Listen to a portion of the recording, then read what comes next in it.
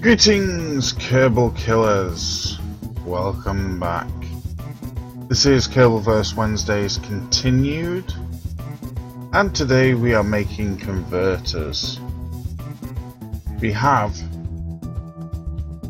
collectors for all the different resources.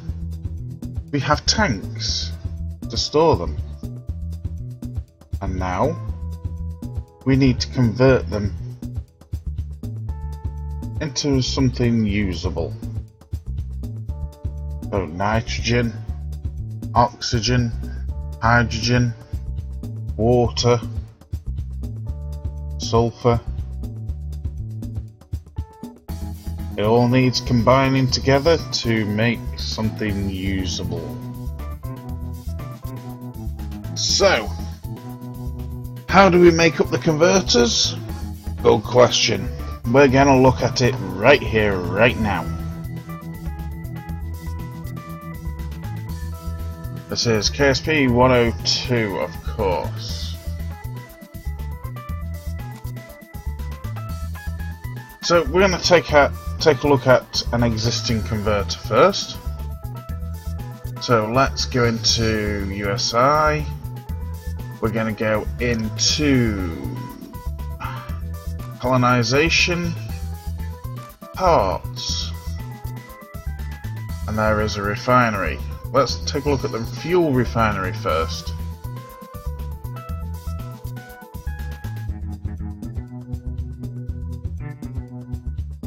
Right, let's get rid of things that we don't need.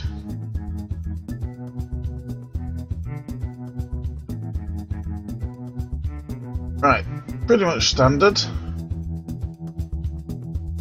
Here we go. Module resource converter. Converter name is LFO. What is it doing? Input resource, input resource, input resource, and output. And more output.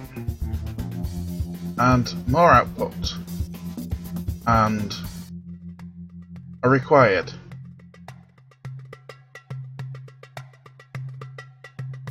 Fairly simple. Monoprop. Input, input, input. Output, output required.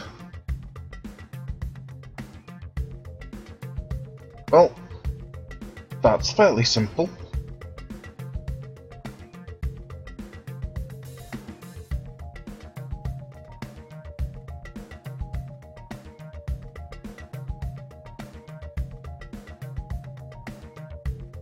Well, let's crack on and make a converter.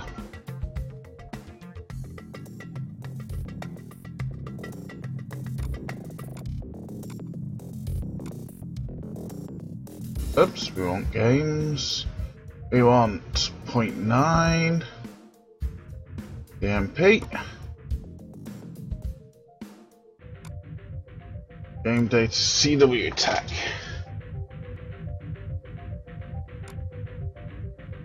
That's the KA stuff.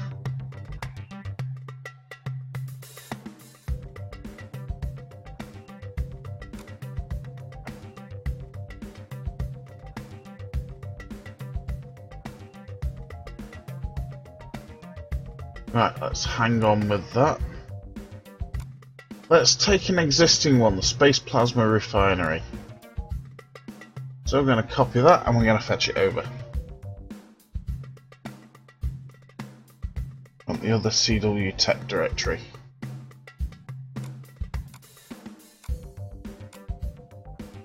Oops, we're in mods here. Why?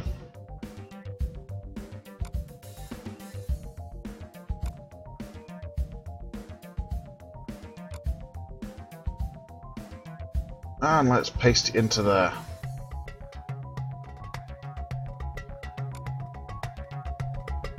Right, Space Plasma Refinery, we're going to start with this one. Standard 0.9 config. And we're using module generator on this. Well, we're not. All of the inputs and the outputs are there.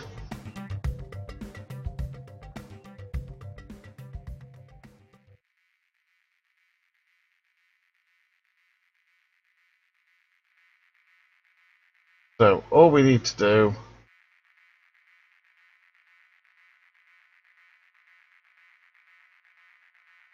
is to change that part.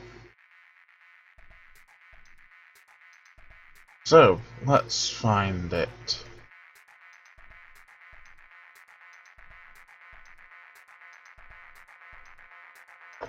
That's the part. So copy, go into here, and we go paste. Oops, daisy. Module resource converter. I'm going to call it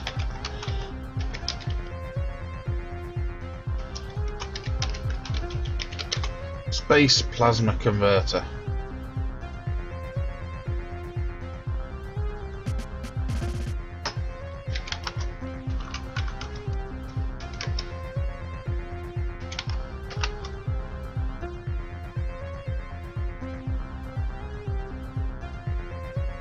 And that's it, should be done.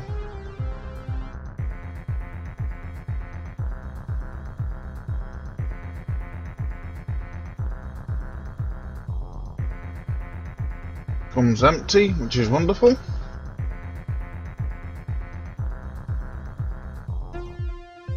Next.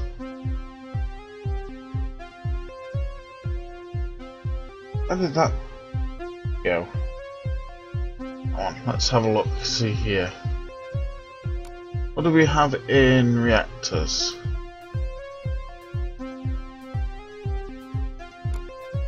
Oh, let's go and pull it over.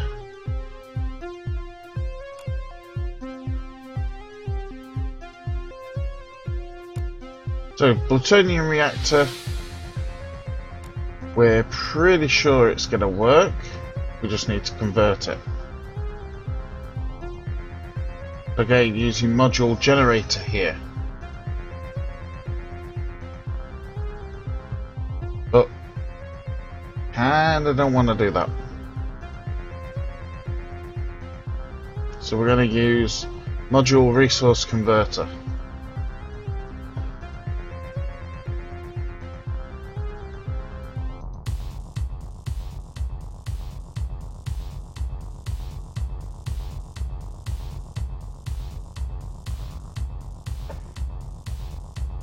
So same thing again, taking this.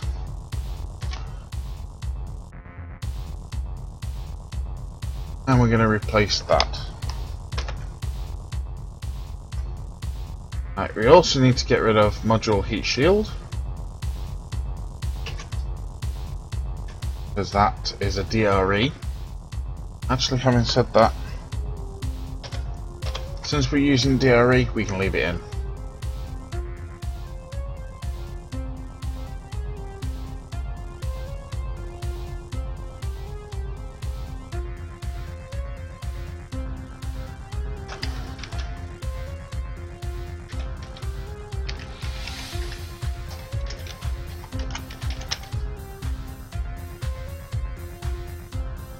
I'm just going to call it start and stop.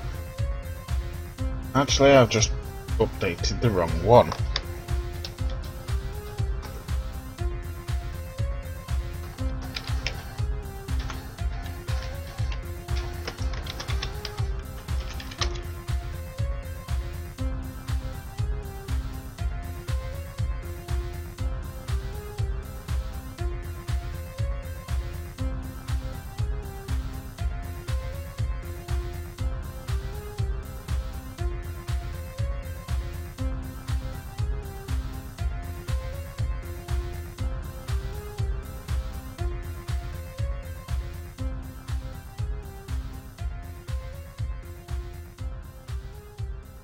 So we've just got input plutonium, output, and output. Is that really enough, 20? I don't think so.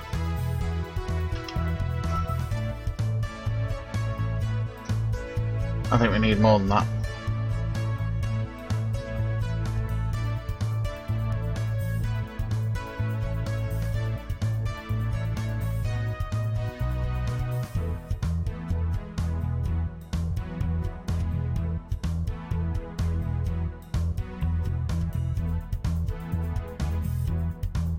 That should be good. Let's have a look. Fish fuss reactor. I think this one's one that I didn't get round to converting.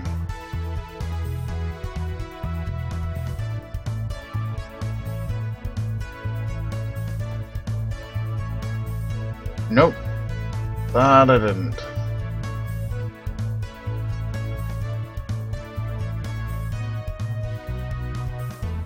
So, we're going to use this.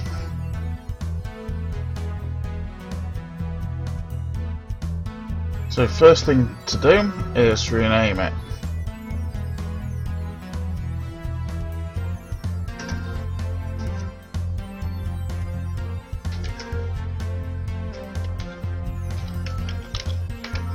I'm going to call it an LFO refinery.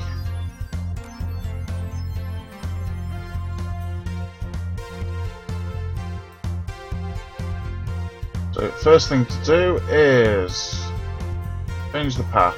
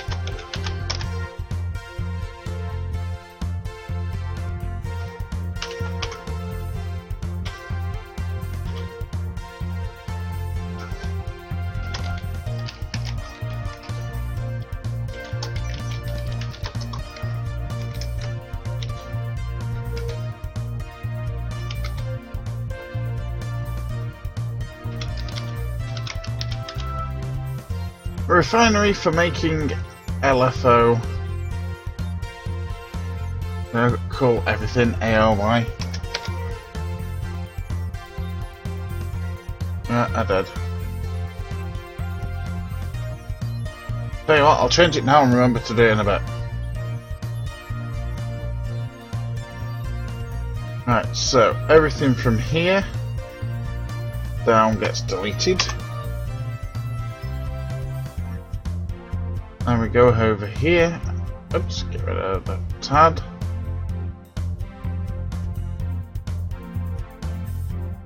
Grab that. Oops. Let's not paste, we want to copy.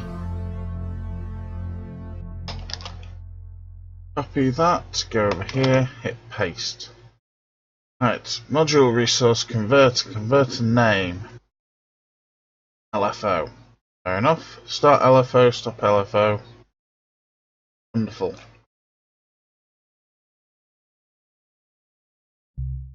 So input resistance. Resource. Let's start with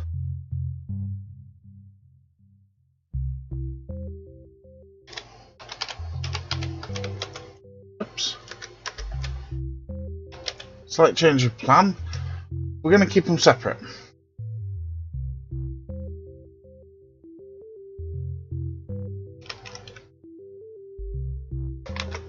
So let's do oxidizer first. Now what are we using for oxidizer? Well, we're going to use dinitrous oxide.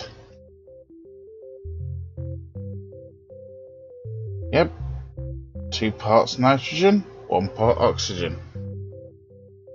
So we're having a look here. Right, we're not going to use machinery.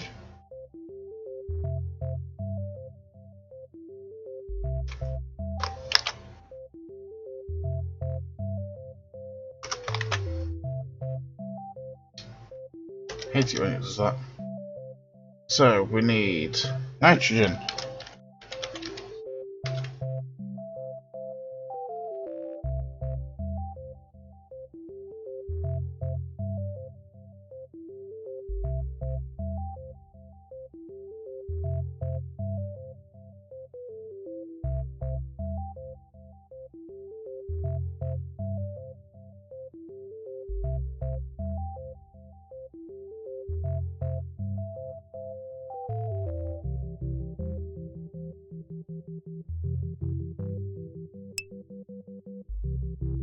Really?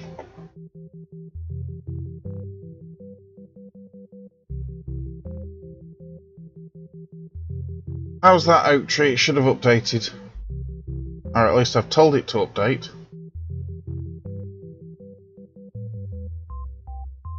And let me know if that's updated or not.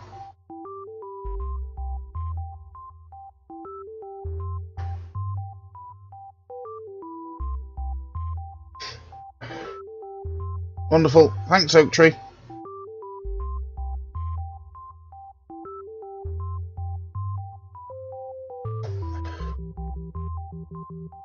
So, got nitrogen.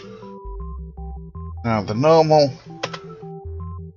ratio is 2 to 1 for nitrogen and oxygen.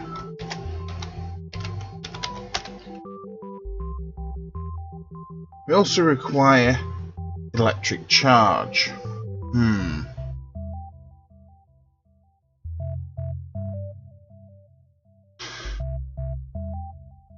Now the question becomes, how much is it going to take to do the conversion? Well, the answer is we don't actually know. And even looking it up on the wiki really doesn't help me.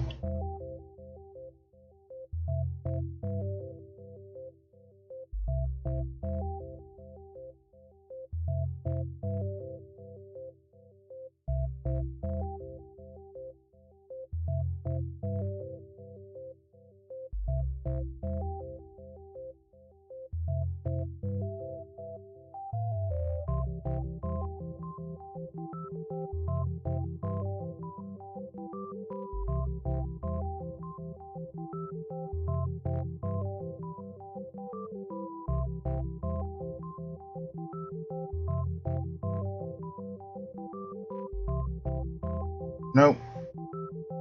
Absolutely nothing.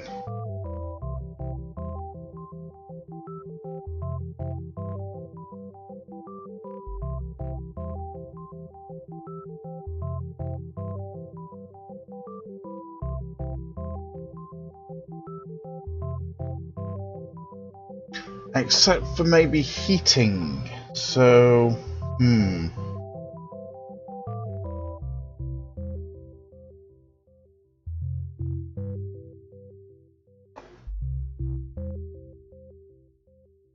So I would say let's go for 10. And output. Get rid of that. So oxidizer. Well, it's literally just 1. Dump excess false. We're not creating recyclables. Do we require machinery? I'm going to say no on this one. Because nothing's really being stirred, nothing's being pounded. It's literally just being heated. So that will do us for creating oxidizer. Now we want another converter in here.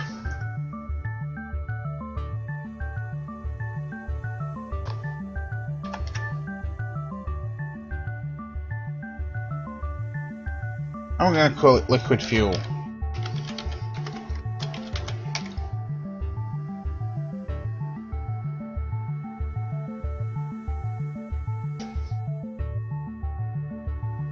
And to make this, we're going to use hydrogen, carbon, oxygen and sulfur, which is a kind of unusual mix to use. It's a derivation of hydrocarbon.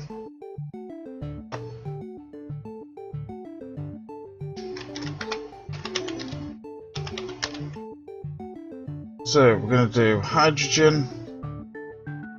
Well, we're going to need that. Get rid of that.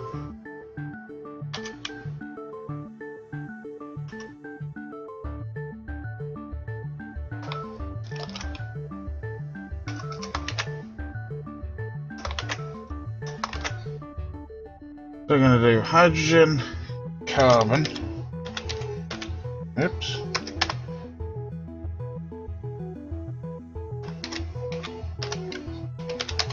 oxygen,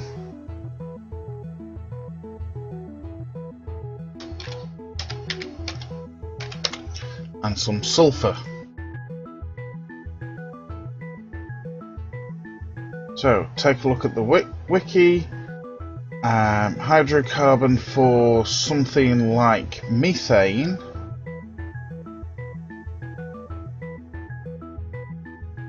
come on, where is it?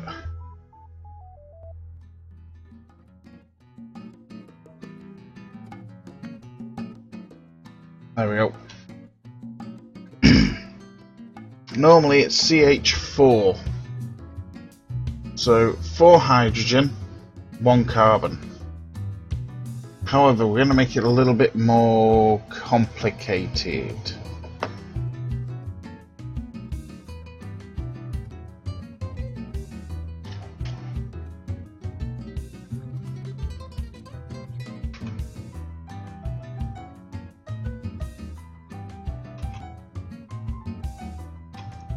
Instead, we're going to go 8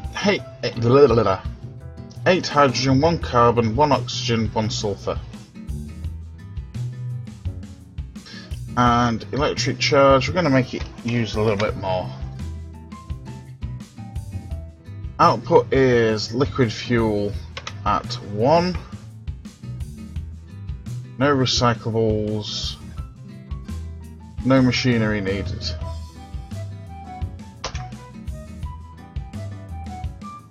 Job done.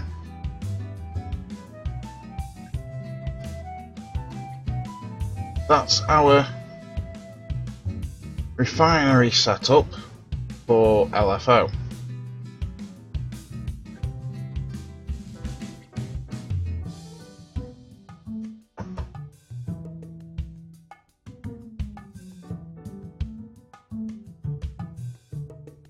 Give this a decent name.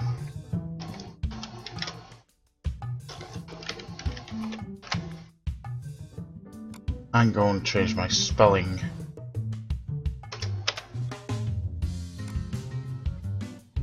I've done it on that one as well.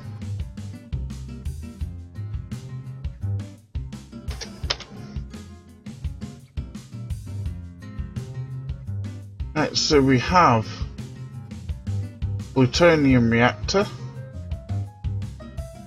we have the LFO refinery, and we did the space plasma refinery.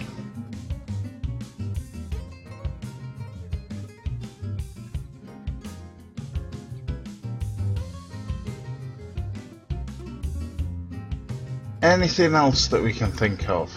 Because we've got plenty in here. That's the weird fusion reactor thing.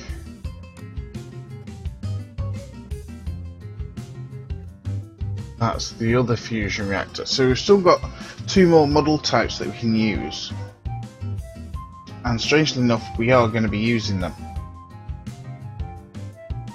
However, right now, we need to double check that those refineries work. Now, space plasma refinery gonna be a little bit difficult to test. It means launching something into orbit that's relatively big in size. So let's not. However, we can test the LFO refinery, and that'll test whether the modules are working properly.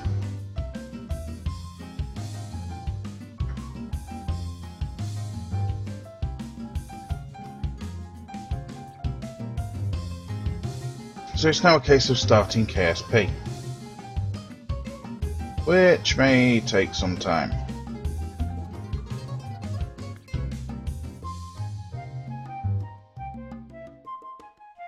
There we go.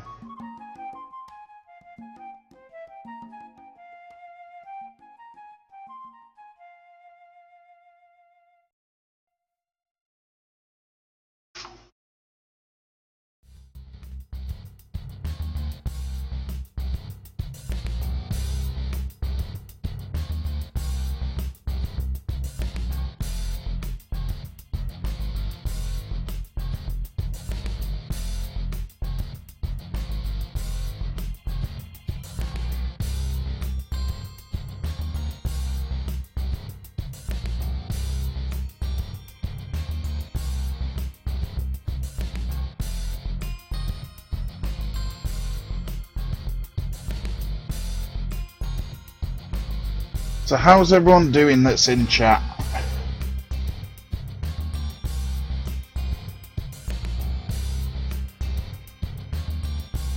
Is everyone looking forward to the weekend?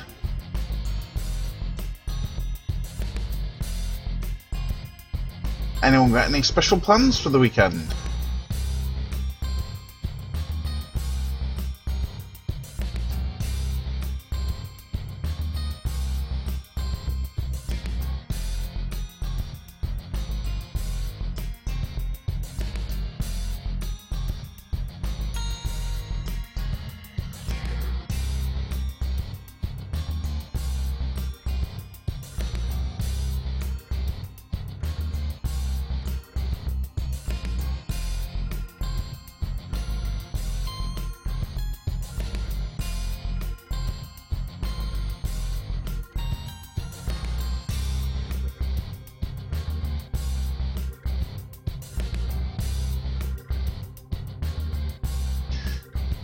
So while KSP loads, what other converters are we going to need? Well, we've already got one for doing small volumes of wastewater converting back to water and waste. We haven't got anything big, so we could probably do with a big module for life support. One that'll do both wastewater back to water and carbon dioxide back to carbon and oxygen.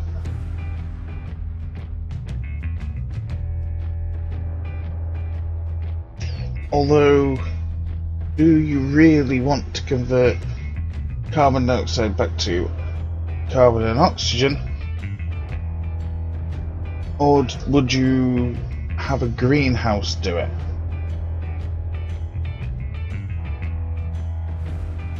Well, you wouldn't have both on the same ship.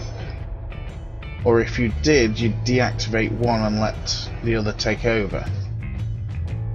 Would be my thought. But if you're doing, say, a big colony ship, then you would obviously need that in there. So what else are we going to need? Well, we also need, because of a shortfall with MKS OKS, also known as UKS, we also need a converter for, say, converting, I don't know, waste plus minerals plus a bit of water into something.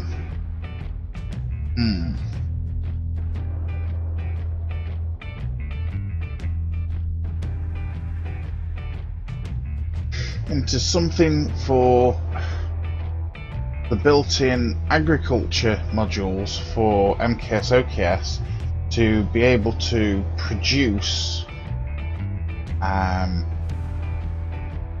basically an excess amount of food.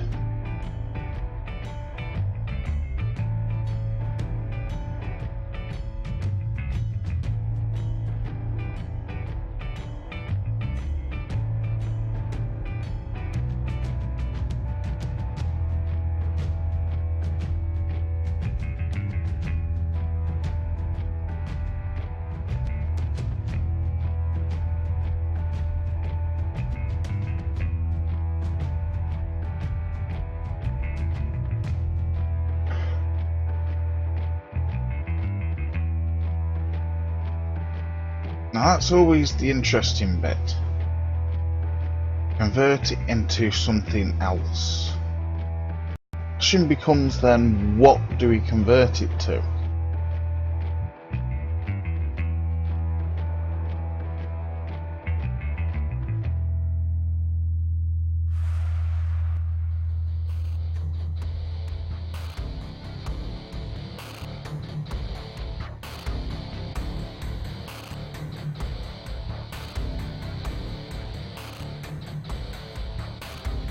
Well, we can always look that up. we can take a rummage through the MKS OKS config files again and see what the greenhouses and the agriculture modules actually require, and just see if we can make something that will cause it to produce an excess.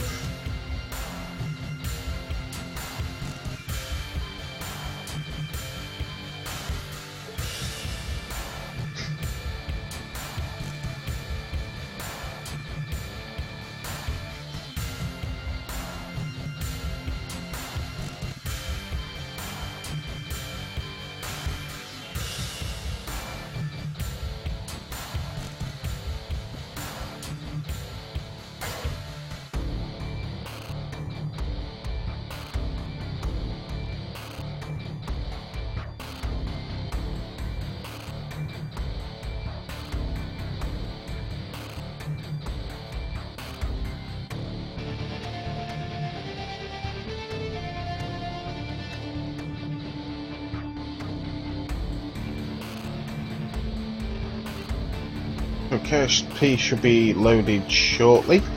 I need to grab the update for deadly reentry. Remind me to do that at some point.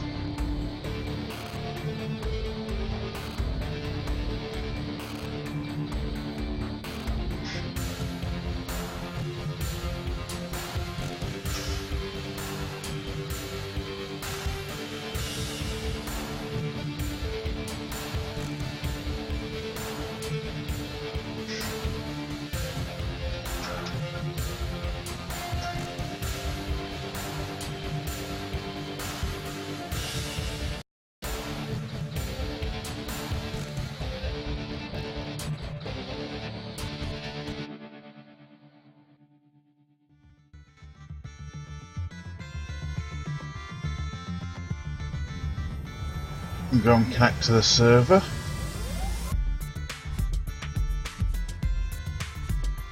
This is one of my favourite songs that's in the playlist.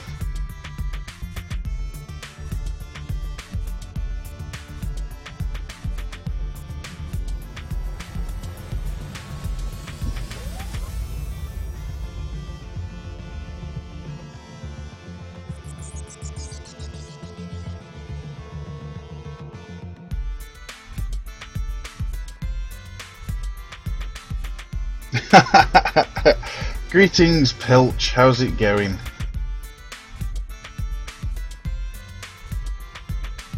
Right, so we want to test whether the converters that we've just made are going to work properly.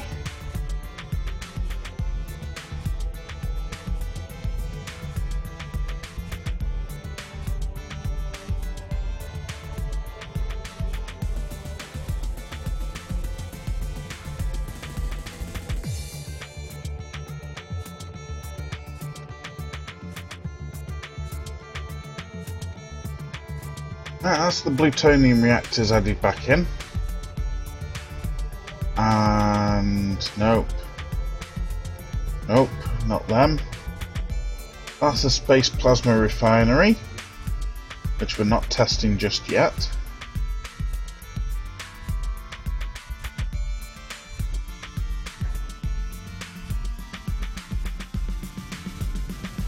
Nope, not that one. Oh, that's the ISIU. That's the one, LFO refinery. You may well, of course, recognise it from Interstellar.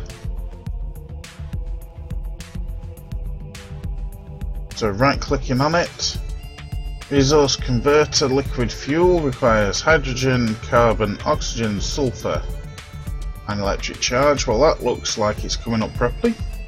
Resource converter oxidizer, nitrogen, oxygen, electric charge gives us oxidizer.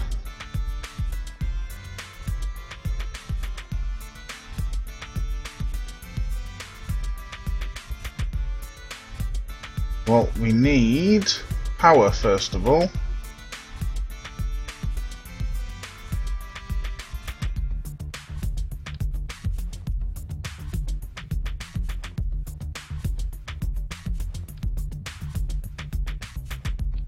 Right, now we need some resources.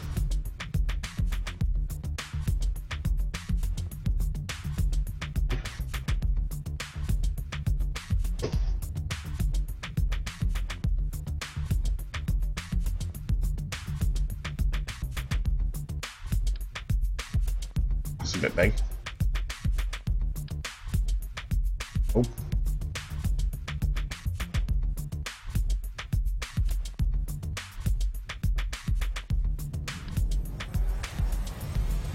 That just looks weird. That looks better.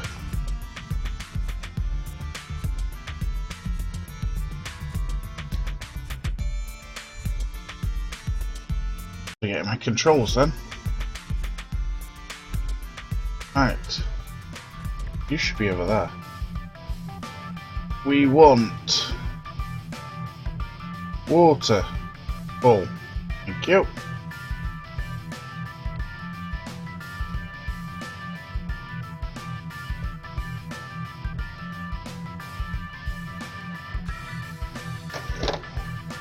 Come on.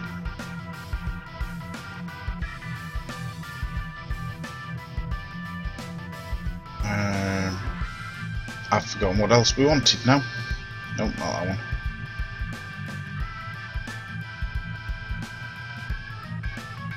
Actually, we don't want water. We want hydrogen.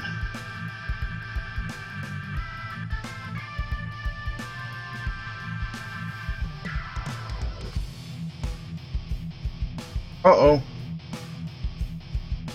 We're missing hydrogen. Why are we missing hydrogen?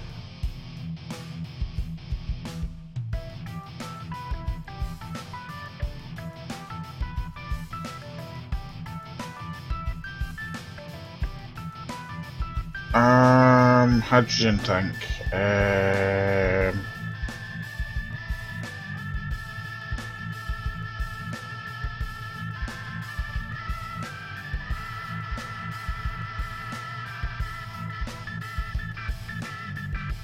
Nope.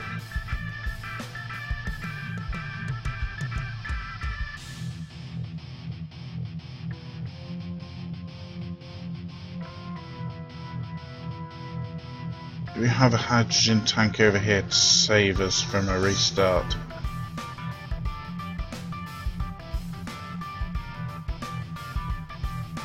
Hydrogen tank, thank God for that. Is not surface attachable.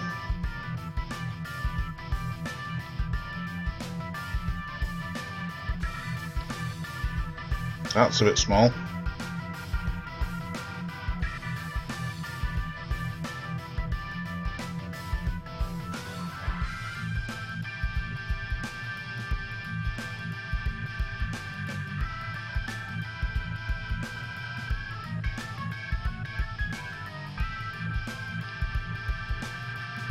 Same one, that's the same one.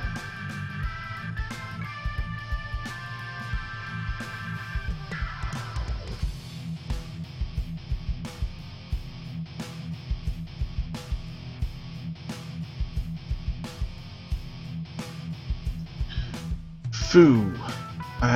Okay. Well, we've got a hydrogen tank, we can attach it in a min. But we do that and do that.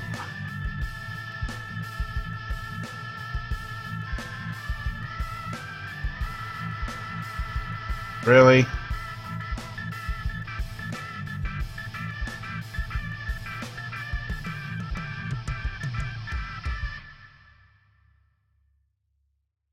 There we go.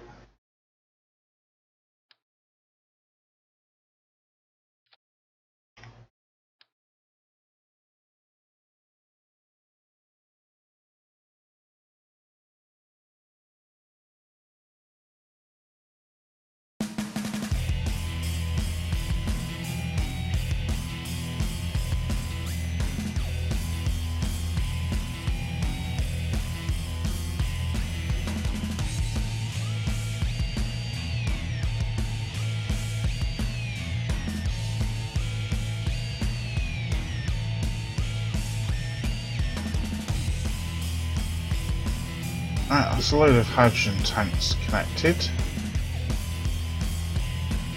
And they are all full.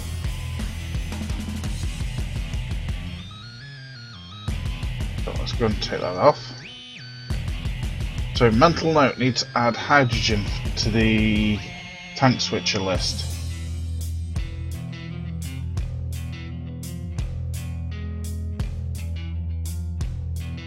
Right, what else was required on this street? Oh, not that one.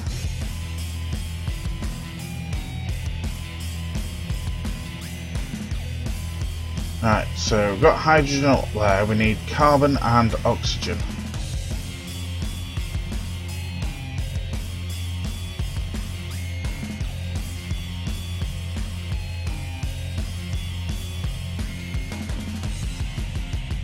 Carbon, there it is. Almost missed it. I give it full charge. We now need oxygen. Full charge.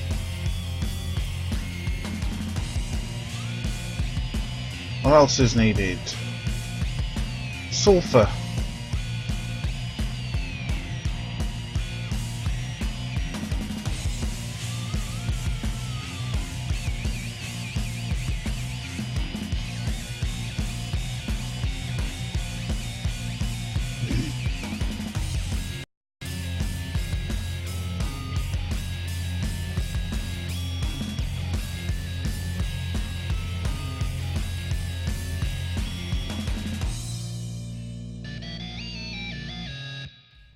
Full charge. What else is on here? Can't remember now. Nitrogen.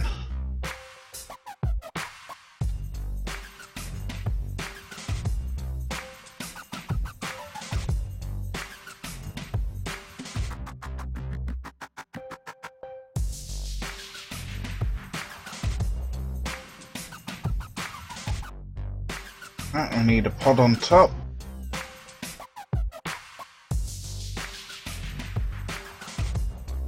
That's ridiculous.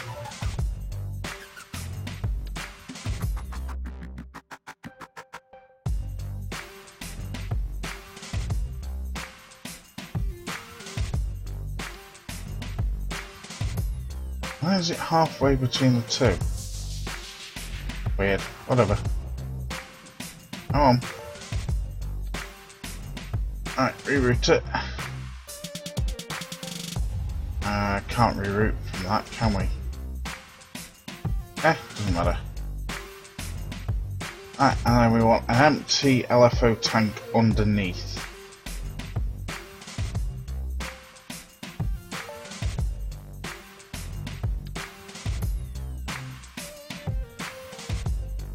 Why can I not attach?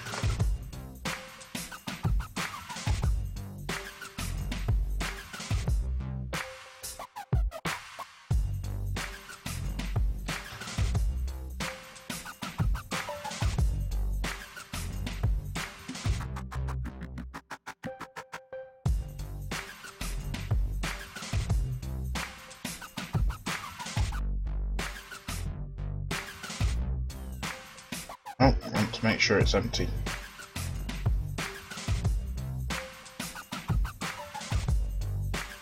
Right, so we have our pod, we have our reactor. Make sure all of these, whoops, daisy, are full.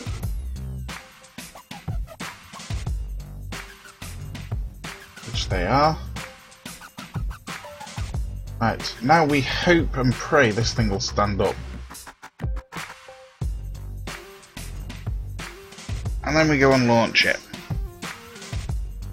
Not that we're going anywhere.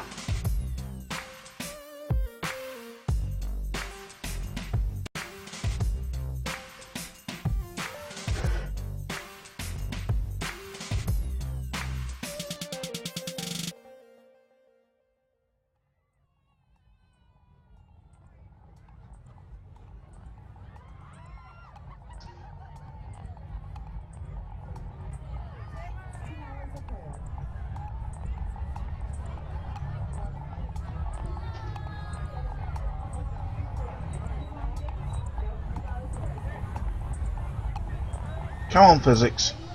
There we go.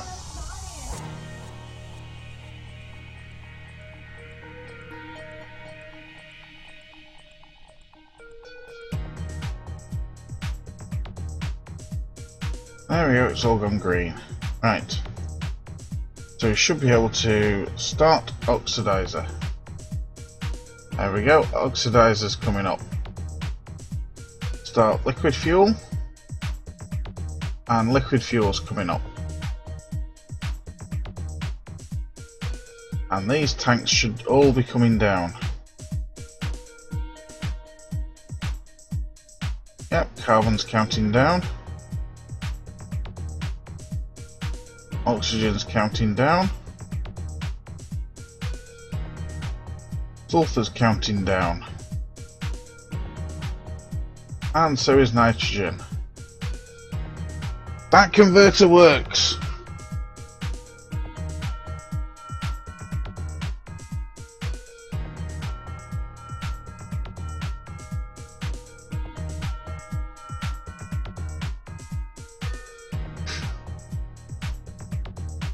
Now the only question becomes, is it converting too fast?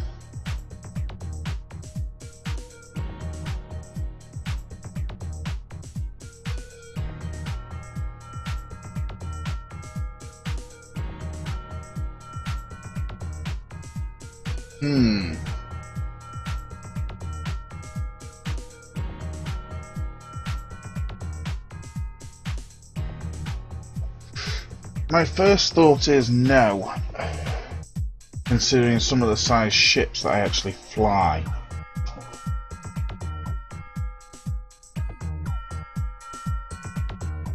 My first thought would be perhaps that's a little bit too slow.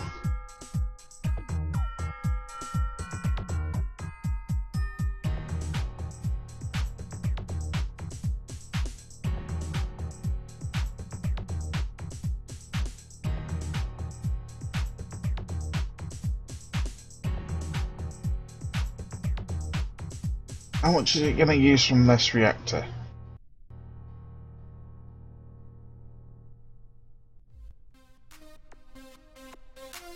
Oh, I've got no Kerbals. Is there anybody in chat that I can use?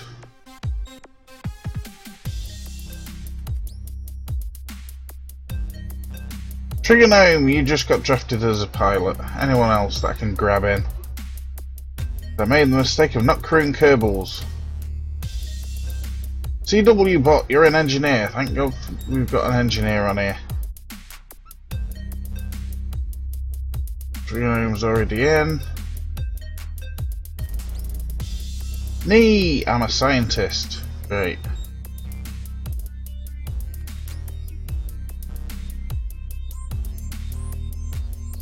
Bobs Van Loon, you're an engineer on here.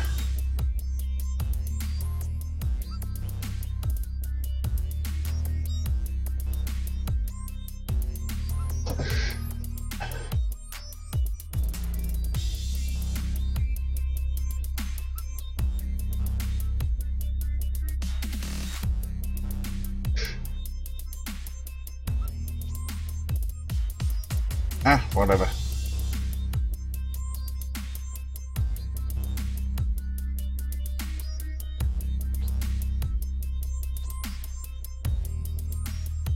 Why do I still have 0 efficiency?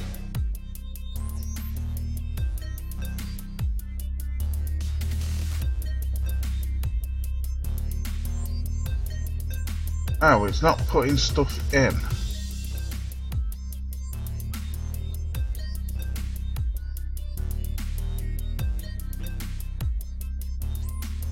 That's odd.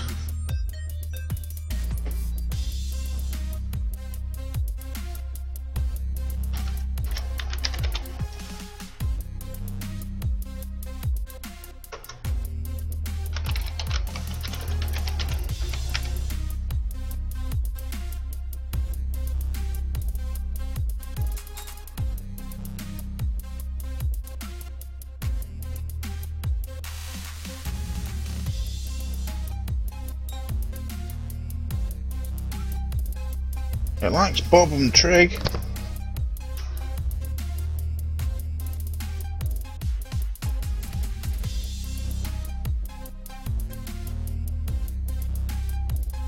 Oh, there we go, that'll do it.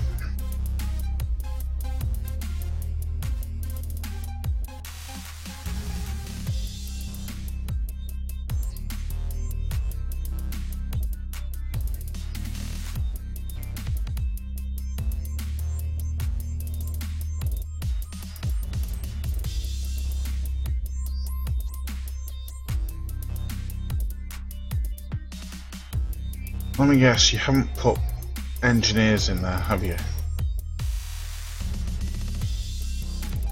Doesn't tell me what they are.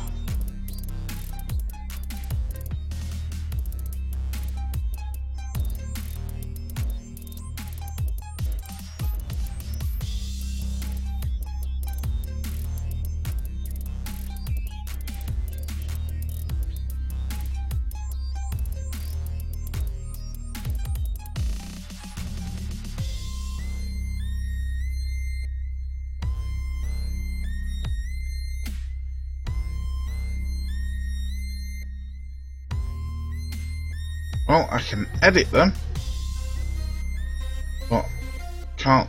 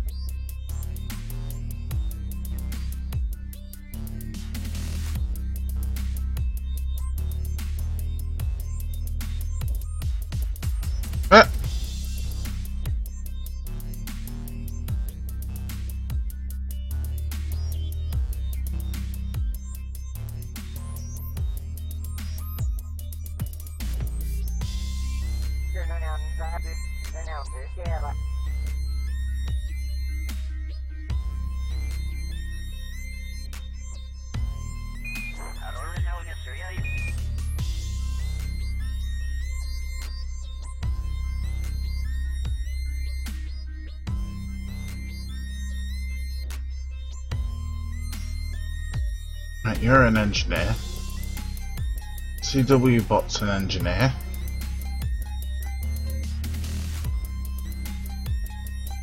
Right.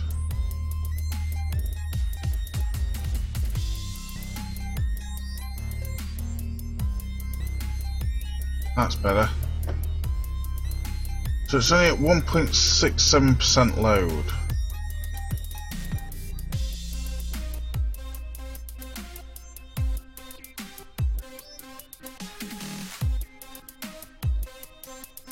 I would actually say that isn't too bad.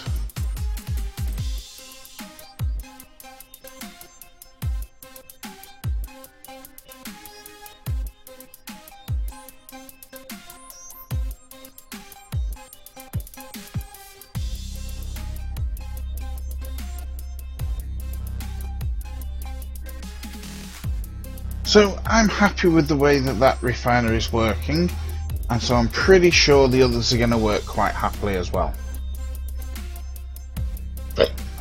Excuse me.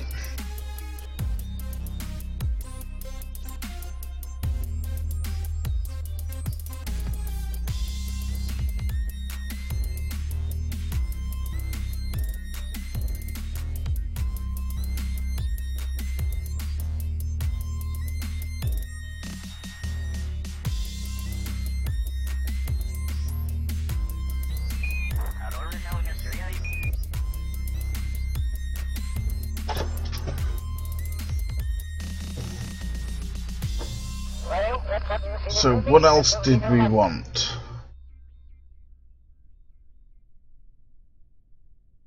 I can't remember the other converters that we needed.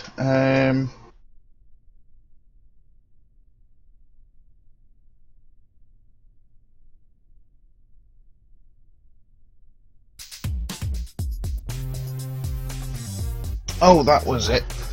We need a converter for explodium.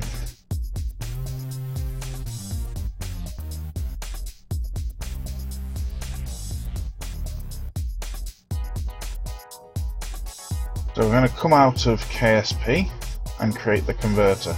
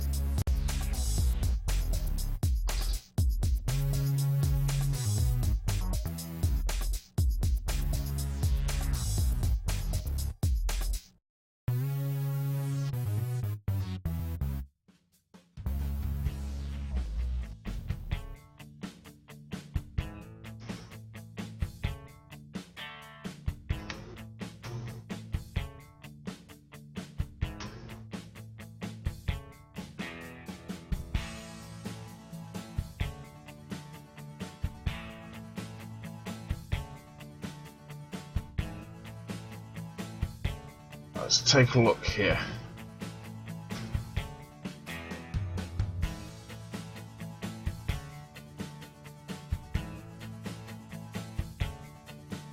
Right, that's the weird fusion reactor thing. So what size is it? I want something quite big. Rescale factor of 1. Okay, what's this one? Still rescale of 1.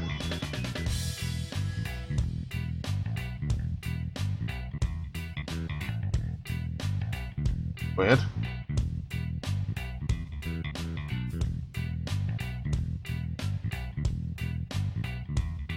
Yeah, whatever.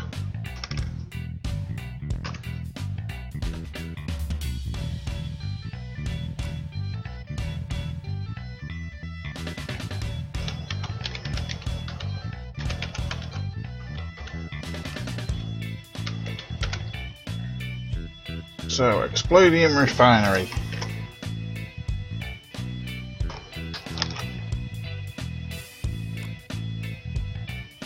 There's the config.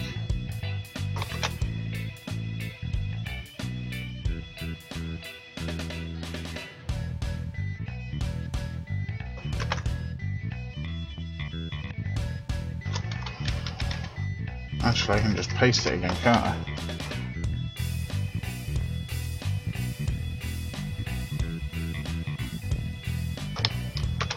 .75 meter Explodium Refinery.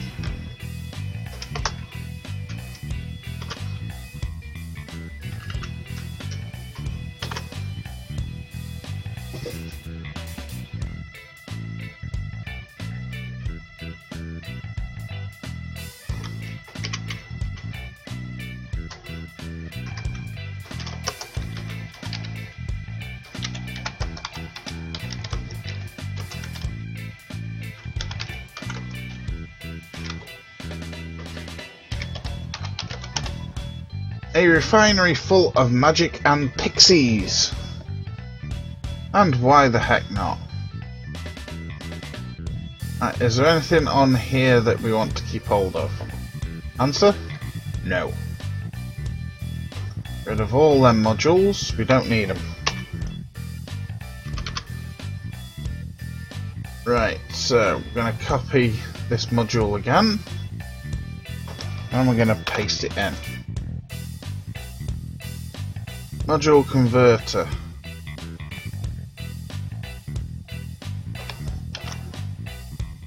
Name Explodium. Just gonna have start and stop. Right, so we're gonna take Explodium.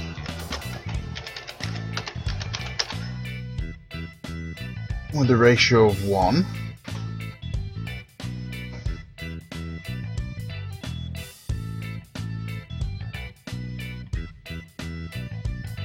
And we're going to consume power. How much power are we going to consume? Call it 20. Right, output, liquid fuel and oxidizer. Well, the normal ratios are 0.9 to 1.1. We're going to keep that. but we're also going to add in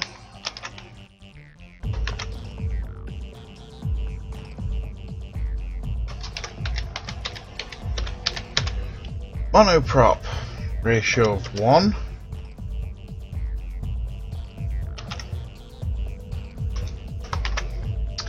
and we're going to add in a little bit of water, say 0.1.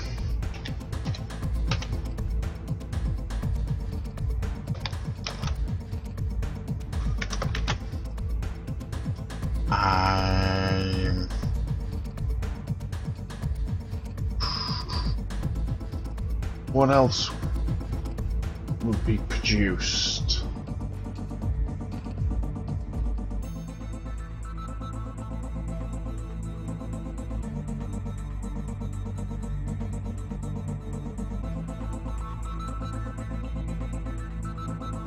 Let's chuck out a bit of hydrogen.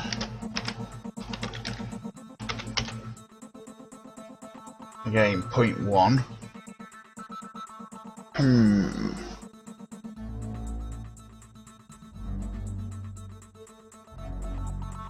We wouldn't want to chuck out some extra. No, we can't chuck out extra oxygen. That's where the water comes from.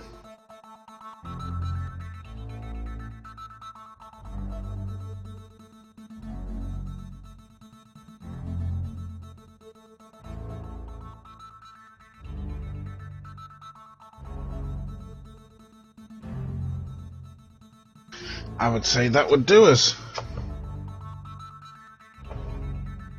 Required resource machinery, no thank you. Now the question is, what on this?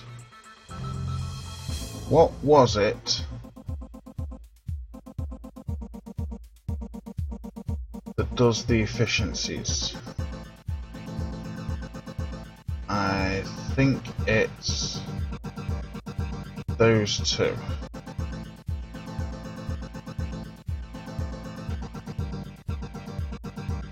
What are we changing? We're making resource converters.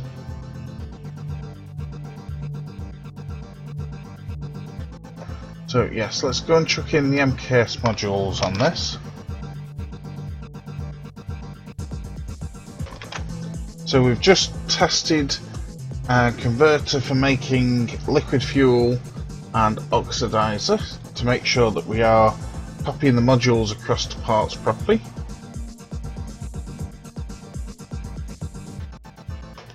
So that means our space plasma refinery also works.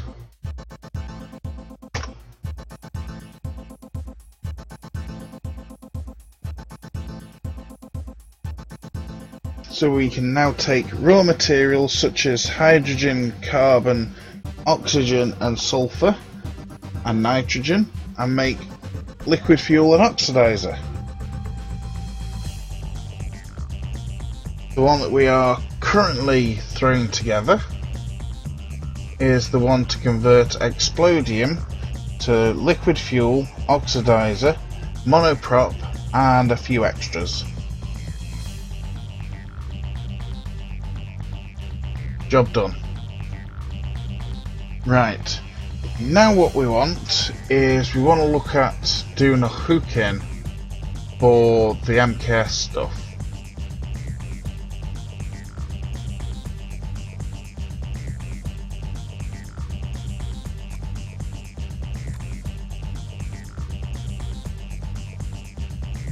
Now we're going to remove those two.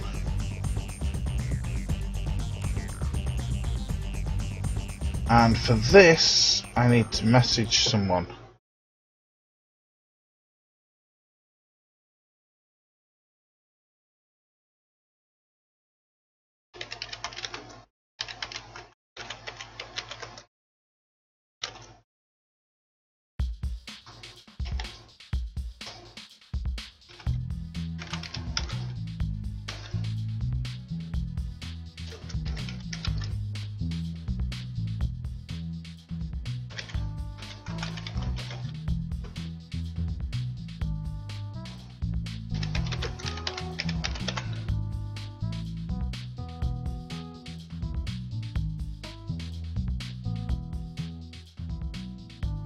I don't even know if this person is watching, but hopefully they're paying attention to their chat.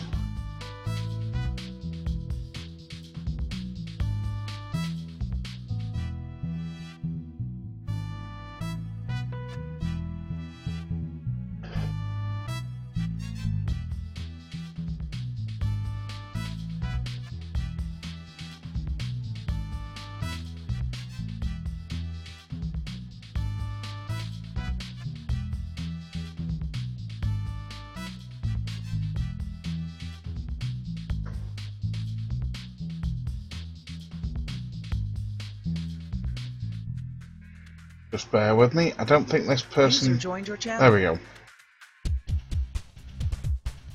Oak Tree! You rang? Indeed. I thought you would be the expert to ask.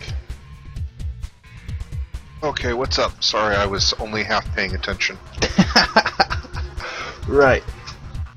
Remember our discussions about the MKS agriculture stuff? Not Yes. being able to produce an excess. Yes. And we talked about setting up a converter to convert resources that you could mine into something to help out the agriculture modules. Yes. The question becomes, what do we need to convert it into? Well, right now, the one thing that is the most difficult to get is food. Yep. Oxygen you can get from water, water you can get from mining, but you can't get more food from mining. In fact, without the substrate to biomass, or whatever you're going to call it today, conversions, which were horribly inefficient, there was just no way to function. You could not create, even in 0.9, you couldn't be a significant amount of over excess. He's made it even harder in 1.0. Oh, great. So the long and the short of it is, you need to find some way to pump material into the TAC life support life cycle that will end up with food. Yep. Well, the raw resources that we mine, right? We can get hold of oxygen, we can get hold of carbon. Yep. So from that we can create carbon dioxide. So if we were thinking greenhouse, we've got the carbon dioxide. Now for nutrients, we can take in, say, waste, combine it with a little bit of water, combine that with something that we mine, say, I don't know, nitrogen and minerals, and that would realistically create us a sort of nutrient for the plants, wouldn't it? Actually, waste is nutrient for the plants already. Ah, well. The current system just requires effectively waste, carbon dioxide, and wastewater, and pumps out food, well, depending on which system you're looking at, pumps out food, oxygen, and water at various levels. What you need to do is you need to find a way to put in supplies either on the waste or food side. I don't remember if he still has the in-between step of waste to compost, biomass, food. Right, I was going to ask where has that in there. I was going to ask where does sort of compost and biomass come into it. Well, they were big at 0.9, but I have yet to get my career mode to the point where I even have to look at this yet. And so I haven't been paying that much attention to it yet. Let me pull up my current modded version of KSP and see what it says. Yep, no worries, take your time. Question come up from my chat while you're loading KSP. From Pilch21. Oak, are you going to make your algae farm in 1.0? Yes, I'm going to make an algae farm, and I'm going to make a small reactor component that will fit into a cargo bay, so that you can actually have Basically, it's going to be bigger than an RTG, but smaller than a bread box. That's a joke, by the way. It's going to be able to fit inside the. It's basically going to be roughly the diameter of the 125 module. Sounds good. But my first goal is to get this whole hiring. That's actually what I've been working on. Working on this Kerbal hiring interface, and it is a pain because I am used to being able to use Windows Forms for my C#, and you have to manually input every single bit of the GUI interface by number in this messed up system, unless you get the Unity Mono something or other, which I haven't quite figured out yet. So I've done the math, I've got the diagram of what I want the interface to look like. I originally was hoping I could modify the screen you saw when you went to the hiring building, but it turns out that that's really not something. I would need them to give me access to certain tools that they're just not going to give me access to in order to do that.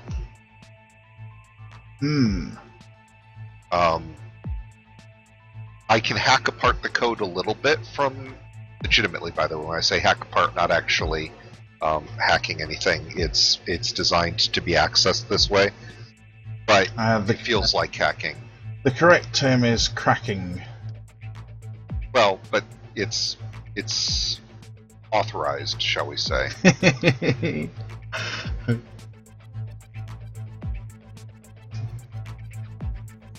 Pull up my parts here. Right now, you still have, or see, the agricultural model holds. I love that. He has how much he actually has it holding material when you right click on it, but when you put it in the VAB and right click on it, it's gone. It's like magic. Okay, so let's take a look at the life cycle that we've right now for TAC Life Support and his system. The greenhouse that he has. If you give me the name, I can fetch it up. Fetch the config file. It's the OKS Agriculture module. Right, give me a second. Organics 1000. Substrate. Ag module, there we go. Water 1000. Yep, got it on screen. Although it really shouldn't work that way, I feel he's really made a design error here, because the it holds that much whether it's inflated or not. One thing.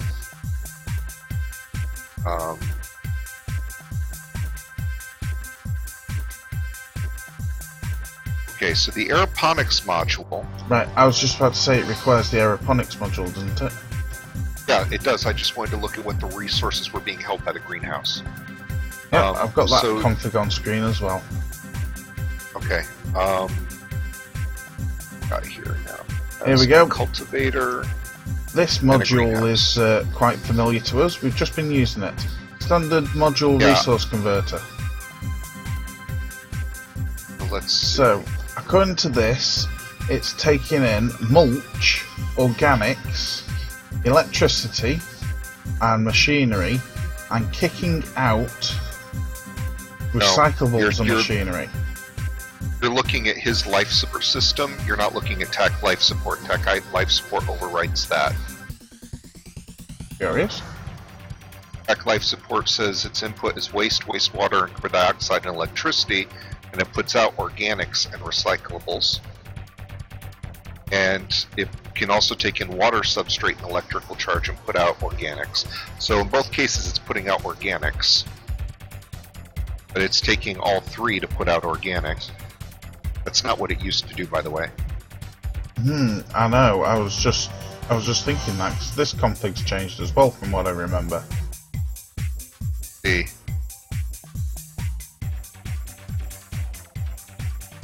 It's the same for both the orbital and surface. Take a look at the other module. Okay, the ground-based inflatable one holds the same amount of materials as the orbital. Oh, see what he's done here? he's made organics placeholder for all steps. So he has you take, one part takes wastewater, and carbon dioxide and makes organics, and the other side takes organics and makes food, water, and oxygen. So what you need, those ratios are just wrong.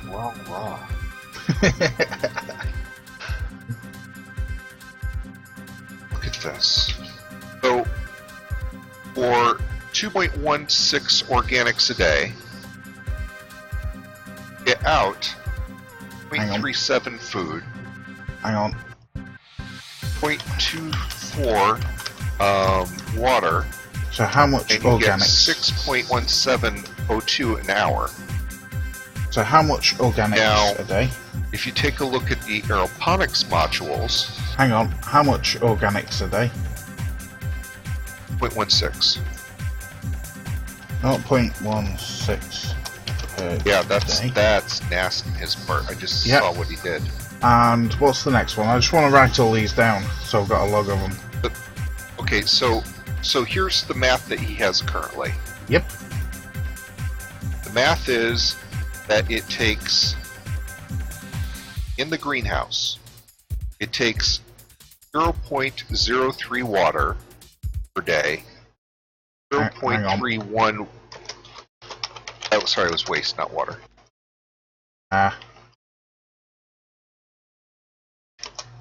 So waste was 0.03 per day. yep. Wastewater is 0.31 per day.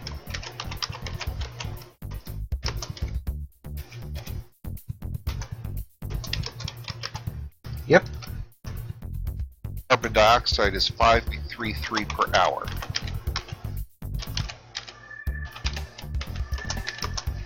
Sorry, what was that per hour? 5.33. Yep. And it takes 12 electricity per second.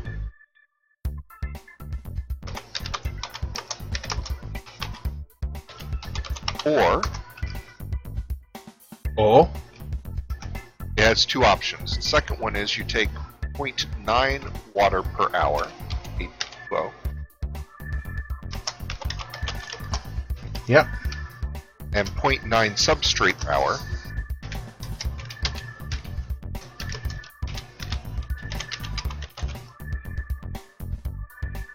And that gives you 1.08 organics per day.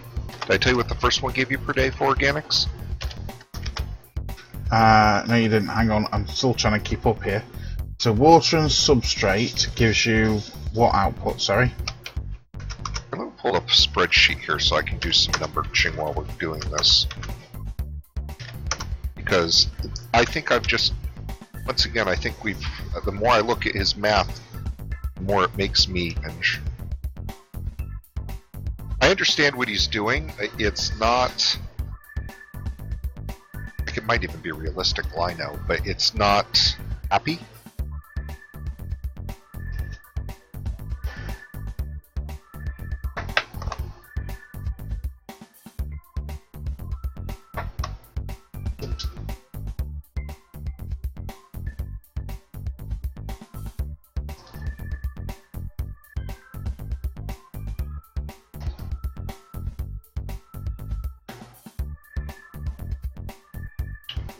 So this module gives us 0.03 waste in, takes 0.31 wastewater in, and it takes 5.33 CO2 in,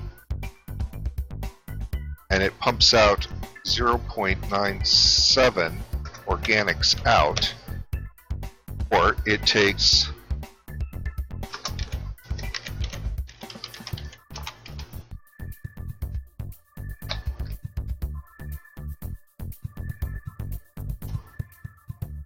or it takes 0.9 water and 0.9 substrate per hour, and gives you 1.08 organics per day.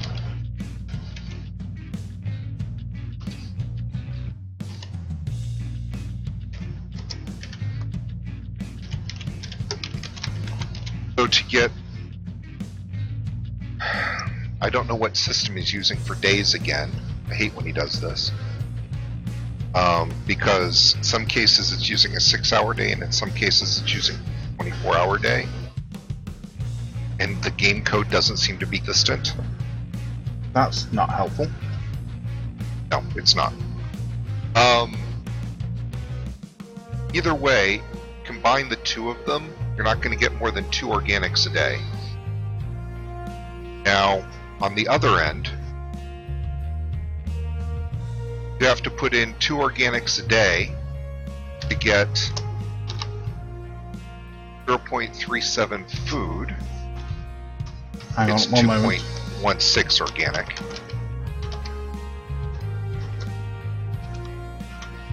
So that's 2.16 organics per day. And you get out food, water, and oxygen in the quantities of 0.37 a day. All 3 of them the same? 0.24 per day and 0.17 a day. No. What do you mean are all of them the same? Sorry, no. That was before you started continuing. No, they're not all the same. But what I really need to do now is I need to pull up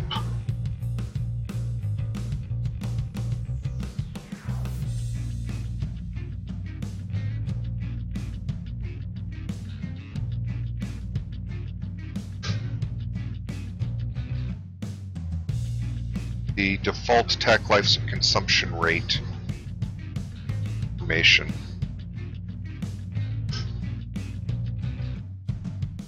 Yeah, I have no idea what that is off the top of my head. I used to, but let me double check. I think at some point in 0.9 it actually changed as well. And you can change it manually now. Uh-huh.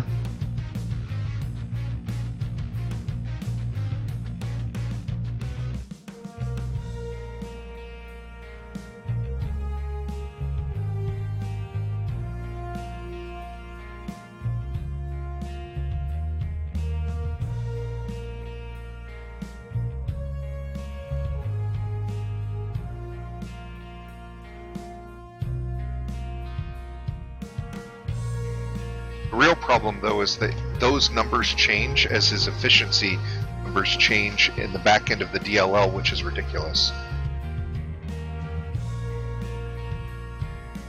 I can understand why that would be, but I think, well, from what we were talking about, the math is a bit weird. So if I just show my chat what I'm actually typing in, just typing down all the notes that Oak's giving me.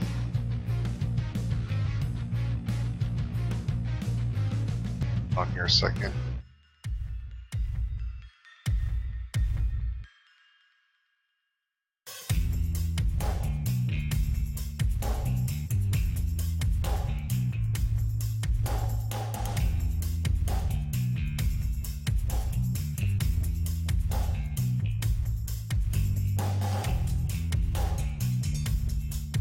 Okay.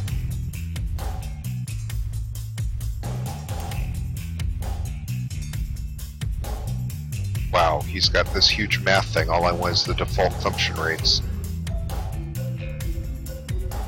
Default consumption rates somewhere here? Won't they be in the TAC Life Support config? Maybe? Do you want me to go and have a hunt for it? No, I think I just found it. Okay.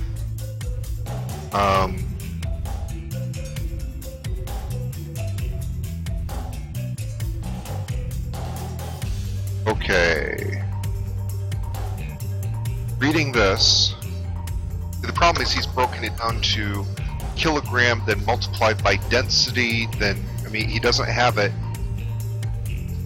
as stored. You know what I mean? He doesn't have it based on the math units.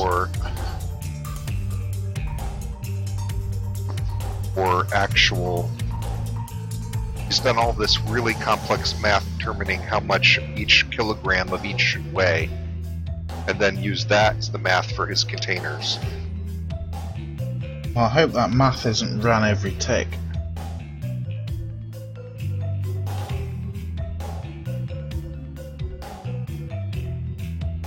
His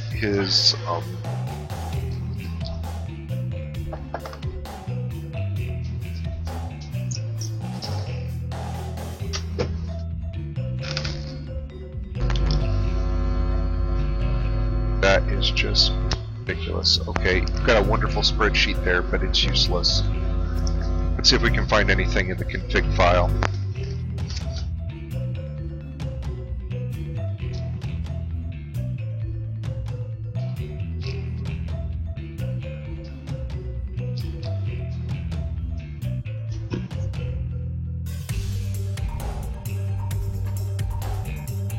Okay.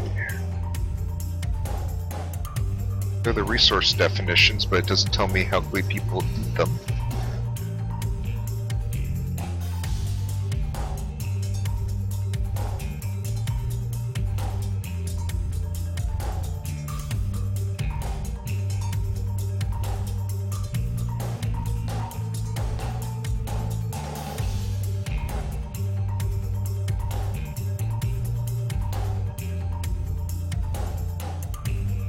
Here we go.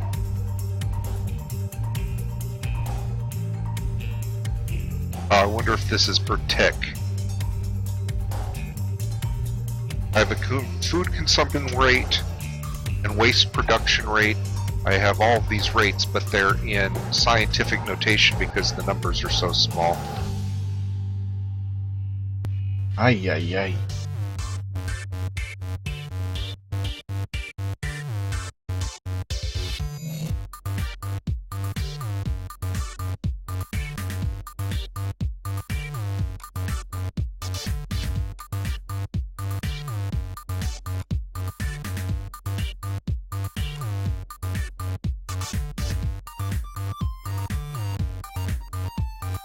I think I closed you. I was going to paste into your window. Alright.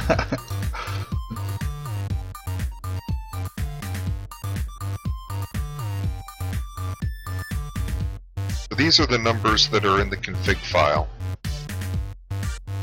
Actually, you can pull it up yourself. It's in the Thunder Aerospace Tech Life Support plugin data, life support, blah, blah, blah, blah, blah. It goes deeper and deeper and deeper. When the TAC Life's at the top one there.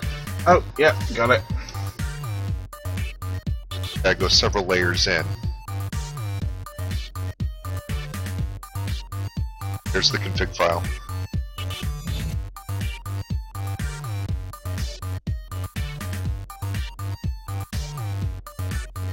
There are the numbers.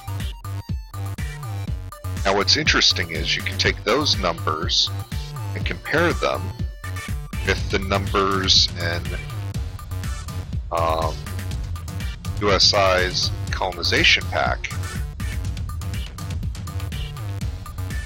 or the agricultural aeroponics.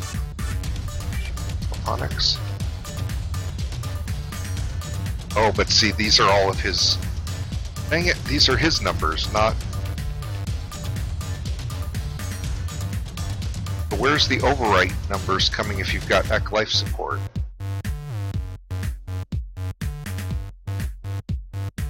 I know it overwrites it if you've got TAC. There it is, there's the config. So if you go compare those numbers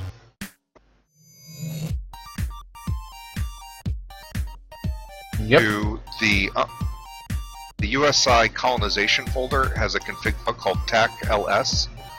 Hang on. Those are the two files you need. Which pack within Is it the colonization? Colonization, yep. TAC LS config. Organization. There we go. And there you can compare the numbers. Look with that.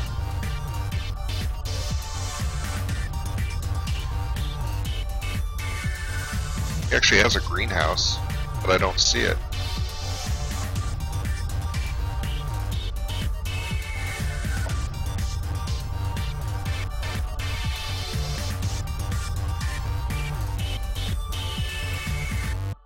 That greenhouse.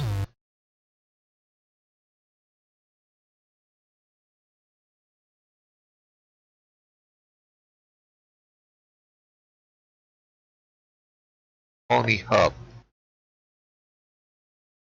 Or to Colony Hub. There's no Colony Hub.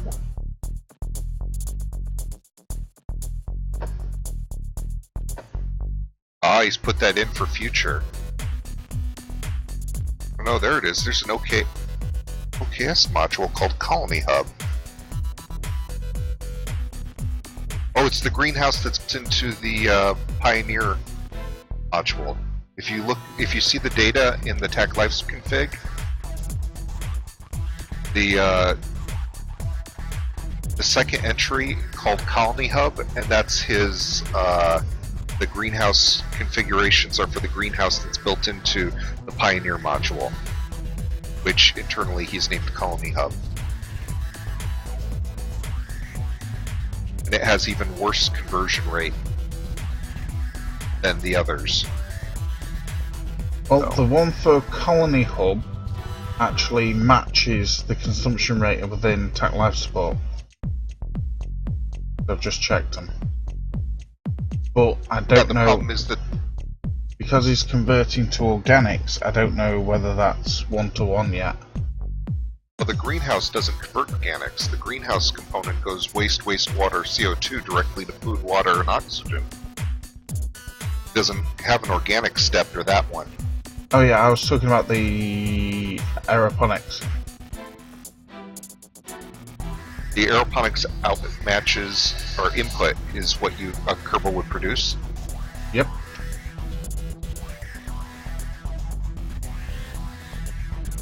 Just checking that now.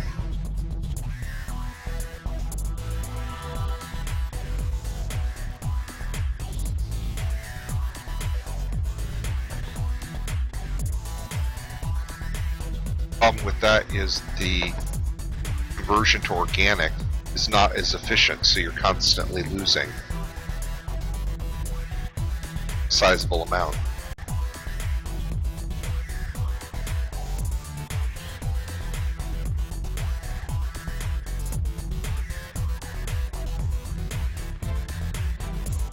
Ideally, I would like to see a part bypass MKS OKS completely.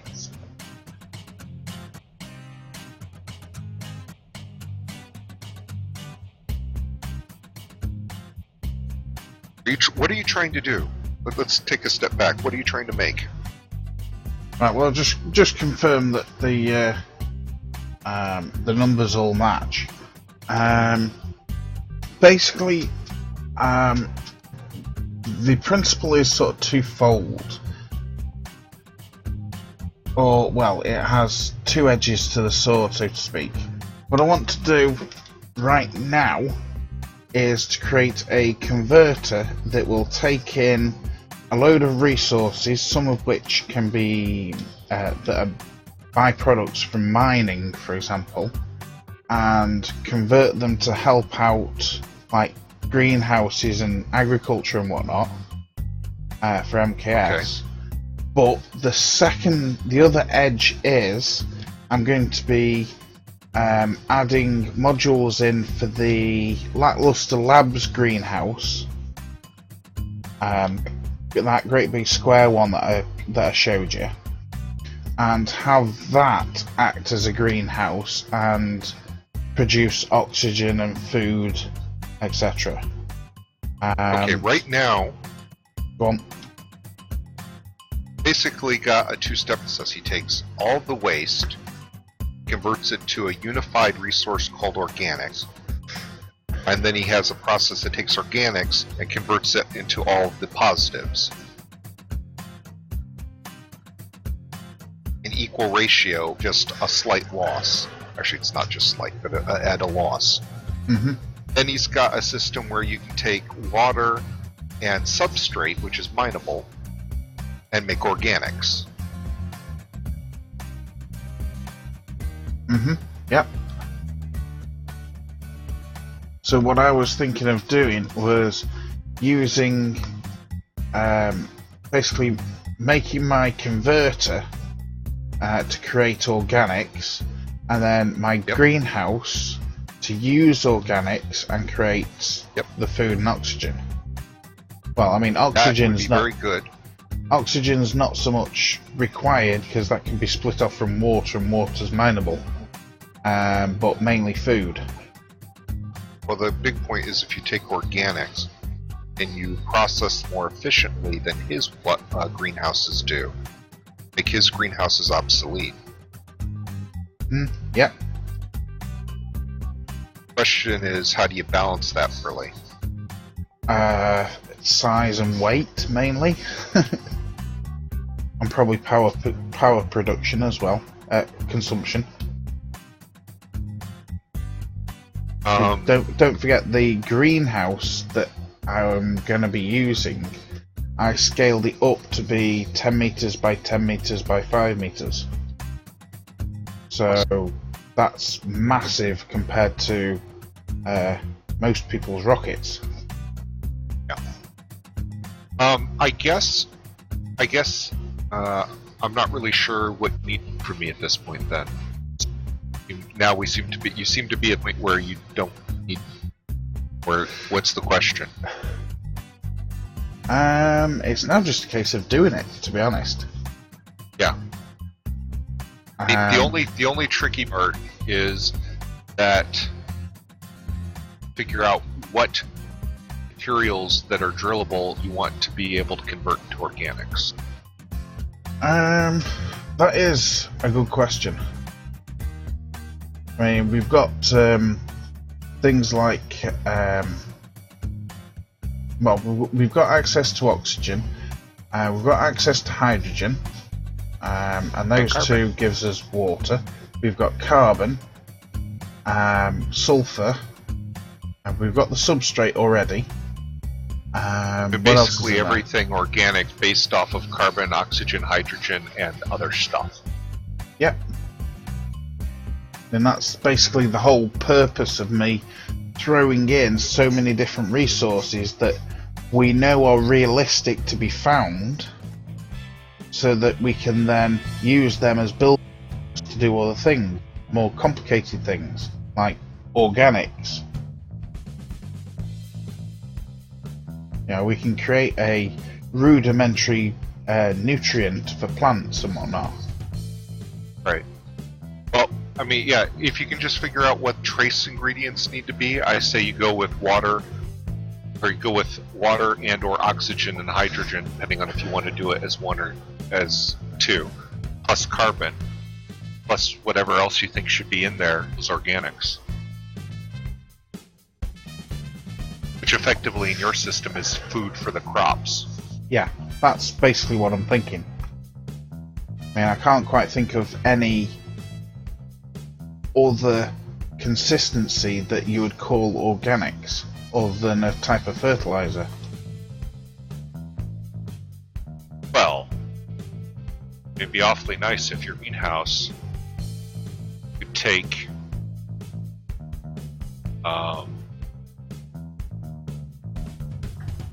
that's a thought. It could take the organics plus water and put out everything. Wastewater, organics and wastewater, and put out positive stuff. Well, you know, it needs to be water because you can't make water directly. Never mind. Ignore what I was going to say. Well, I mean, that's the other thing. We want converters to grab all of the, we say, waste materials and try to use them. That way we don't end up with huge tanks of waste stuff that we can't use. Which happened to me several times in pointing. There's quite a few materials that are part of regolith / community resources being mined up by Rover Dude's drills that weren't being used. For example, he still hasn't added in a way to turn uranite into uranium. Really? Yeah, there's no way to do it. He hasn't updated it. I downloaded the latest version today, and morning before I streamed, and it wasn't there. Nothing there. So, Used to be in the science lab. So all of the reactors basically have a finite life? Yes and no. The problem is, this has always been the problem with his reactors. The problem is that they use so little uranium per day that I have never had one of his reactors run out of fuel. Ever. Well, I know with my reactors, they use plutonium-238, and that is a mineable resource. But even so, I think their capacity is 10 years. Okay, his power distribution unit. Yep. His power distribution units hold 150 enriched uranium. Okay. So far. Yep. They use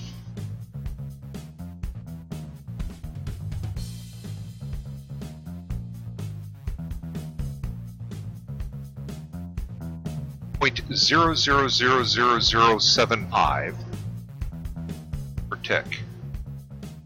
Math turns out to 1.6 per day, if I recall right. So you've got 250.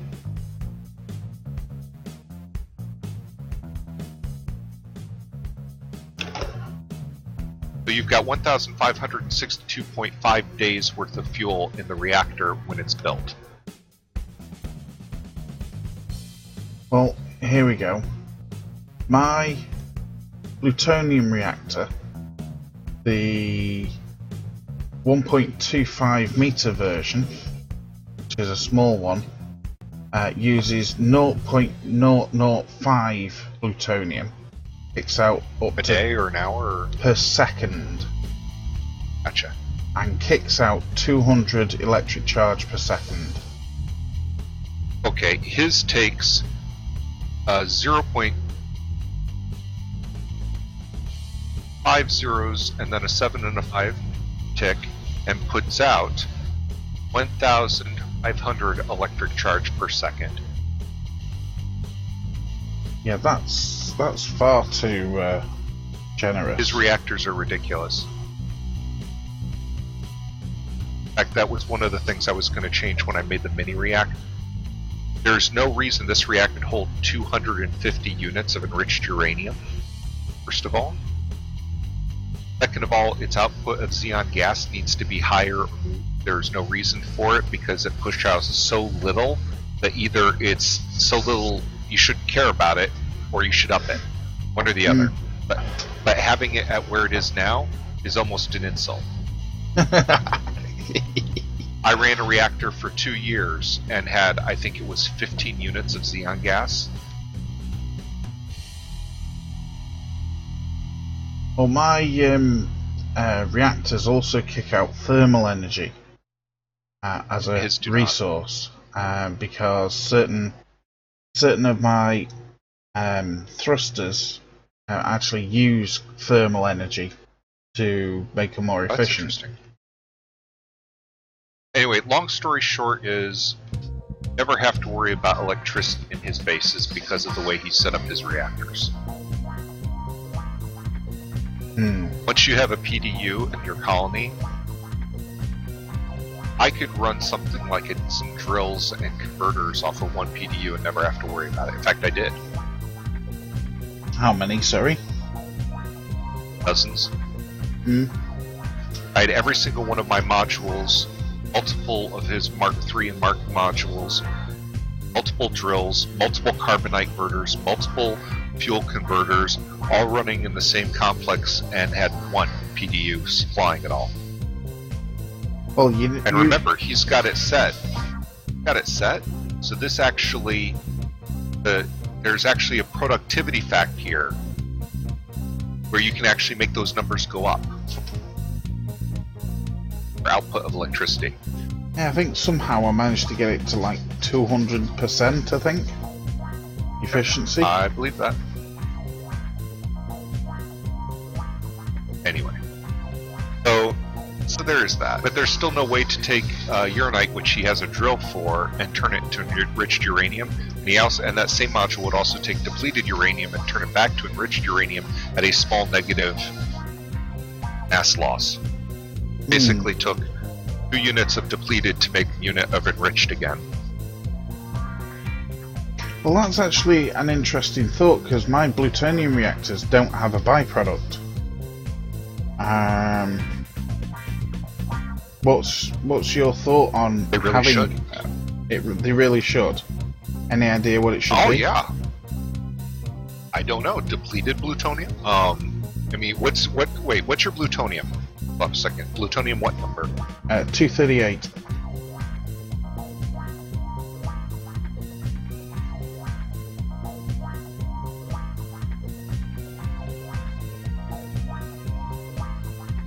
You said? Yep. I think it's supposed to be the KSP version of plutonium 238. I'm sure it is. But that's what it's supposed to be. I had thought of making it kick out some resources that could be actually used in other processes.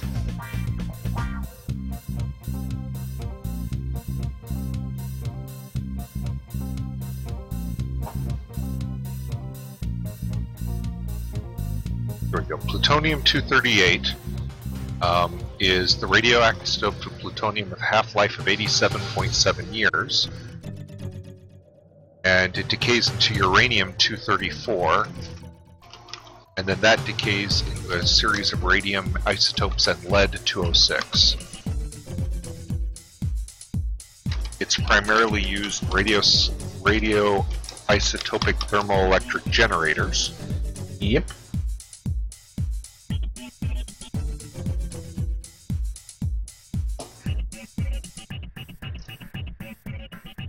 That's not. I used to be a chemical engineering major, and I'm looking at this for a.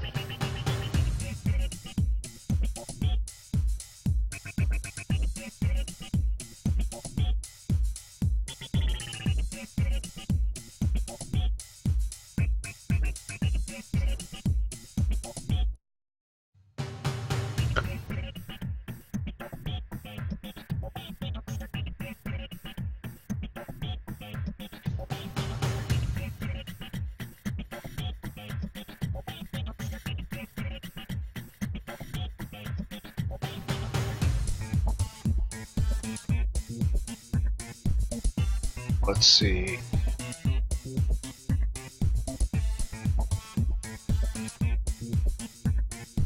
Plutonium-239 is used for the making of weapons.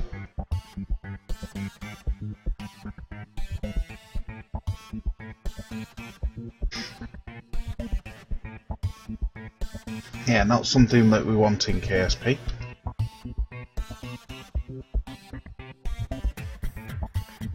Okay, so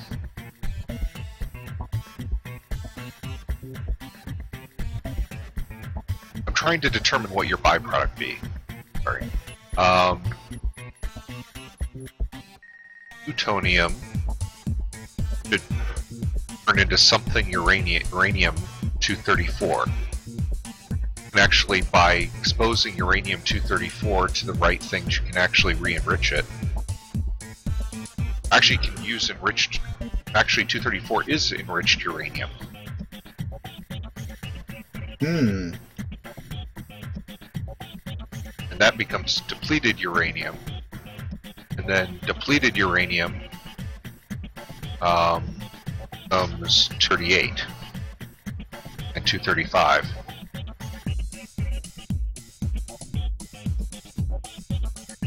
Eventually becoming uranium-233. And a partridge in a pear tree.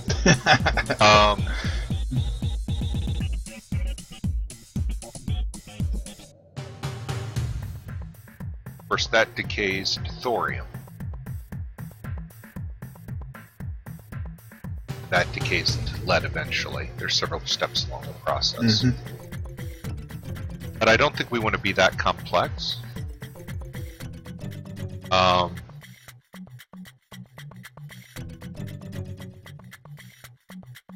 If you just want to do enriched and depleted plutonium, you could do that. Or you could do plutonium paying into some kind of... Wait, you've got a plutonium-238? Is that what it actually is called in your config files? Yep. You'd call it plutonium-235.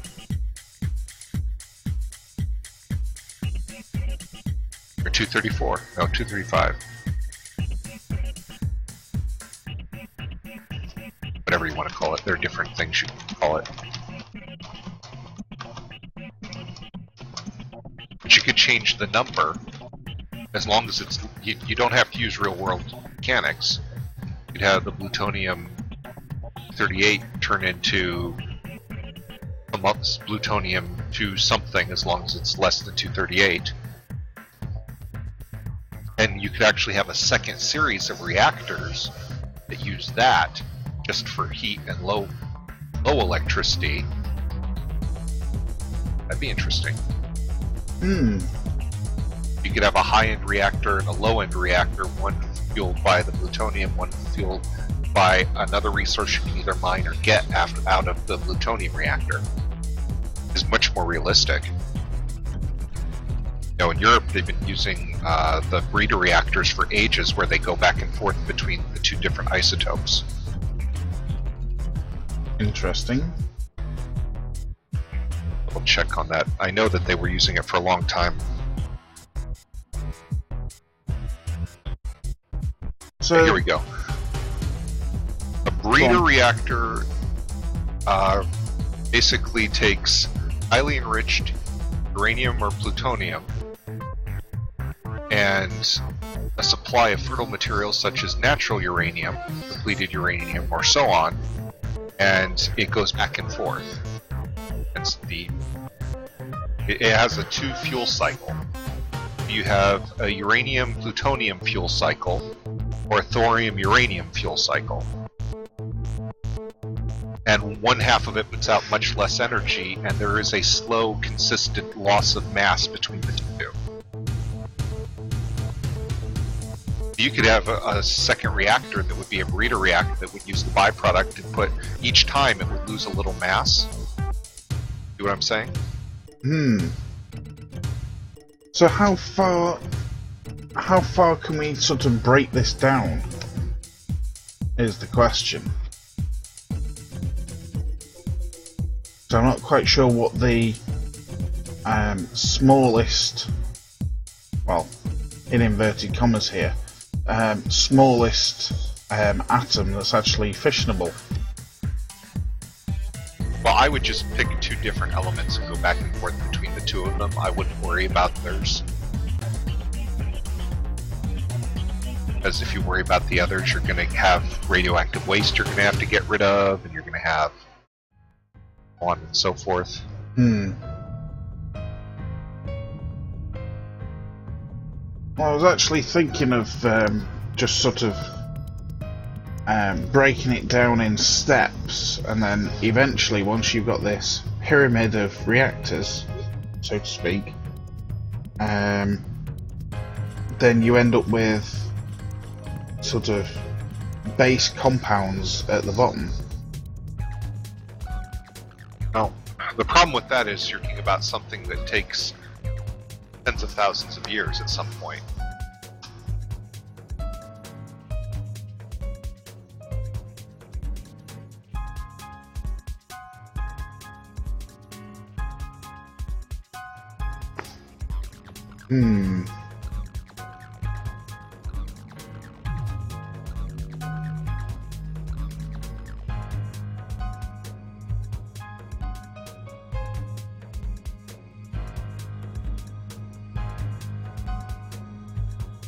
Okay, let's see.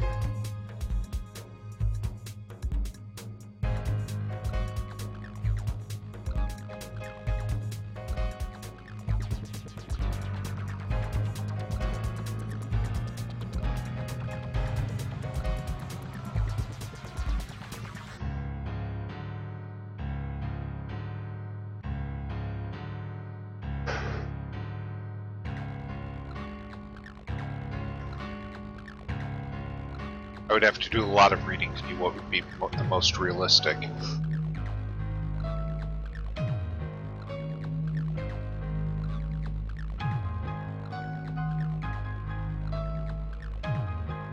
Right, you'd have to do a lot of research into radioactive isotopes and of them in order to make it more realistic.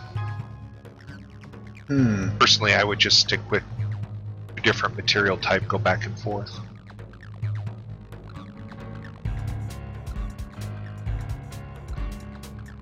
I'd have one put out more electrical energy and less, and one put out more thermal and less electricity, and both of them slowly deplete, so that the output was less than the input.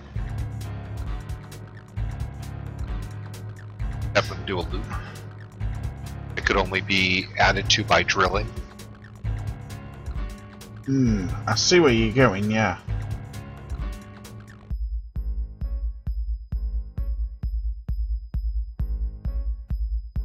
Because you're basically converting mass into energy. Effectively, yeah. Literally, that's what you're doing. You're converting mass into energy, so... Anyway, that's... But first of all, his... he has these units holding 250 enriched uranium. If we have any idea about how much that should weigh... you shouldn't be able to lift one of those based on the numbers that he's got. But he's set the density of enriched uranium basically being the equivalent to that of water, from what I can tell, or rock. Depleted uranium, goodness. The density of that. Yeah, I mean that's why my reactors are empty to begin with, and I think I've set the density the same as... I can't remember what it is off the top of my head. Pretty darn dense, so that when it's fully charged, it's like... the reactor weighs like 70-80 tons. Well, the one thing that bothers me is the way he's got his reactor set up. He uses extraplanetary launch pads. Because of the way the enriched uranium is treated, at least in 0.9, they started with a full load of enriched uranium.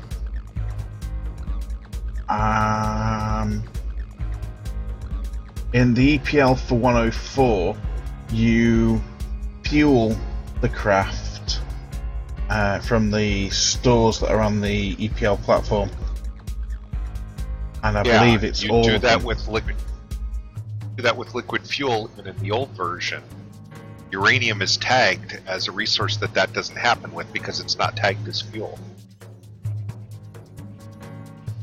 Where's stuff tagged as fuel? What? Where is the stuff that's tagged as fuel? I don't know what the tagging system was he was using. I would have to dig deep to how the community force pack and Regolith were working together. I don't know. I know the life support isn't. I do know that whatever he was doing, certain things in the extraplanetary launch pad were treated as something that should be there from the start. And some were treated as stuff that shouldn't. Because of how the uranium couldn't pipe it through the systems properly, and it started off full. That was a bug I've addressed. I don't know where that needed. Well, I know in the 102 release, life support had to be fueled from the platform, as well as all the normal fuels. Because in 0.9 that was true. Yeah, I made a a mistake when doing that because I just clicked OK and it just drained all the live support out of the EPL platform. But I don't know how it determines whether or not it starts with the resources. There is a way I can You test probably know for that it. better than I do. I mean, I haven't yet seen anything, so I'm just wondering if it's hard-coded. But what's interesting is it actually start with 0 electric charge, but a fully loaded reactor, but because it had 0 electric charge, I couldn't turn it on until I put a Kerbal inside it or something, or hooked it up to something to add electric charge. So I'd have this reactor-powered ship sitting off to the side, and until I hooked it to my base or put a Kerbal in it, I couldn't flip the reactor on and do things with it. Oh, God. Yeah, I actually noticed that. I don't know where that is. Because I couldn't transfer any Kerbals to the ship that I created on an EPL platform unless I EVA'd a Kerbal and sent it up there. I would have to seriously take a look at these files, and right now, I think that's a relevant moment. We'll take a look. But I'm really getting to the point where if I could do good graphics design, I think I'm just going to toss MKS OKS out the window and build my own modules. No, yeah. I think it's only me and you in your channel, right? Oh, no. Bob's and Trigenome are here. Bob, say Trigenome. Well, I've noticed the Twitch alerts user has quit again, which means I'm probably not getting my Twitch alerts. Take a look at this custom barn kit that released with the module manager. It has the upgrade costs when you unlock things, hiring costs for astronauts. Oh, that's why. Daz Valdez is on. Aha! I need to go take care of some stuff. Did you get the information you needed from me? We all good? Yep, that's absolutely wonderful. Great. I mean, I thought, considering I got up to the point of doing it, I thought it would be good to grab an expert on MKS into chat and just consult with you. Glad to be of service. No problem. See you later. Feel free to drop back in. Yep, after I'm done with my course. Always. Cheers for that, Oak. Bye. User left your channel. So that's Oak Tree 42 that we've just been liaising with. Anyone that has seen any of Oak's videos, he does a lot with MKS OKS. So it made sense to pull him in on Capcom for a bit. Thank you very much, Oak. Shed some light on the way MKS OKS resources works. So now we can take what he's told us and basically create a system to properly create excess life support.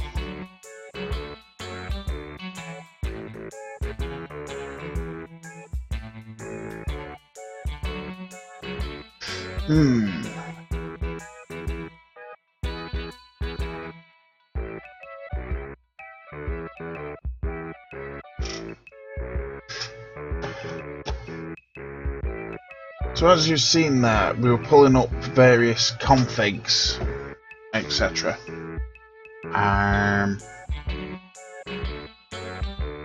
I've been bitten. Great. It's gonna itch. So, we can get rid of that one. Actually, no, that's the one that we want.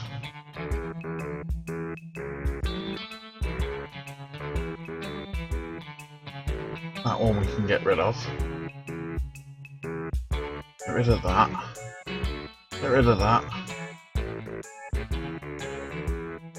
Right, that's our explodium refinery.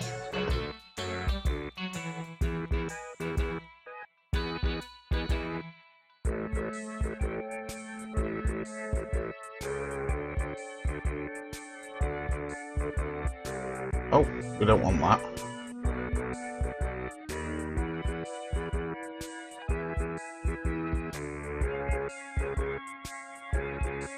Right, so minimize that.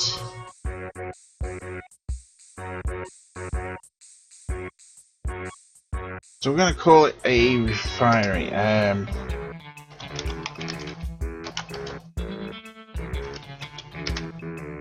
So we're going to call it Organics Refinery.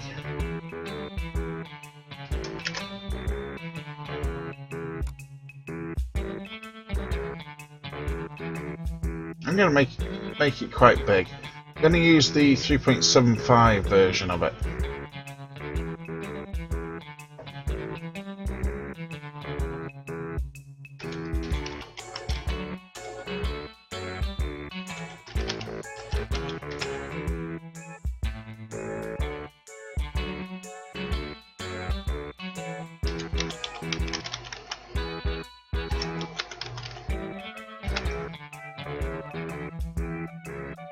Save those two.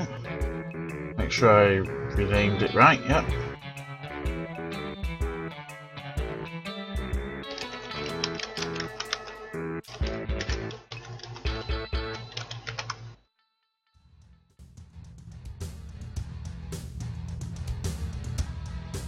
Go.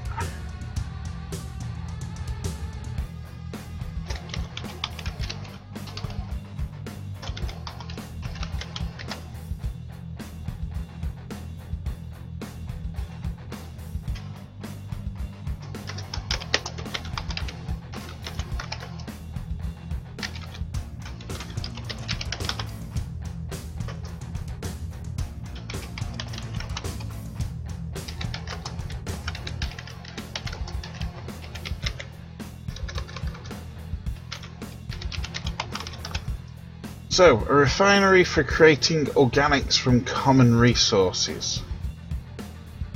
Oops. Mass. That's a little bit on the low side. Double that. I want something pretty heavy. Leave the heat shield in there, because it's reflective heat shield. DRE.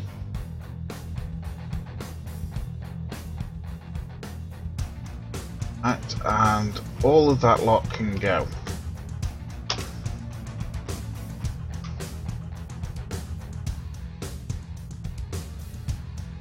So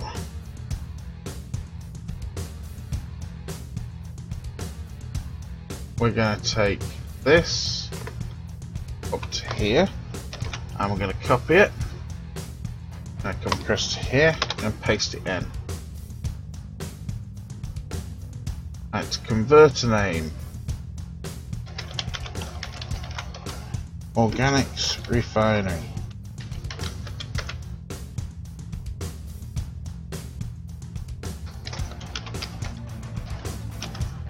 Start organics. Stop organics. Right. Input resource, water. That's fine. Electric charge, yeah, get rid of this lot.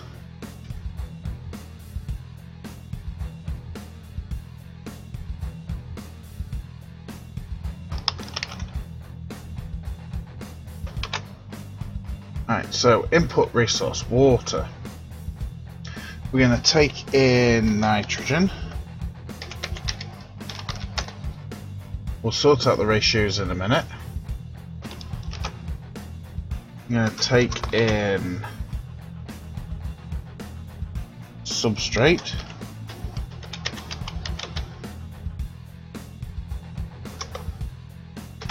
I'm going to take in some sulfur.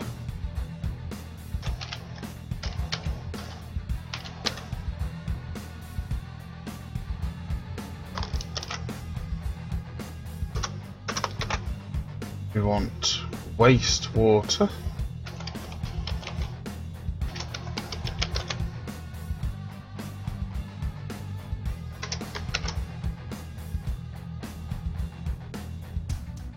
Oops, a daisy.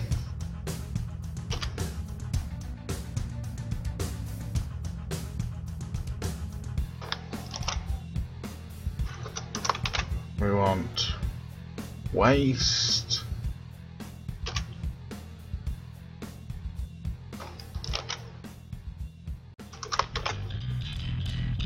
And carbon dioxide.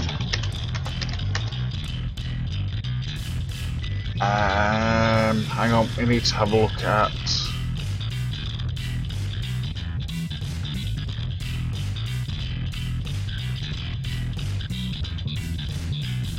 it's missing. Great. Is it in our quick list? Scan resources.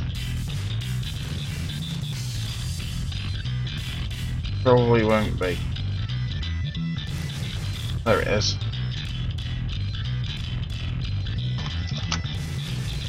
There's no space in it, which is fine.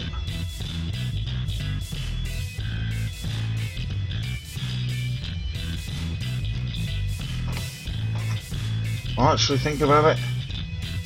We also want to take in carbon as well.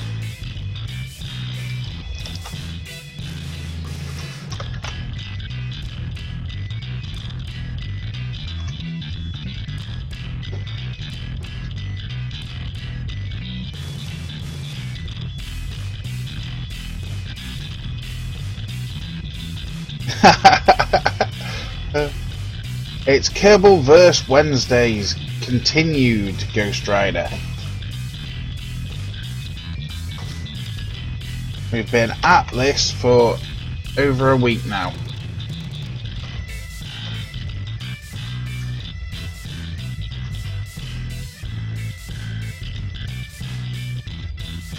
In fact, Ghost, you've just missed Oak Tree 42. Had Oak Tree on Capcom with us. So we're going to stick carbon up there. So, water, nitrogen, carbon, substrate, sulfur, wastewater, waste, carbon dioxide, and electric charge. And we're going to be kicking out organics. Alright, we don't need checking for required resources. So, what sort of consistency are we going to be collecting this in as?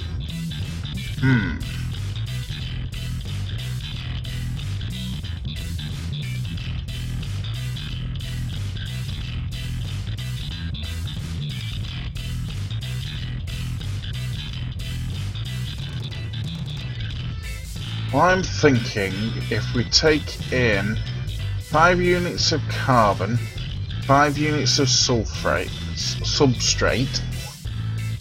1 unit of sulfur,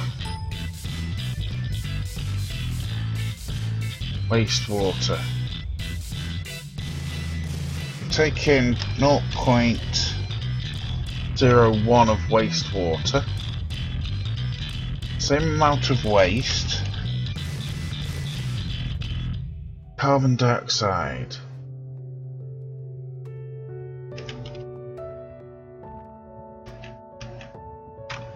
0.001. Let's go and add all that up.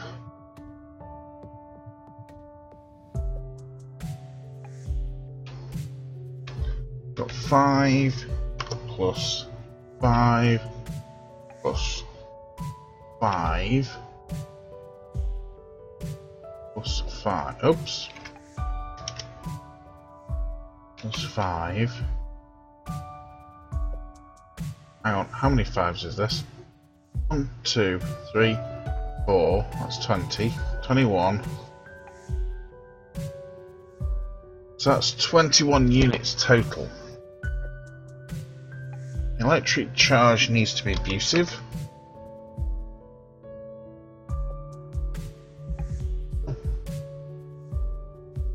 So that's 21.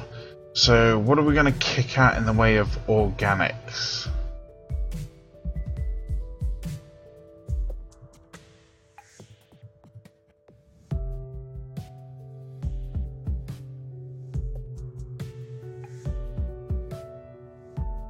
Would be a reasonable amount.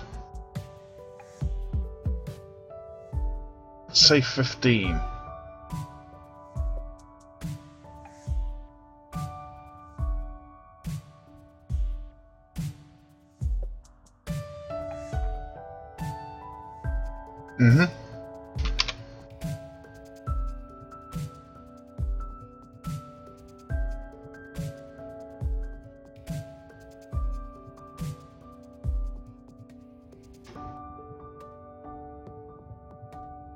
Ghost Rider, there is indeed Kaz for 102.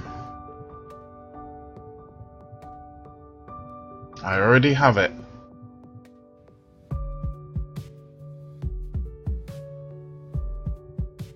Although having said that, I'm expecting it to be updated. So, are you giving me the updated version? If it's been updated within the last day or two, then that would be the updated version that I'm expecting.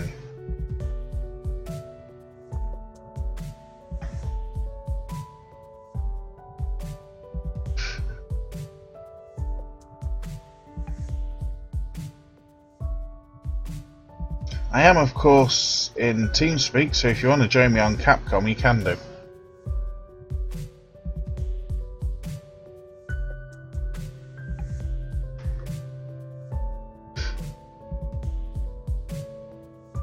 .14th, that's yesterday. Yep, that's the update that I was expecting.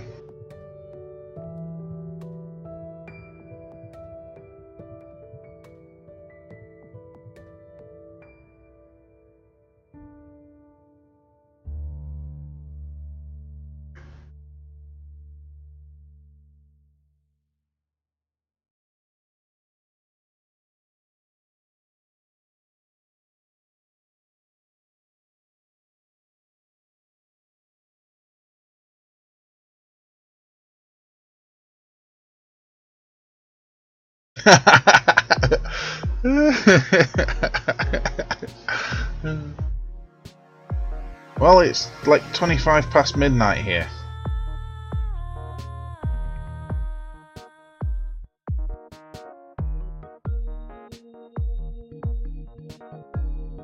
No worries. Actually, thinking about it, I could do with grabbing a drink.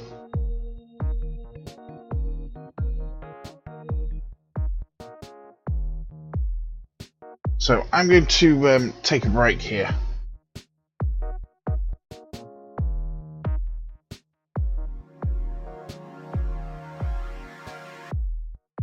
So I can refuel myself and get some cooling.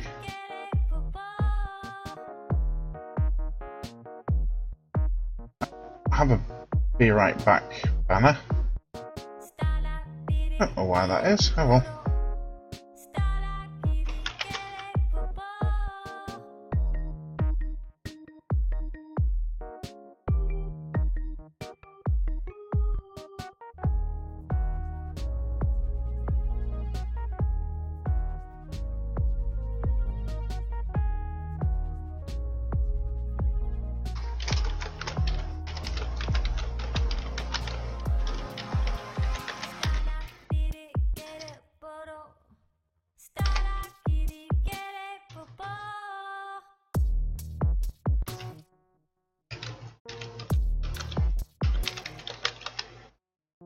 We'll just chuck this together. Oops.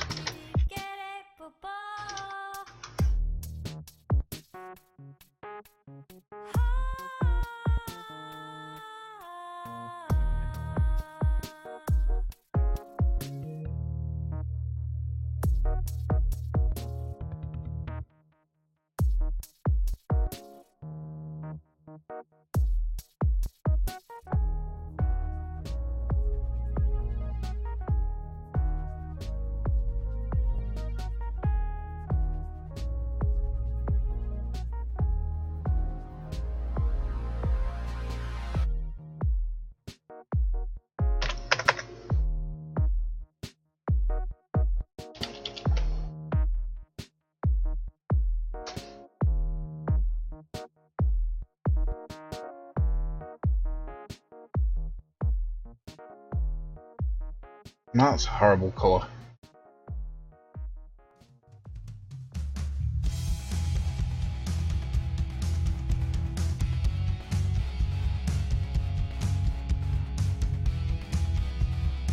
Too dark.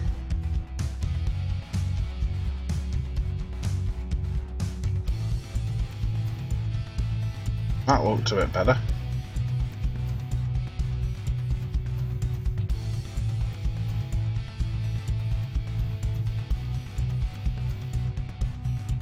There we go. Right. I will be back shortly.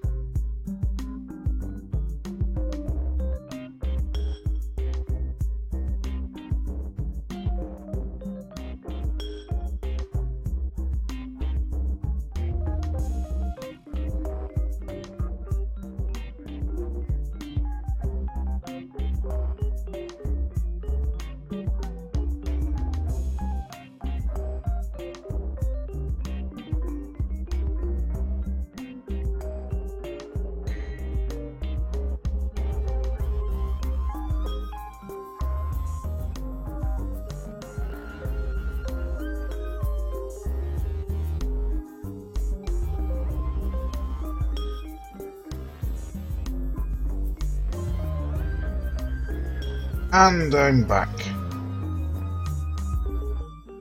So, that's the organics refinery created.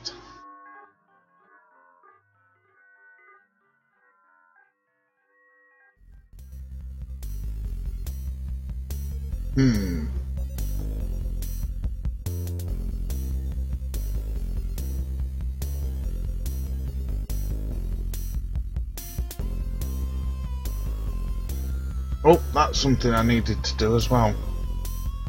I need to open the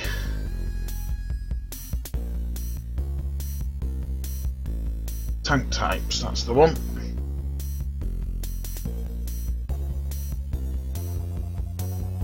And we need hydrogen. Take a copy of that.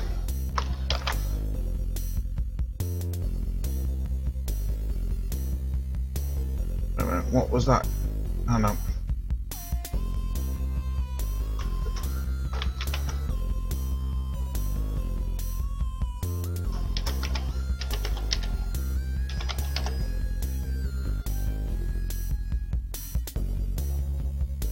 And slightly less than oxygen, as it is. There we go. That gives us a hydrogen tank.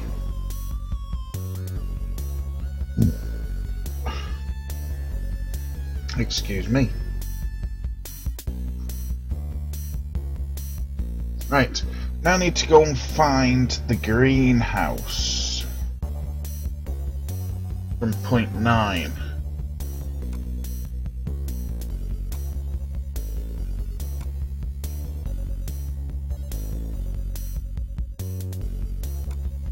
And it was this lot here. I copied across from Lackluster Labs. So, we're going to grab that. And what we're actually going to do, that's not the right one. That's the right one. I'm actually going to put it within a subdirectory of CW Tech. So now we need to go through all the configs and change them. So we're going to start at the top.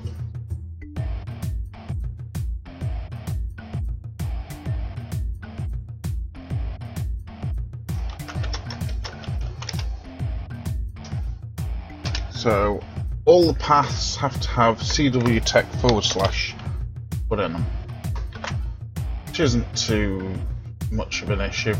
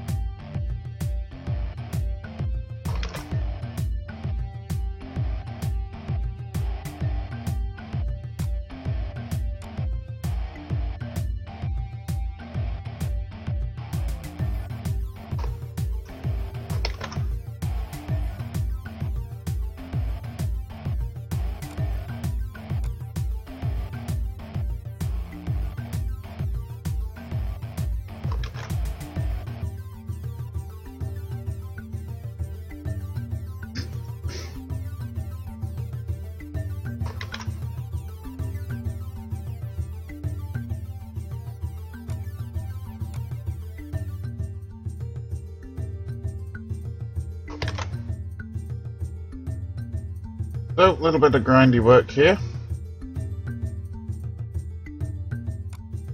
That's okay, we're kinda used to it.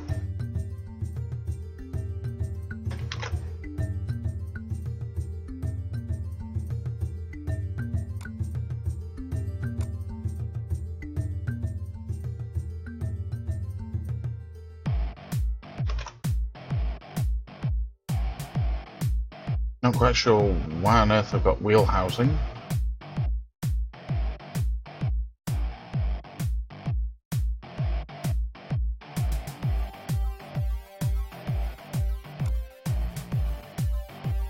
You know what? I don't need that.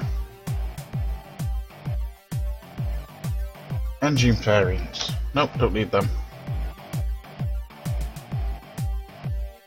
Z decoupler. Might as well.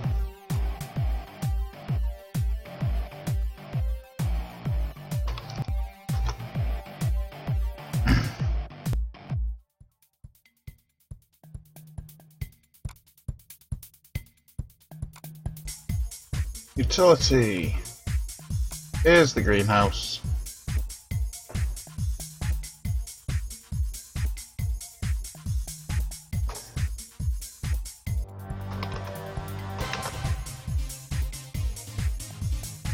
There we go. Right, so we need to leave the animate generic in there.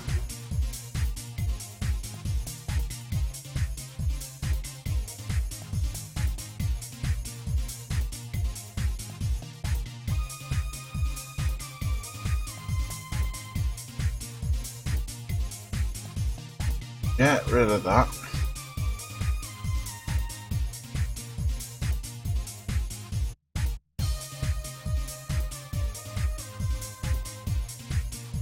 And then get rid of that.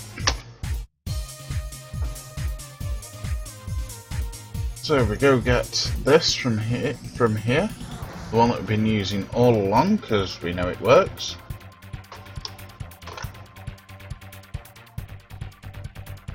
Right, convert a name. Greenhouse.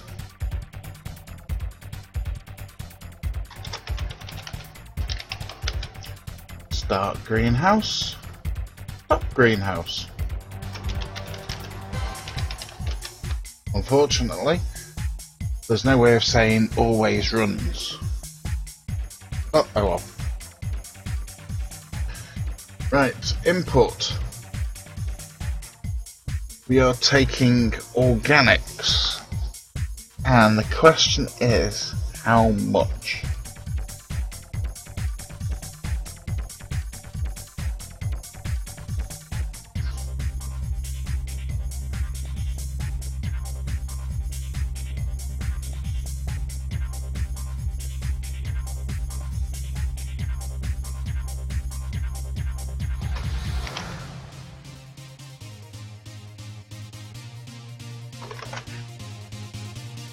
Actually, I wanted water. Oh, do we? No, we don't.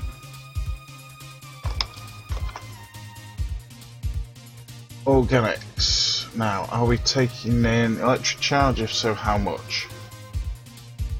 It's a greenhouse. Run lamps.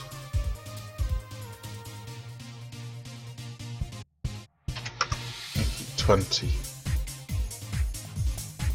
Right, we're not using any machinery.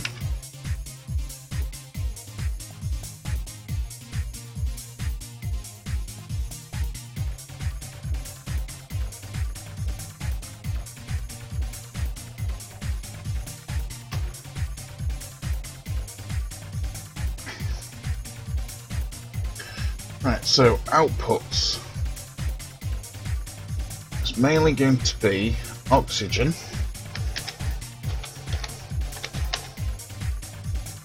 And food. Oh, we also need to take in carbon dioxide.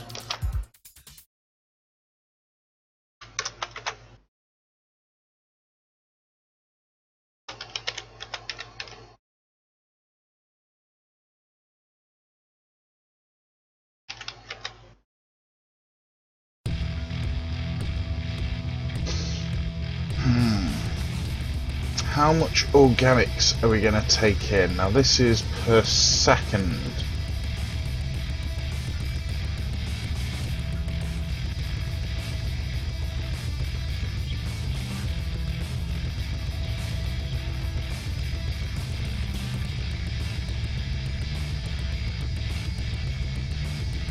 What we do need to reference is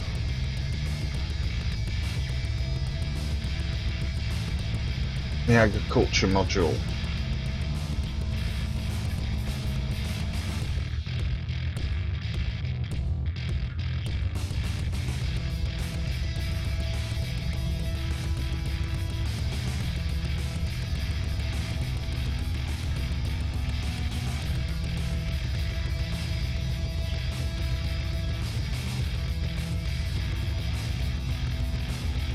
No, it's not the agricultural module that we need to look at.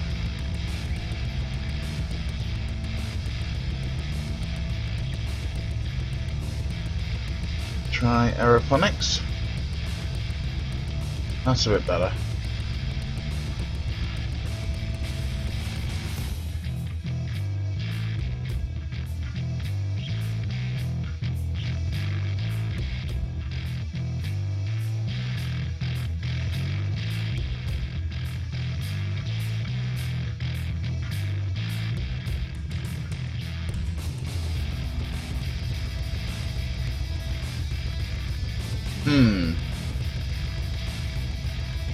I think the organics refinery needs to have some decimal place shifting.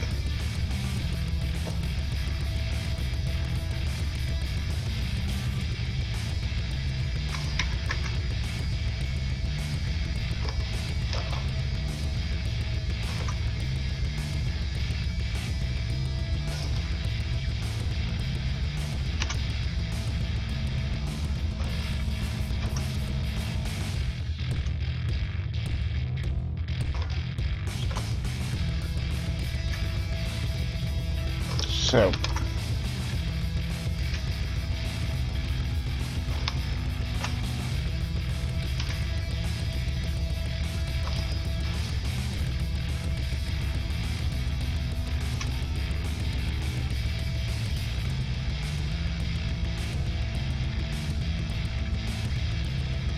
leave that the same.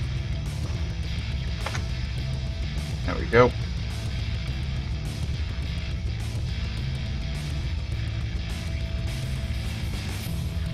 Right, what else does this one indicate?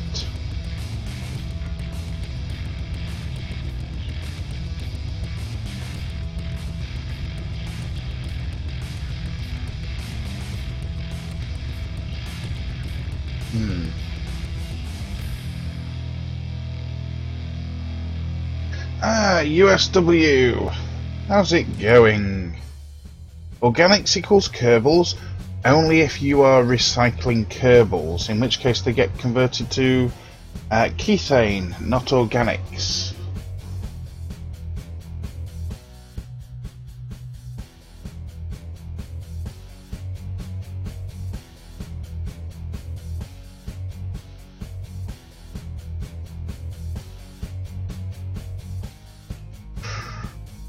Right, so if we take in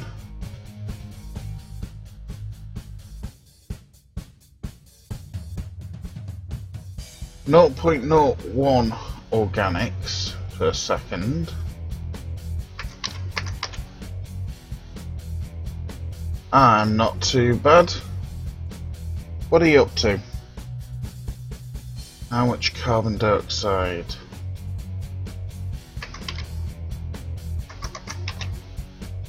.005.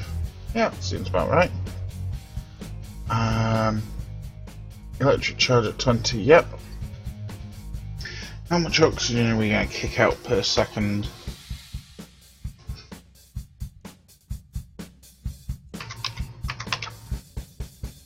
Yep, that seems about right. And food.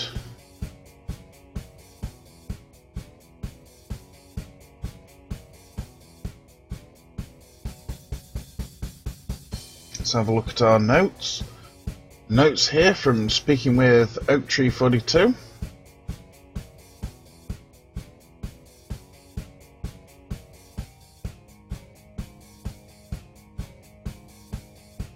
I got them up on the other screen.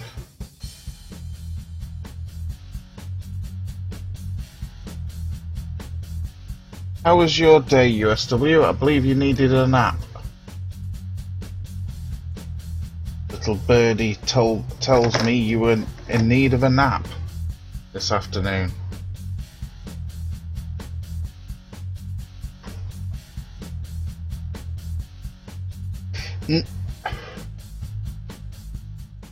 Well, today it's been quite a cool day, which is absolutely wonderful.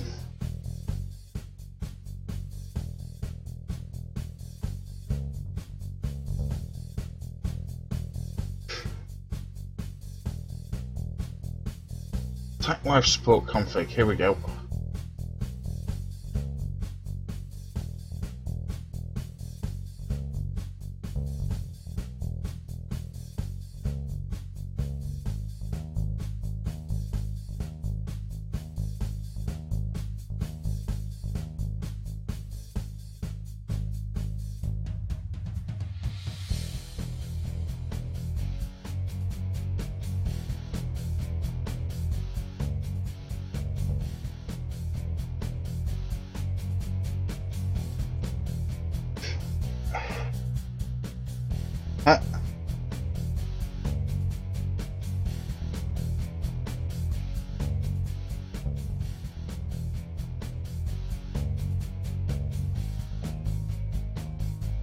A Chinese for lunch.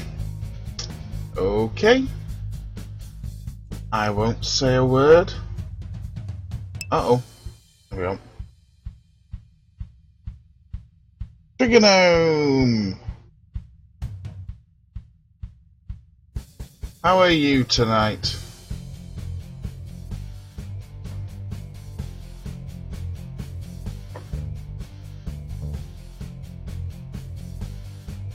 That's the config file I wanted. Attack life support. Food consumption rate. Oh, that's in scientific. We need to convert that. Great. Decimal place shifting. Get all of it.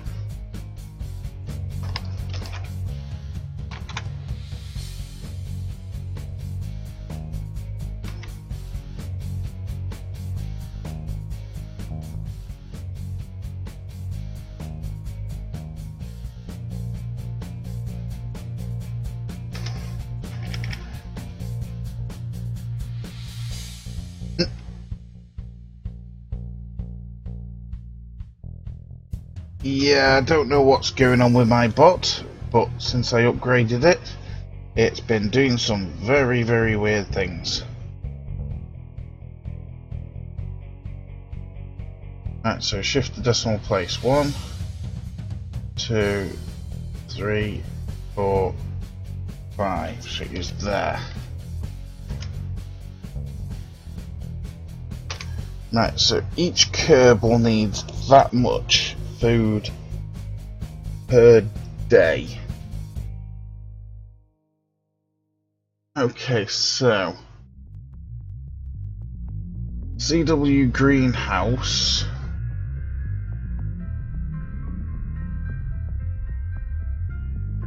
Yeah, bot is definitely not happy.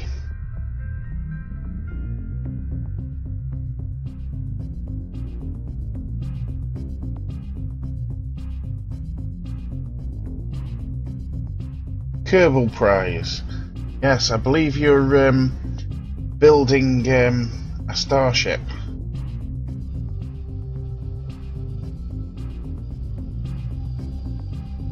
Right, so if we knock off a 0 from there, change that to 2.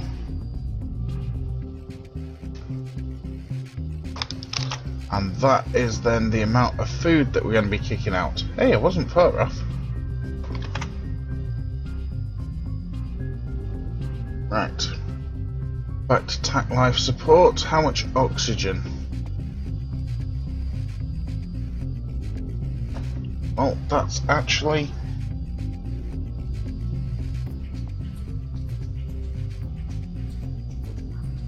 excuse me. That's actually not in scientific notation, which is wonderful.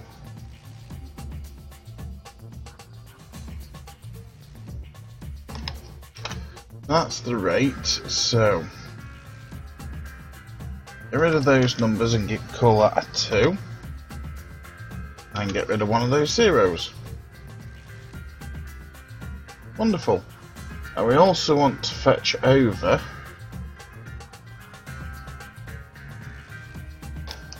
those two modules. Oh, no, that one.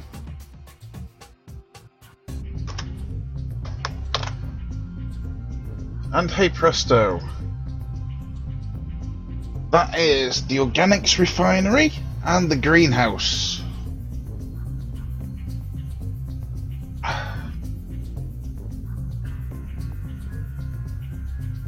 So now we have the fun task of starting KSP. Now we're not going to convert any of those textures yet to DDS. Simple reason being that converting those textures can cause a problem, as we are discovering.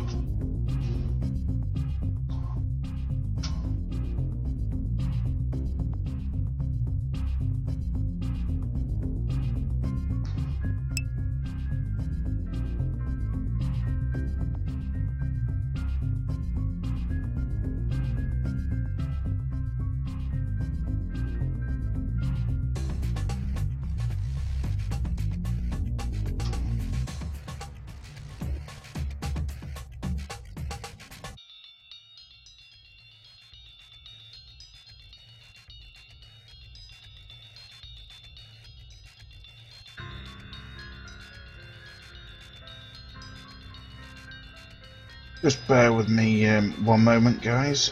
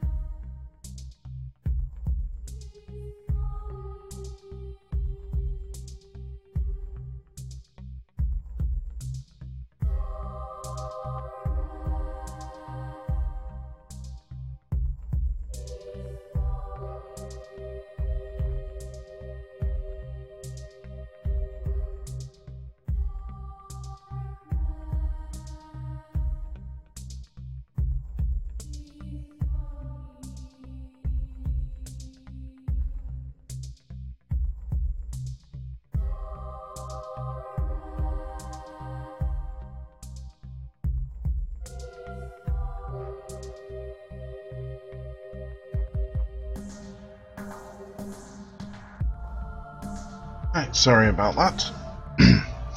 Okay, Trigonome. Nope, we're not editing the save game.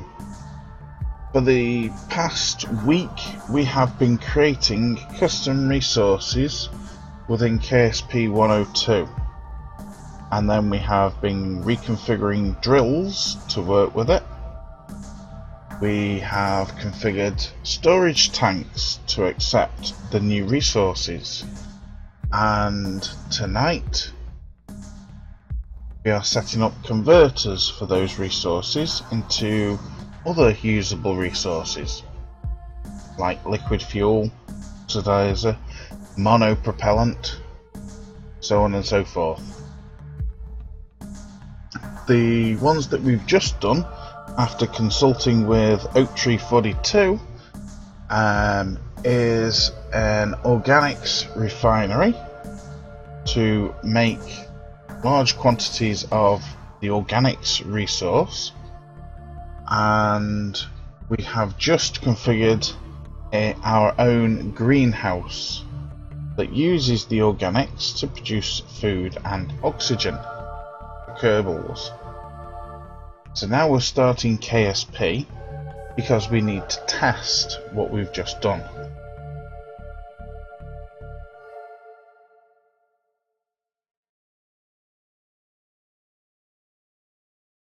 Somehow. Thinking about it.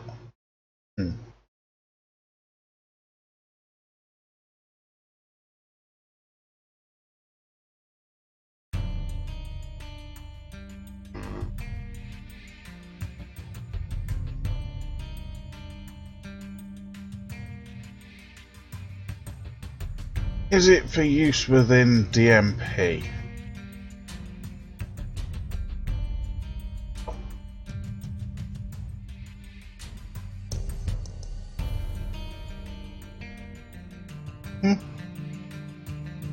Actually, it doesn't show up on that list. Yes, it's for use in DMP.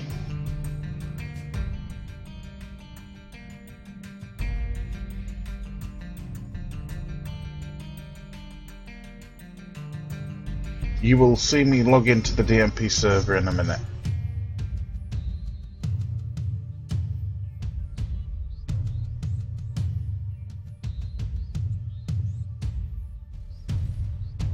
Pretty much everything that I do is now on the DMP server.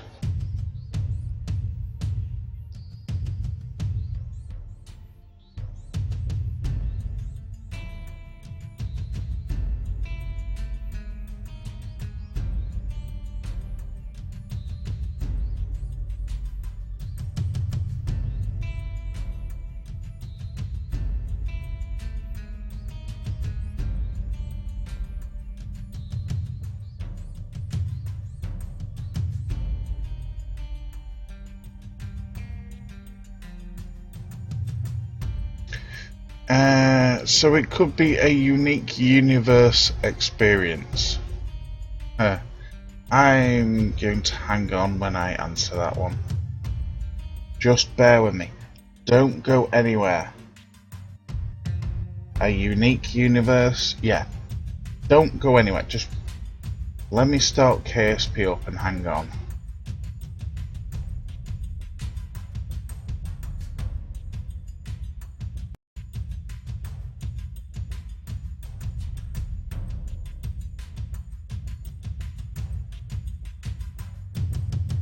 Yeah, USW and Ghost Rider know what I'm about to show you.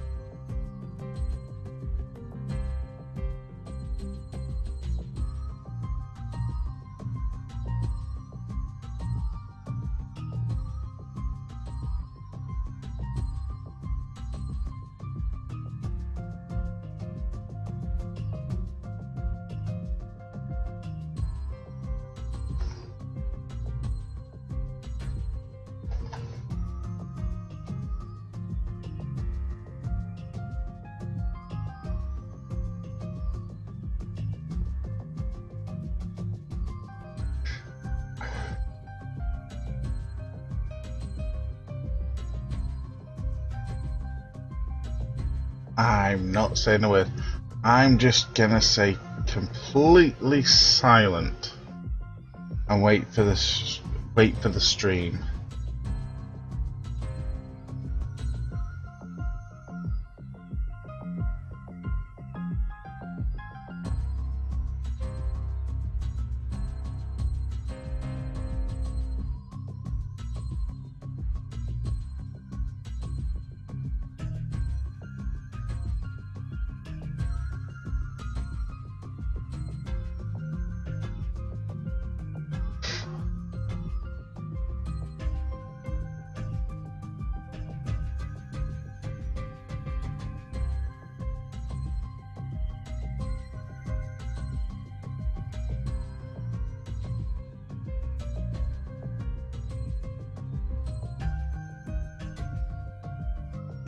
So as you can see, definitely a DMP server. Yeah, hold on to your chairs. A unique universe experience, he says.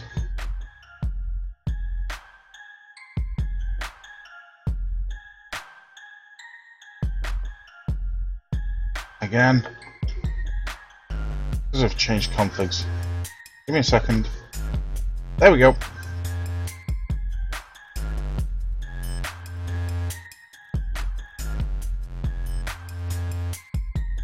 Is that unique enough for you? That's an asteroid, by the way. There's the Mun. And there's Mimus.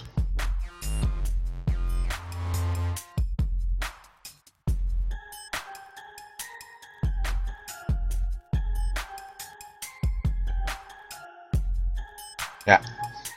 I set Mimus up to orbit the Mun. But that's not the kicker. You see the brown line? That's Gilly. Yeah, Gilly got moved. But that's nothing.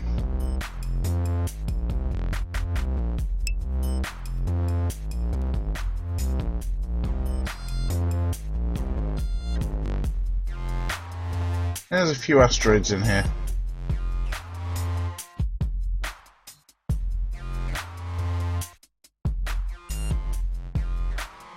That is our Kerbal-verse.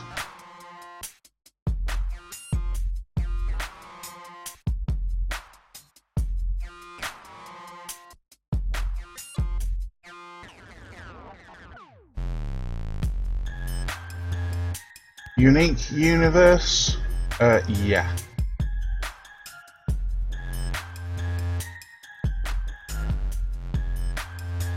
So, in a polar orbit around the Sun, we have Duna. Two extremely eccentric inclined orbits are Jool and Elu, with Dres doing its thing in a very weird pattern. But as for Jool, come on, thank you.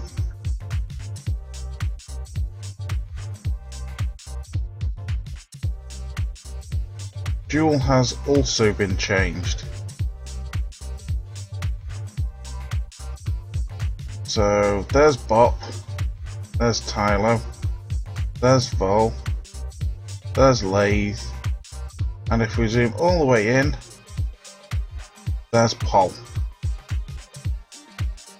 Unique universe? Nah, this is just bog standard.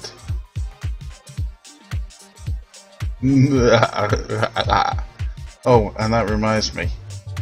Two of the planets are actually orbiting their bodies the wrong way. I.e., the opposite way that you'd expect Kerbin to be orbiting.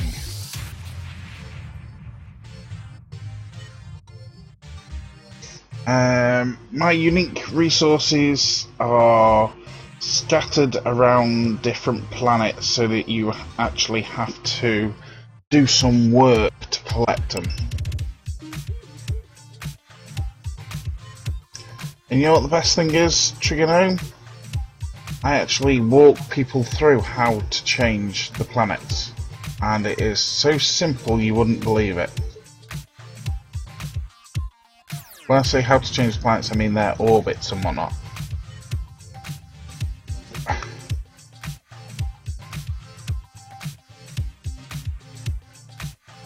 And this is the mod pack that I'm creating for the group of us that are shortly going to be doing a DMP series. A multiplayer DMP series streamed live on Twitch.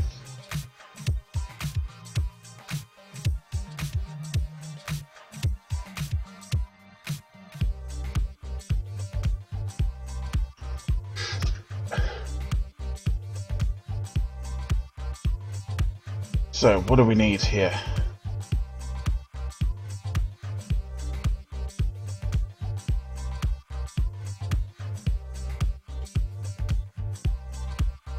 Greenhouse. Where did I put the greenhouse?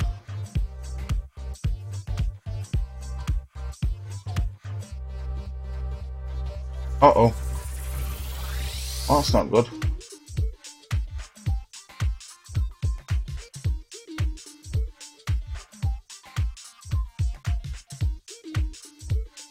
Well, that's the organics refinery.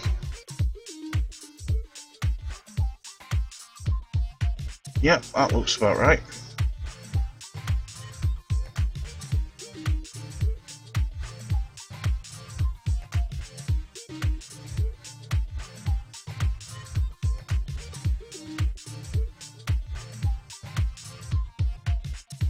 So where's the greenhouse? Or have I just gone past it?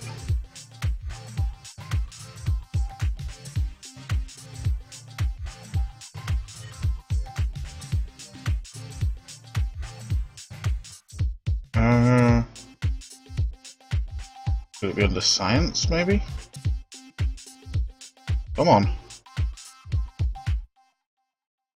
Oh, not under science. Structural?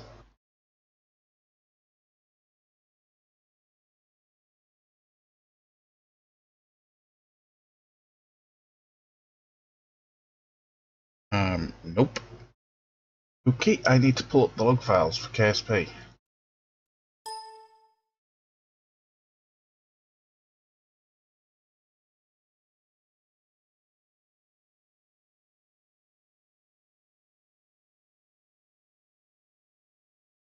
So, let's have a look at these log files.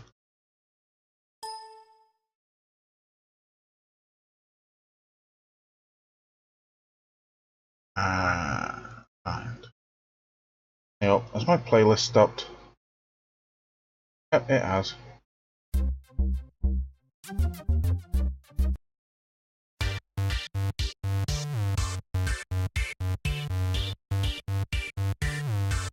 Why would that file get changed? Okay. Right.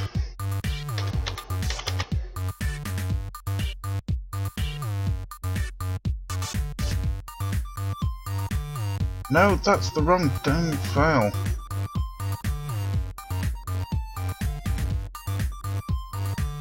That one.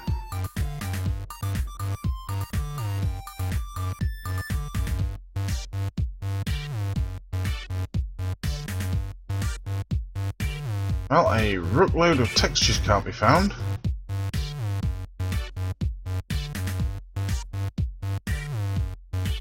That won't stop it from loading models. I'll have to sort that out.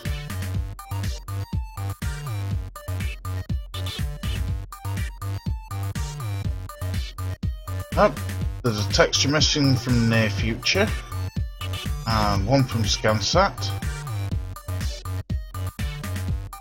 Oh, file error. That's a USI file error. Yep, I know about that one, that's a corrupt file.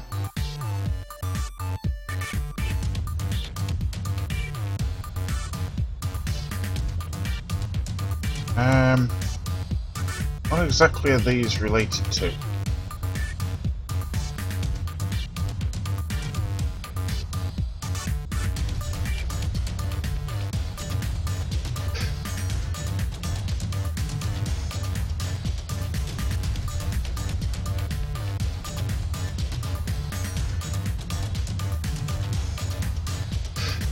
Okay, I have no idea what they are related to.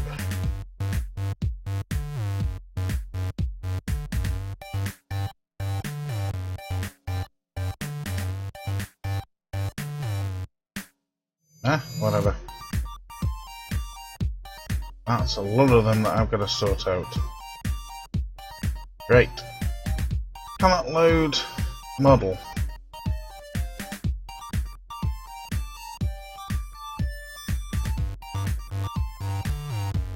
That would be a config error. Nope, oh, that's not the config error that we're looking for.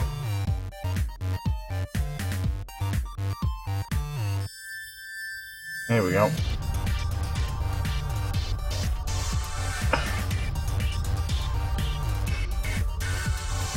That's because I didn't put a space in.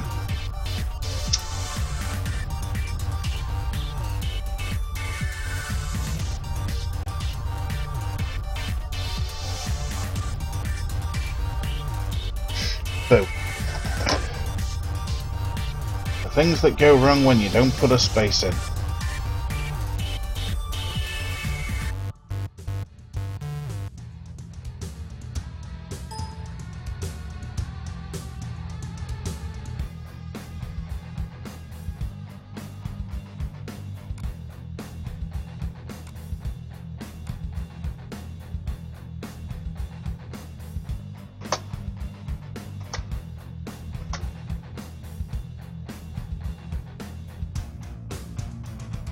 Oh well, grind your bit, go back through them.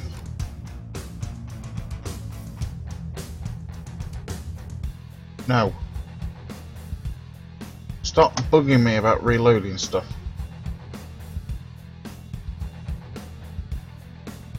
Life support config cannot be changing that often.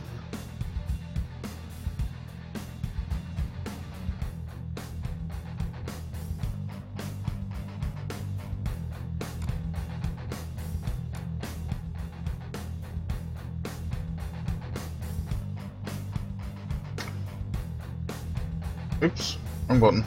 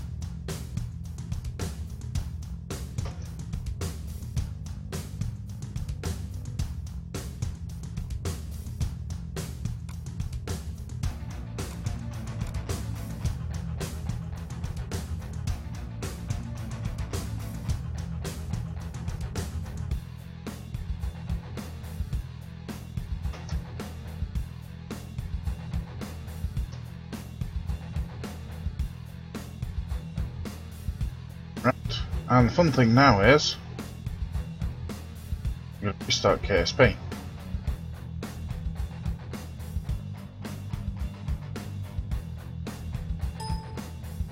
Stop asking me to reload the changes.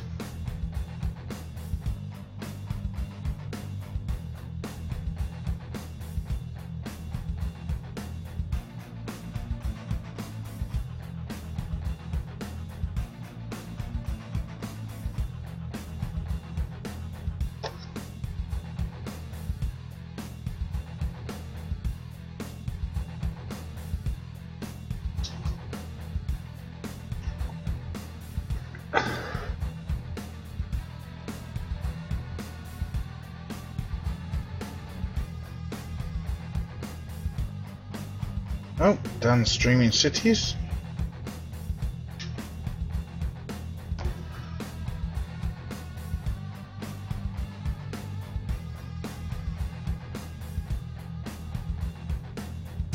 Oh, he's not in the TeamSpeak server. Well, that's a shame.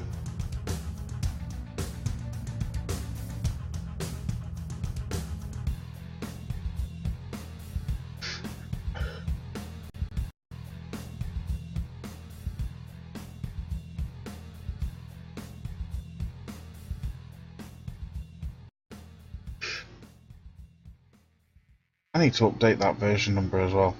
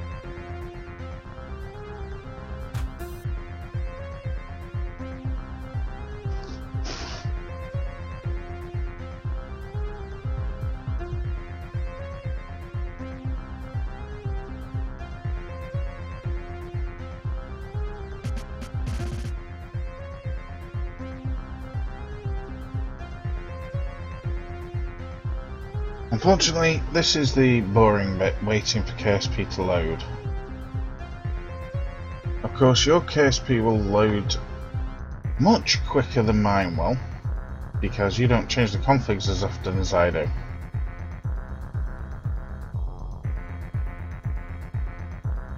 But that being said,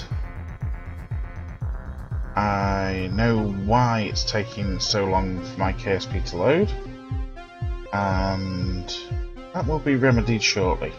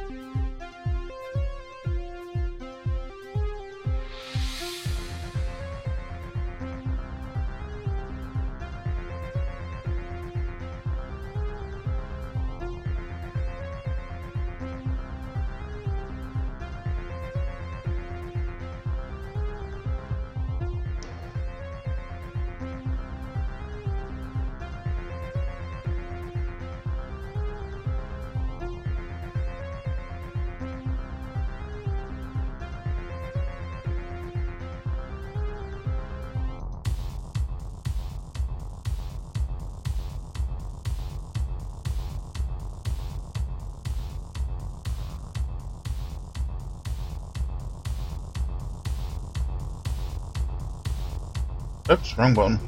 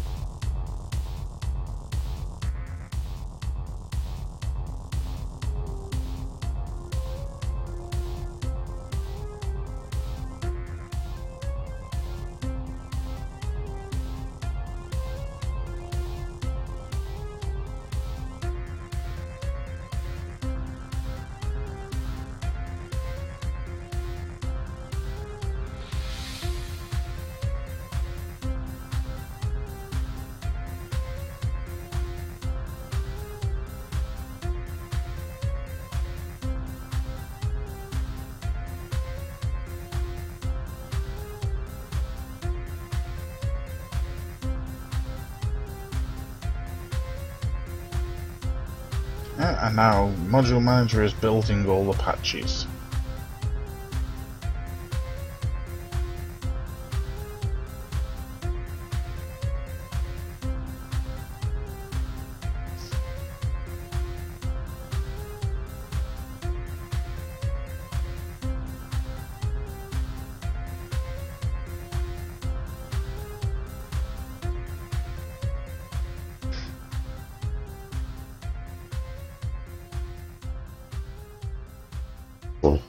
Excuse me.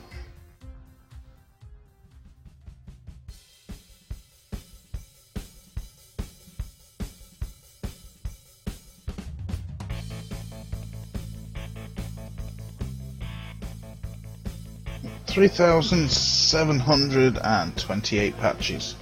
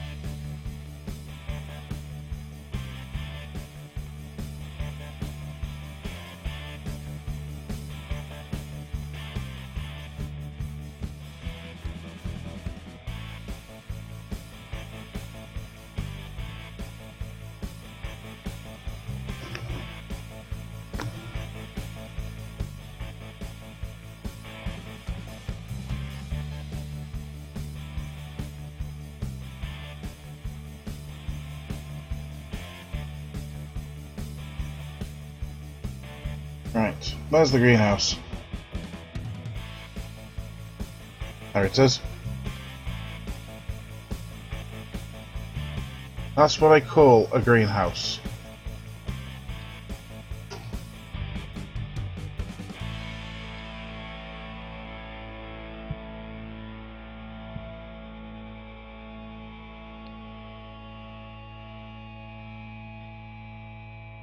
And just for size comparison,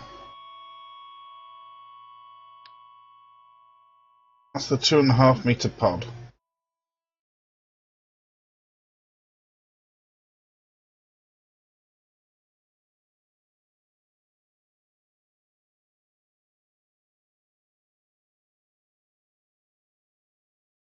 It's only a small greenhouse.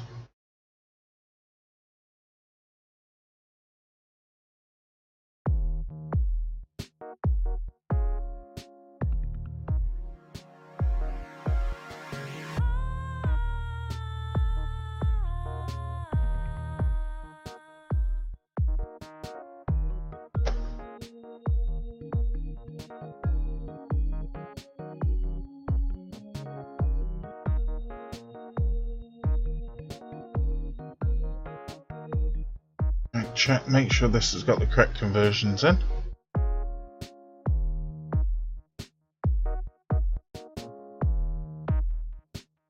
Yep, that looks about right.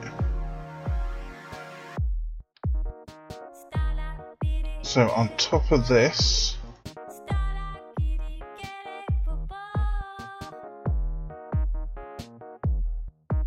wherever it's gone,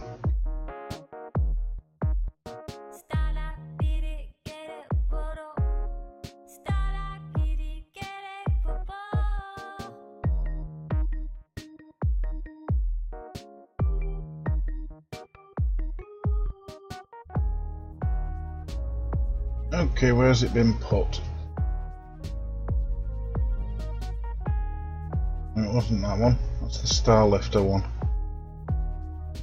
There it is. Power generation and organics refinery. Uh-oh. Why can't I link that?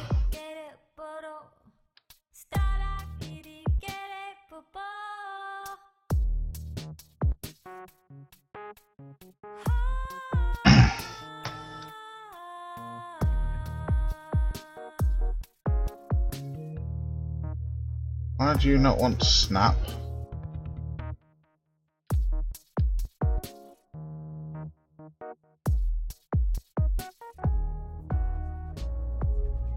You don't have your ports the wrong way around. Or do you?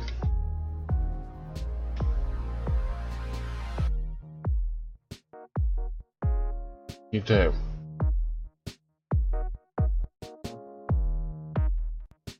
Yeah, it does.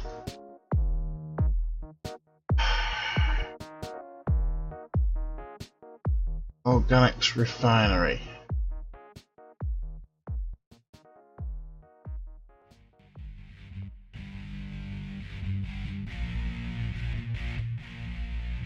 Where are your nodes?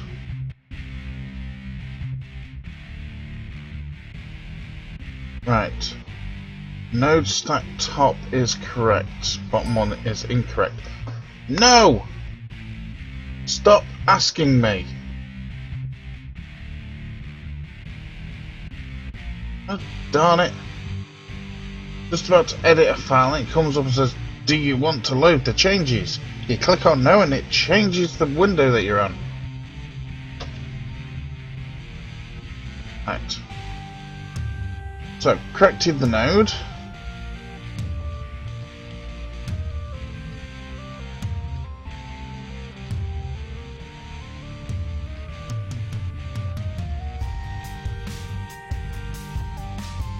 Oh, that's going to be fun.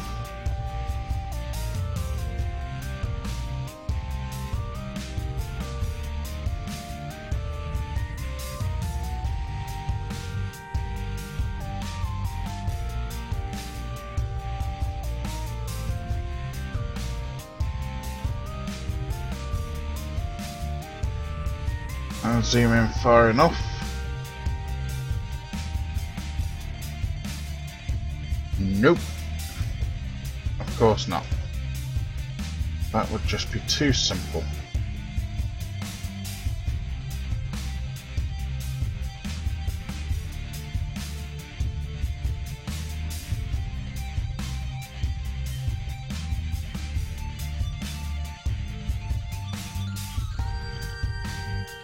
There we go.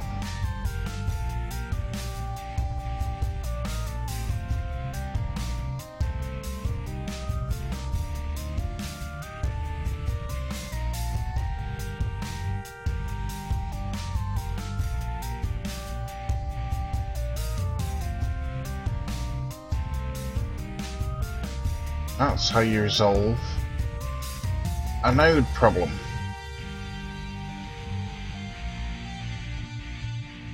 Where some dumbo has created the nodes wrong.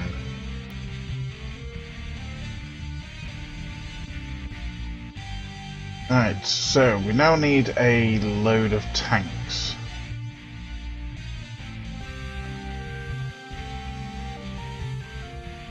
Not a problem. I'll do.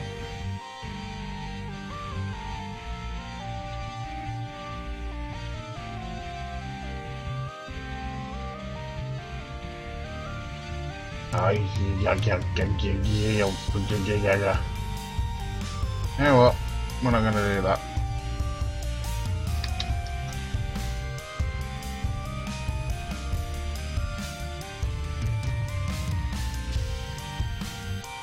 Where are the small ones?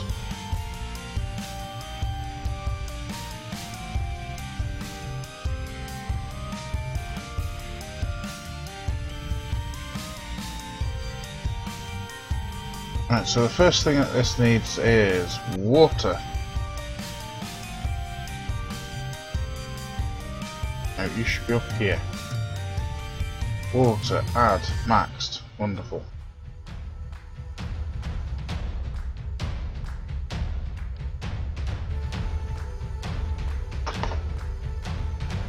Next one, nitrogen.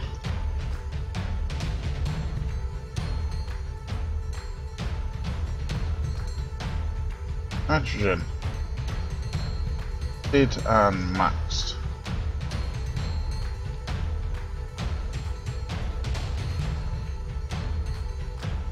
Next up is carbon.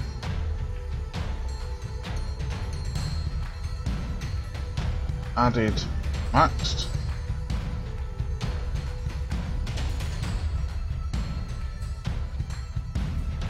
Then we've got substrate.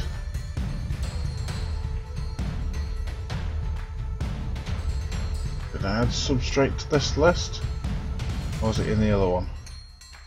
Oh, it's there.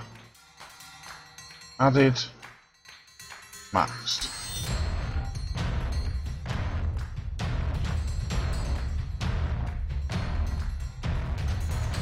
Next one, sulfur. Added, maxed.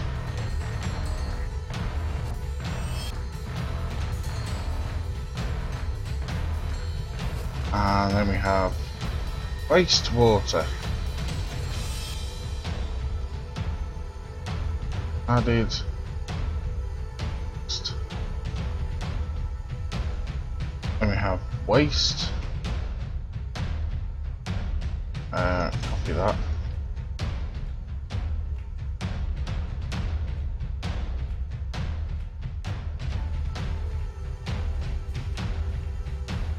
Oops. Added and maxed. Next requirement is carbon dioxide.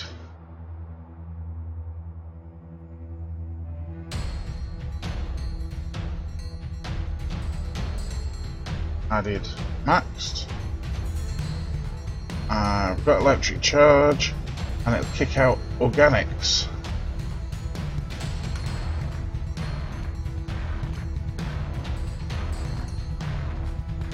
Organics. I think I did that to the list.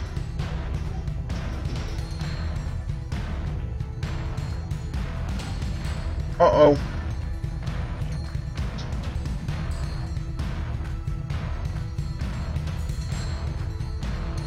No organics on the list.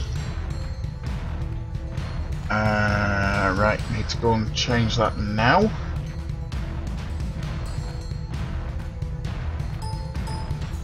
No!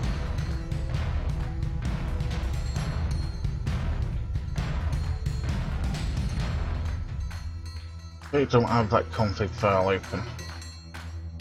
Where are you? Tank types. There we go. Organics. Same density as minerals. There's minerals. There we go. Copy that. Paste it down there, and then change the name to Organics.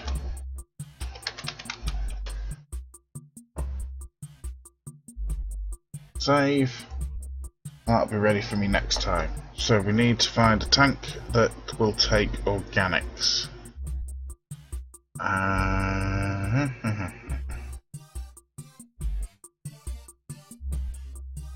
Nope.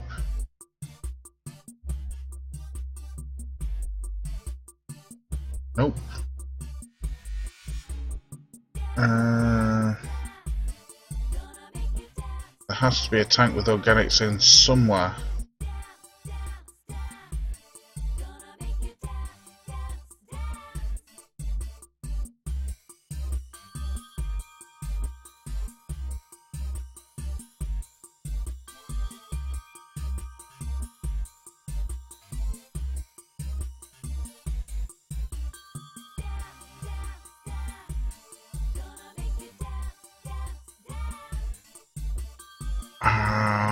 I know the tank. Is it this one? That's the one. This tank has got organics in it.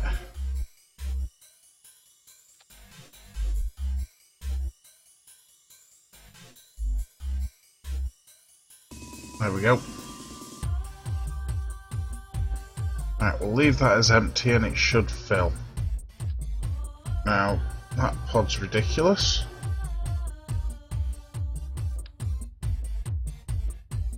We'll stick you up there.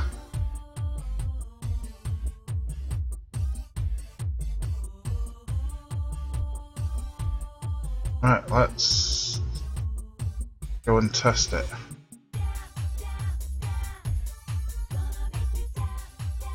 And yes, this is also on the DMP server.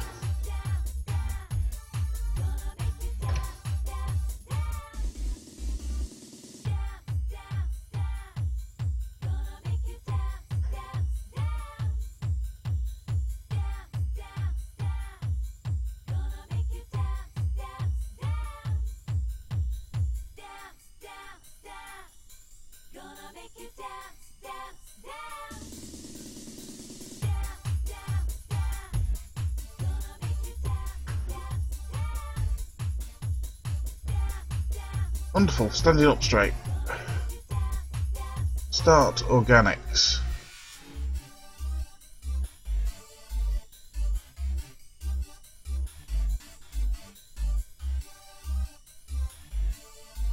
Why does that look like it's not working properly? Because it isn't.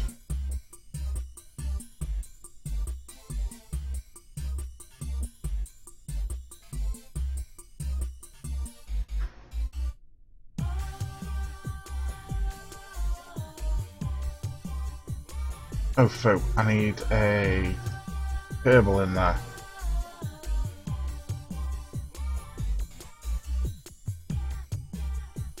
Oh, wrong cable.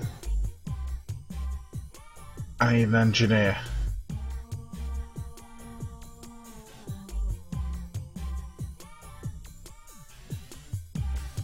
Nope.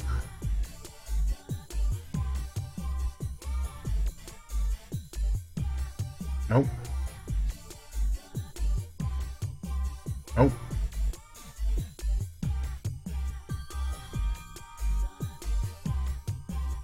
Nope.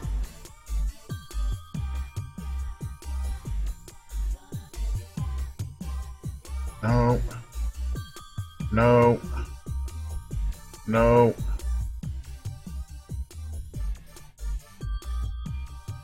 No. Engineer. Add. Need another one. Engineer. Add.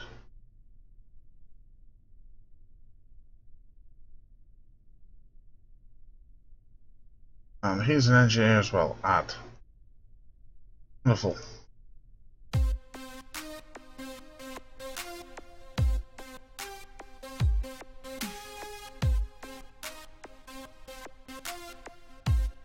Missing organics. Well, that looks like it's working properly. But that looks like it's got the wrong module in. Something weird going on there.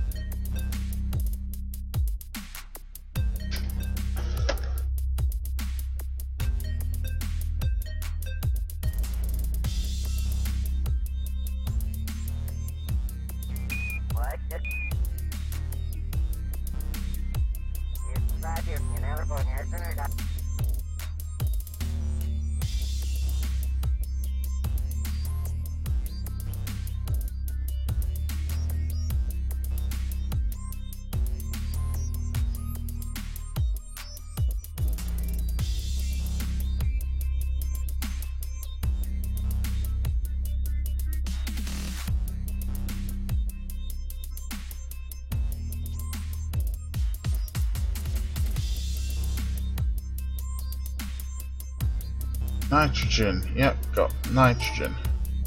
Stop it! For God's sake.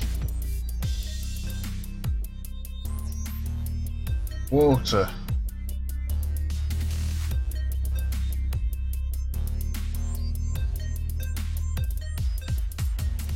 Water's there. Carbon. Carbon's there. Substrate. Substrate's there. Sulfur. Sulfur's there. Wastewater. Yep, got some wastewater. Not a lot, but will do. Waste. Got waste. Carbon dioxide. Well, there's some there, but not a lot, oddly. And power. Yep, it's got power. So why is it not kicking out organics?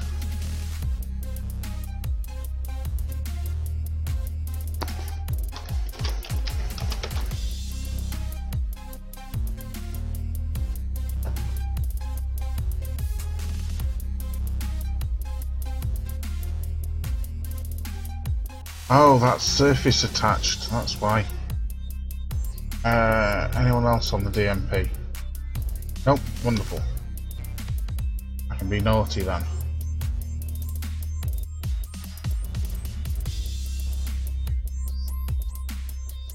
That thing has a lot of tanks. Yep.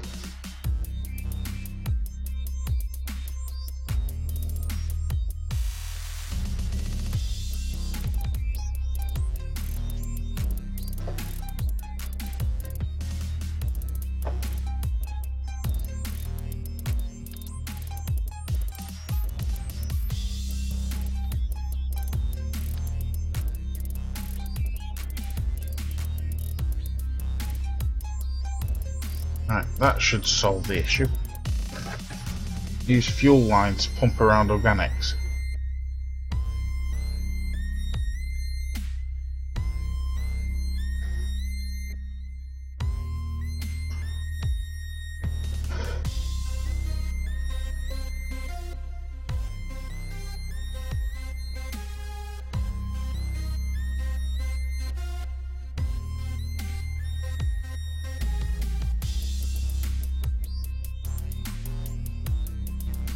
Nuts, I need to put the Kerbals back in.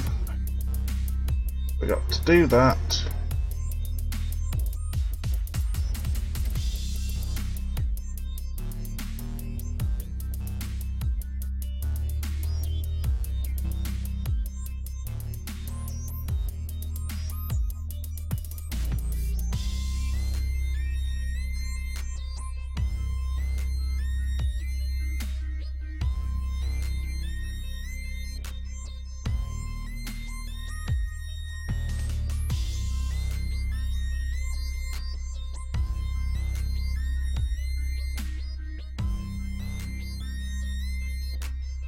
Right.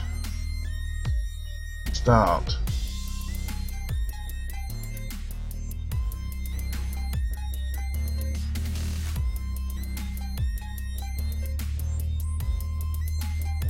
Why are you not running?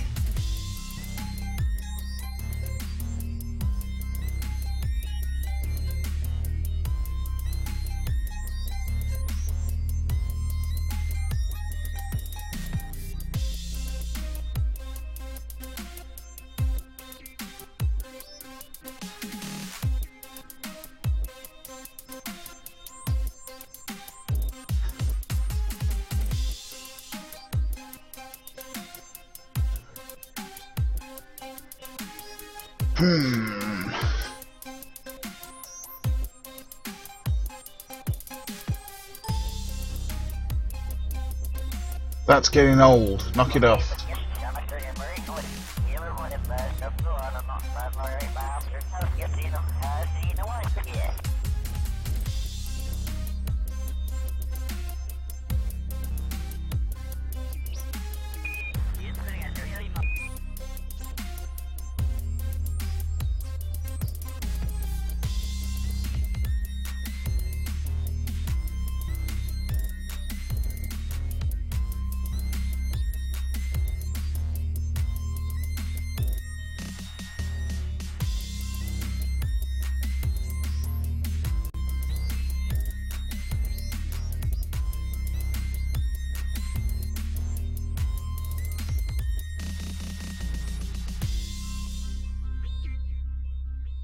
That's completely...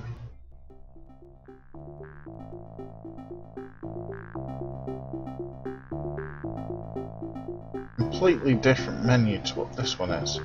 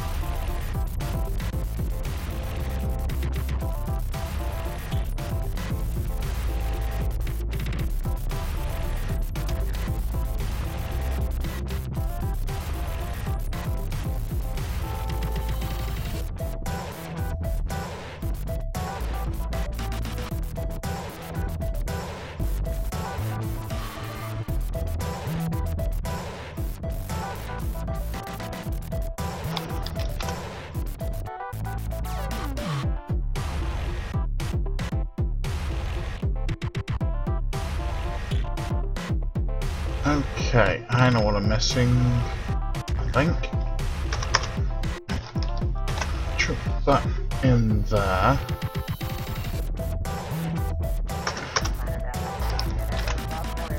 Chuck that in there.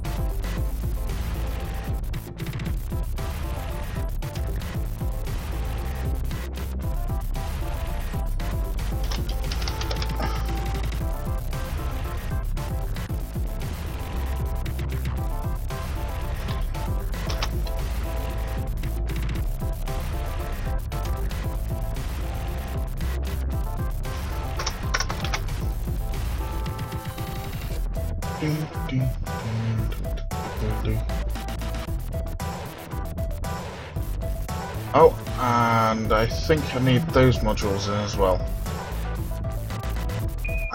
what I'm missing from this.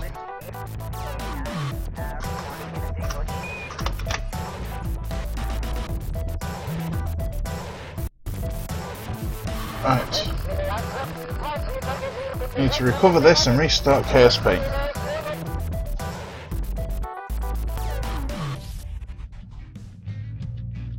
Annoyingly. So how is everyone that's watching the stream? What are you up to?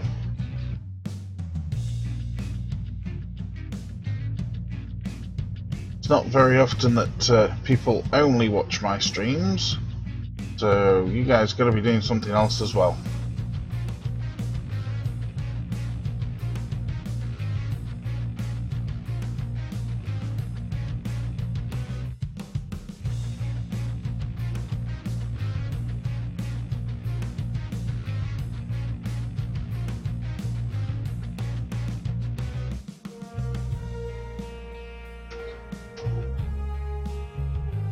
Don't worry, the stuff that I've just done with the configs I'll go through in a bit. If I'm right, of course.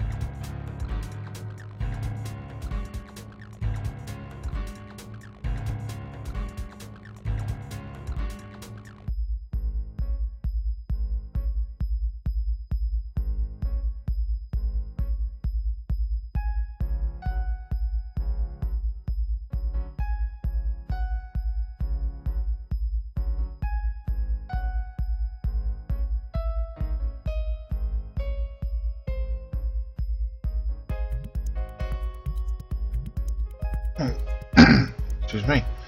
Right, so we're going back in now, and we're going to test the exact same ship. It should have updated its config based on the config files that I've just changed.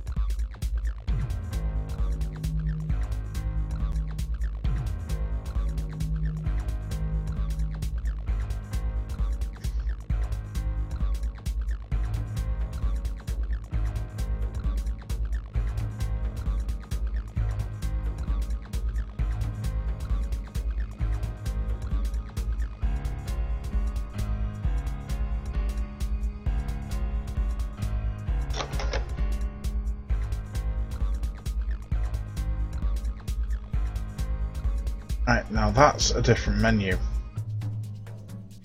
Oh, phew, and I didn't load it with Kerbals. That's looking a bit better.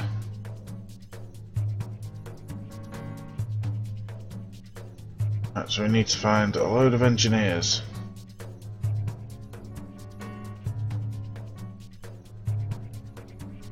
Pilot. Engineer. Add. Pilot. Engineer.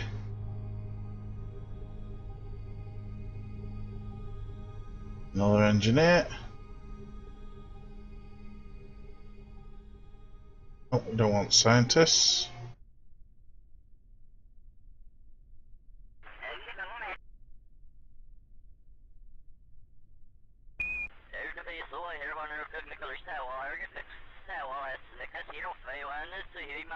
Engineer. Engineer. Engineer.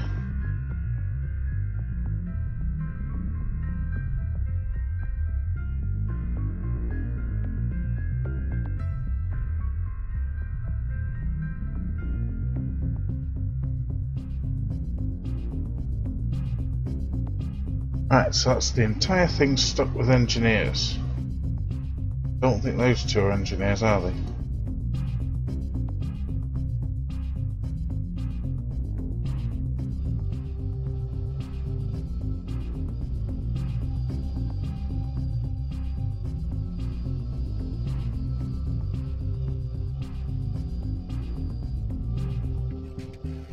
Right, all full of engineers. Wonderful.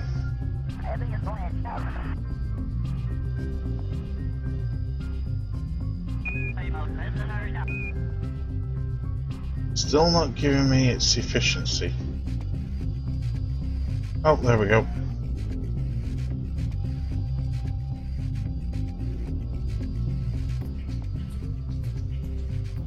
Zero.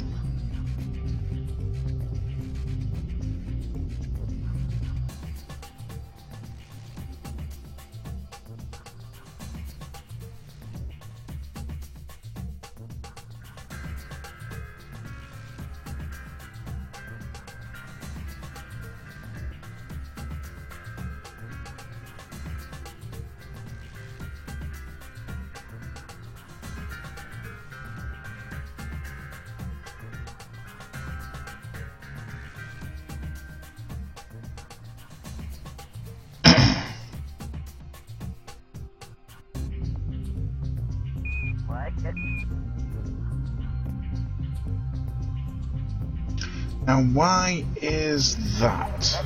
That is the question.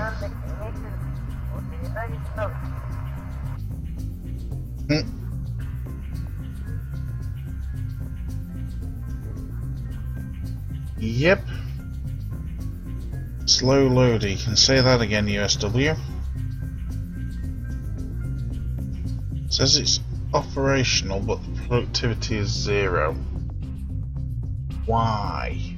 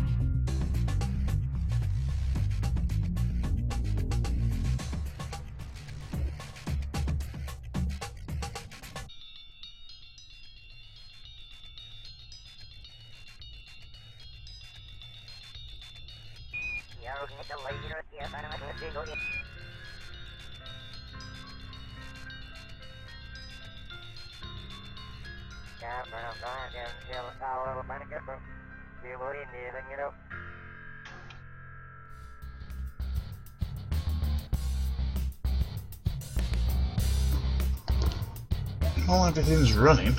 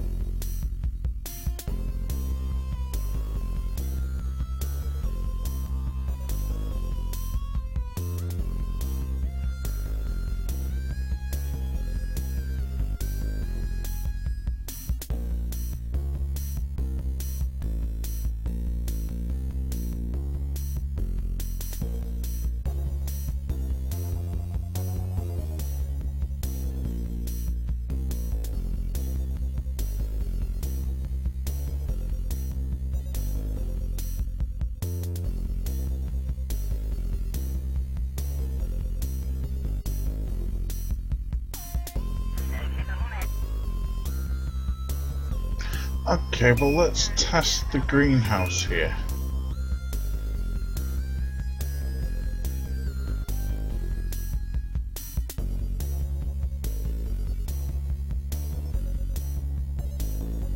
Give it some organics.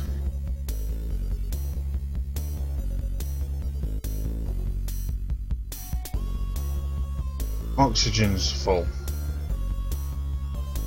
Okay. Food's full.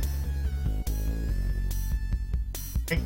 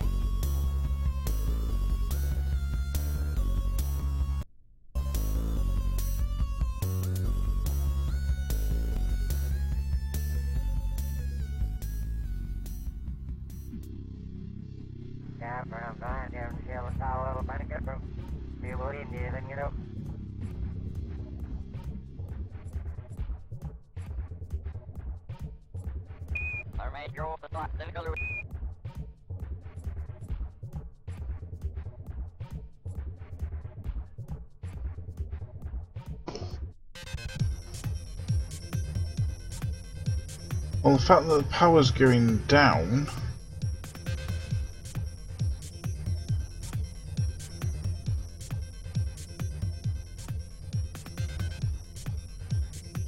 oh, missing carbon dioxide.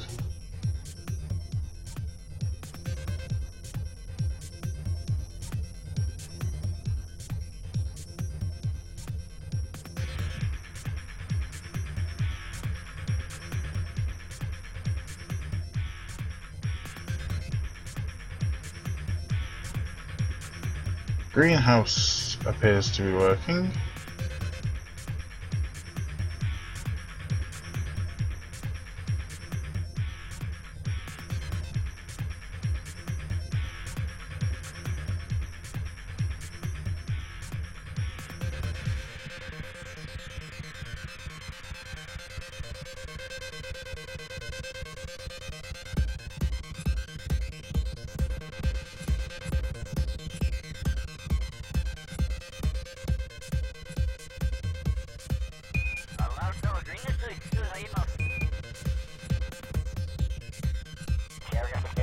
I wonder if it's that module that's causing a problem.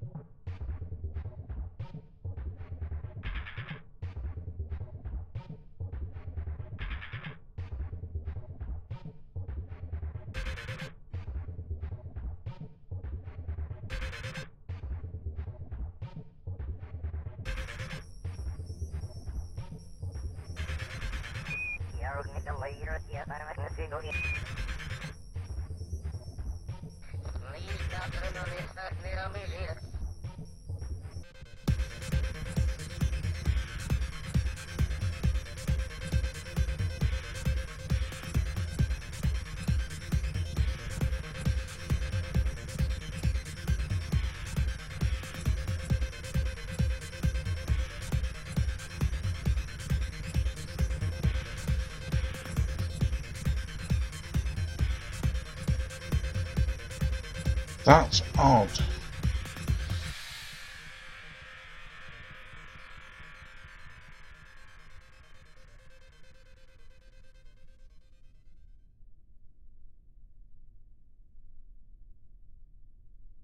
Very, very odd.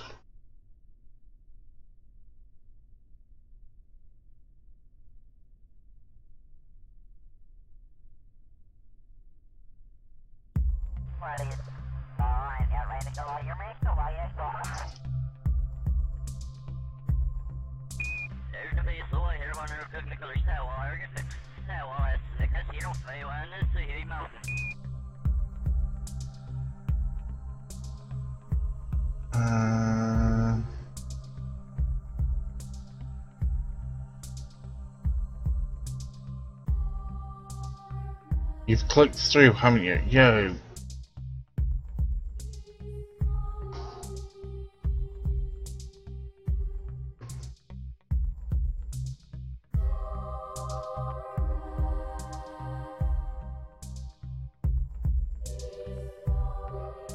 Oh, here we go.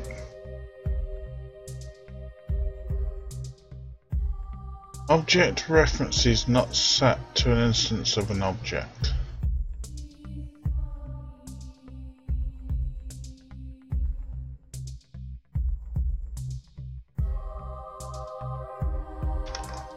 Interesting. Go back to it.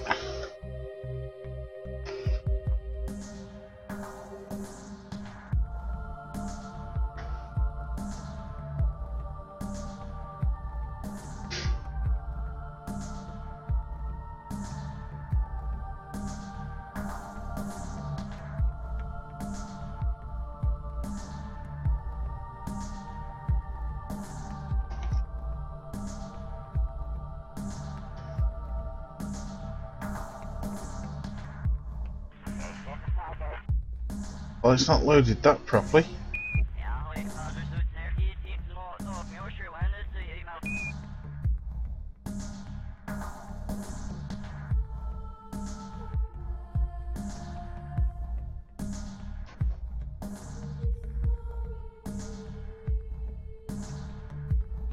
Why are you null refing?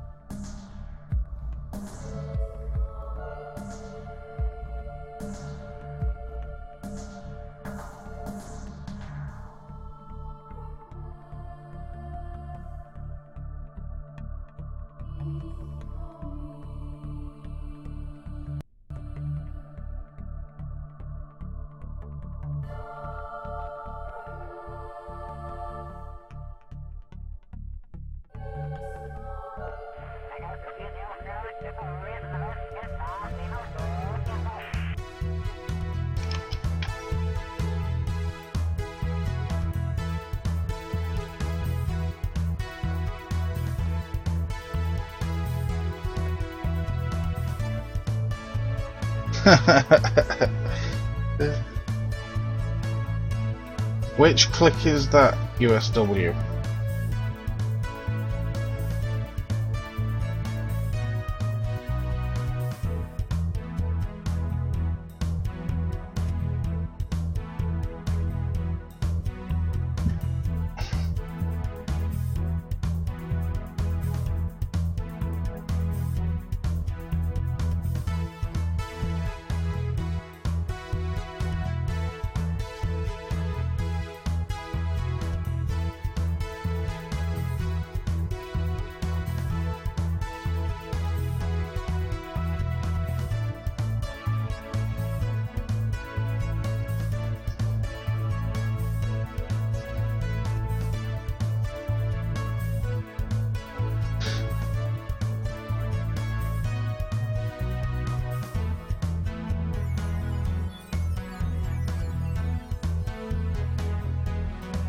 Right, go ahead and restart KSP.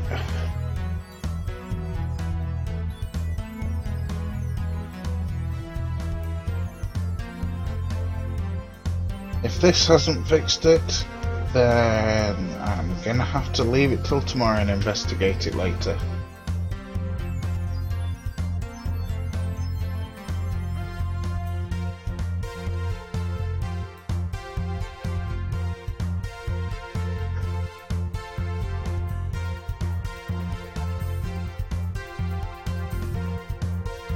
But we know the greenhouse is working properly, so not quite sure why the organics refinery isn't.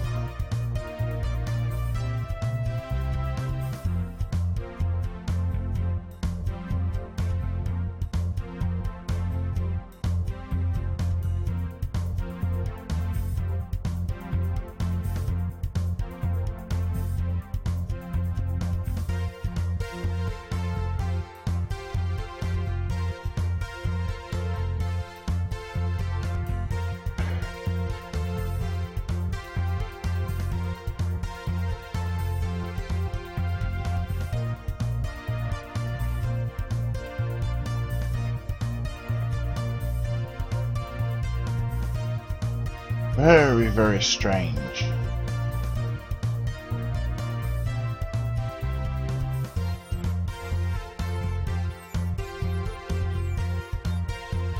Why could it possibly be null refing?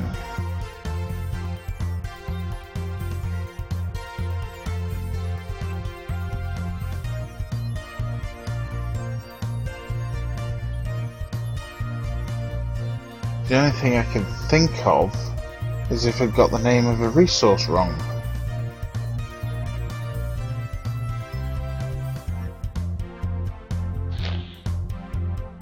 Which of course is entirely possible, but I doubt it.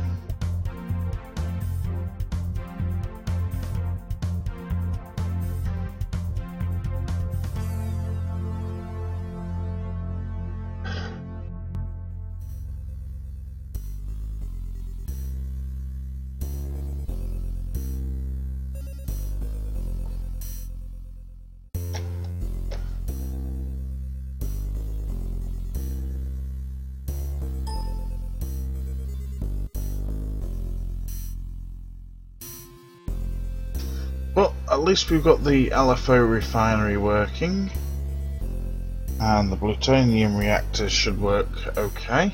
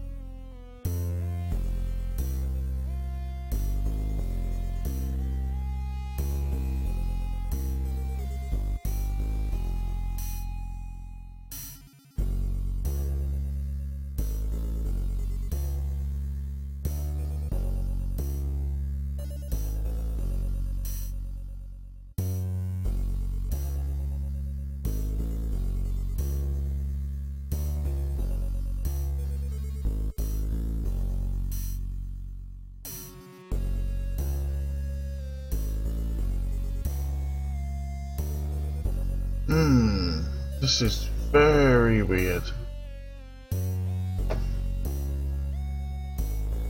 I cannot see a reason why this isn't working.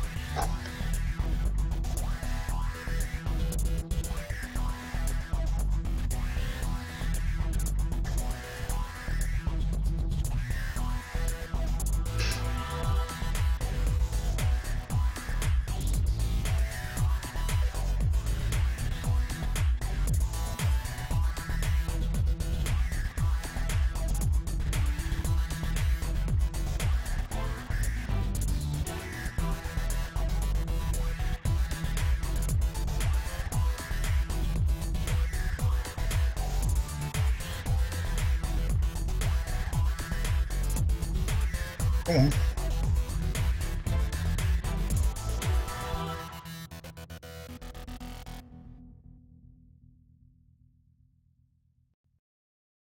Right, fully stocked with engineers.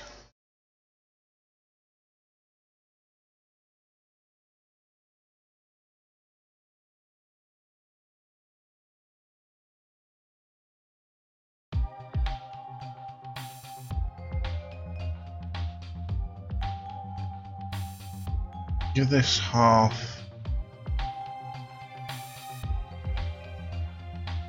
on there. Thinking about it, let's give it an empty life support tank.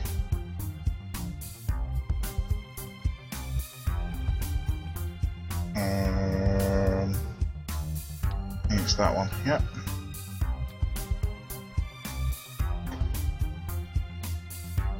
No food, no water, no oxygen. Actually, I even said that everything needs water. So, load it in with water. Now we want the waste stuff.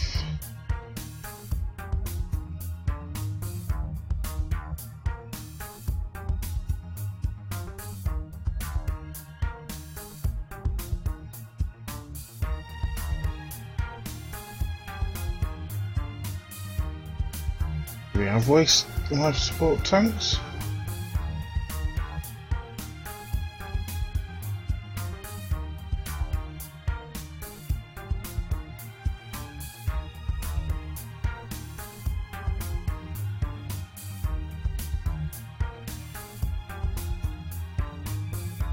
We don't. Fine.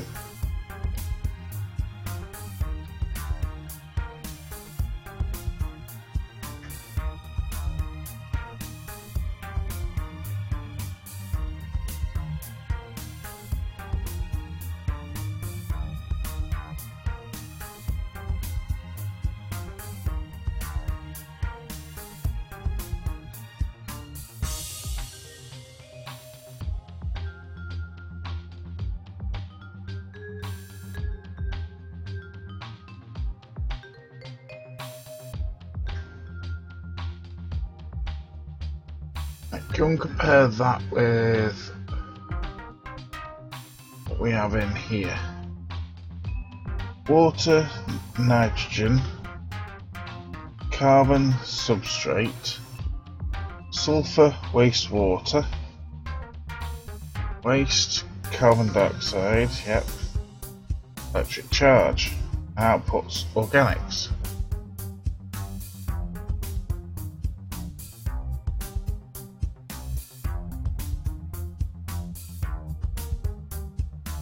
Well, that's correct, so it can't be a resource thing.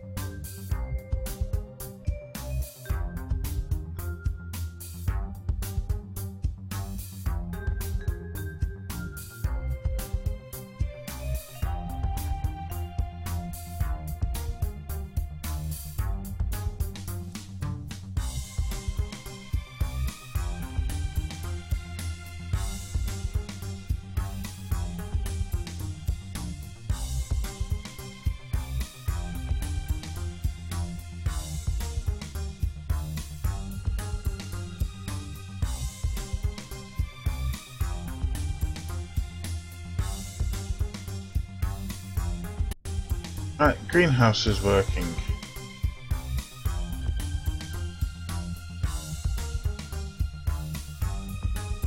Ooh, that's better. Is it?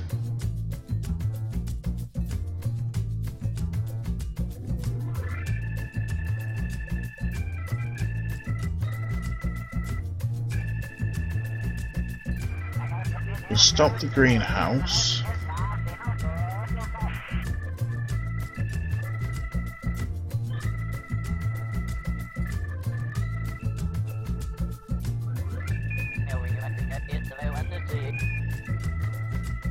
Nope, still null reffing.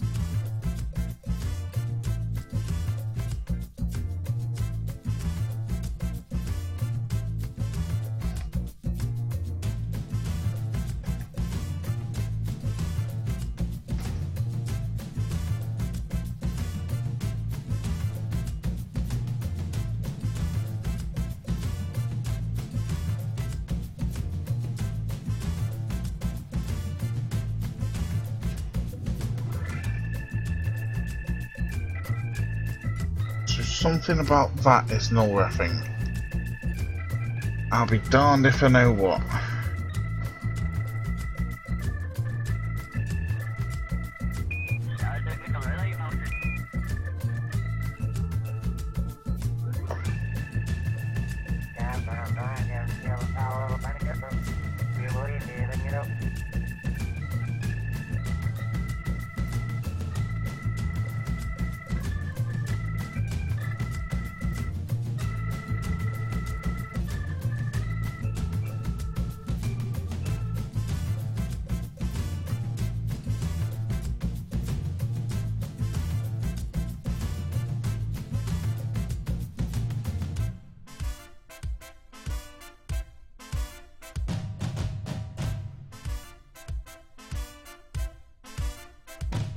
Here we go.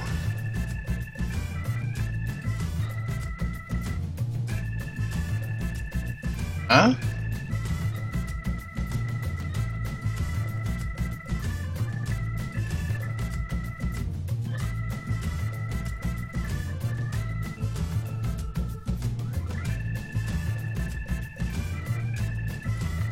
Raise flow mode. USW, are you available for Capcom?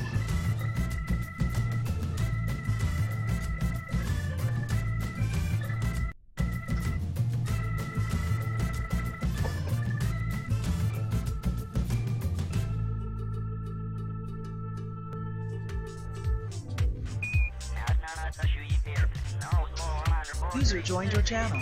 Oh, I've just pulled up the logs for the null ref. I need to trigger my press on TeamSpeak.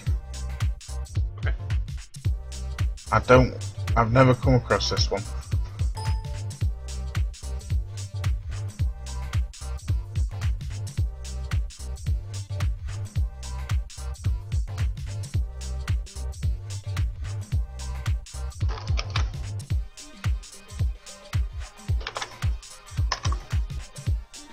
Hey yo.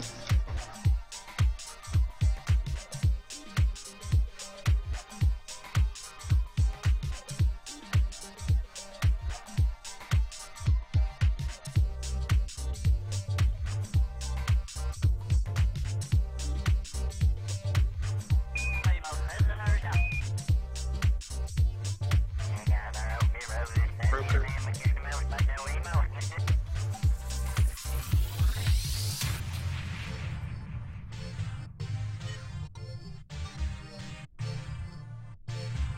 Okay, so that's a Regaliath error.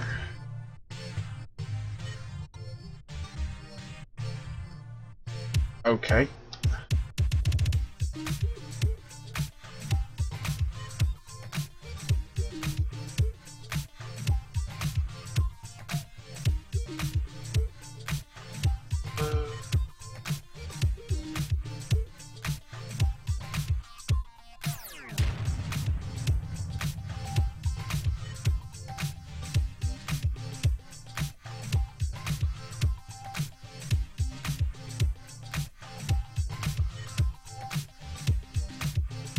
Yeah, I mean, it looks like it's like something up with the configuration on your converter there, it looks like to me. Well, I've looked at it God knows how many times, and I can't see anything wrong with it. But I assume you don't get those if, And it's a copy and paste. And the greenhouse that's below it is also a copy and paste. And then change works, its... Yep. The only thing... how is there a maximum number of input resources to the module? good question. I would imagine that there probably is. Oh, fun. How many? Do you know? Don't know. I would imagine just to cut down on it, they would have put a maximum number on it.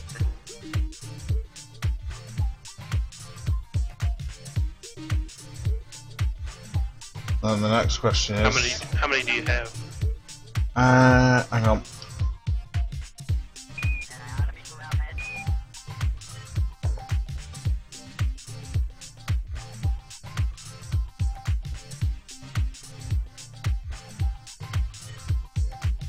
Nine inputs.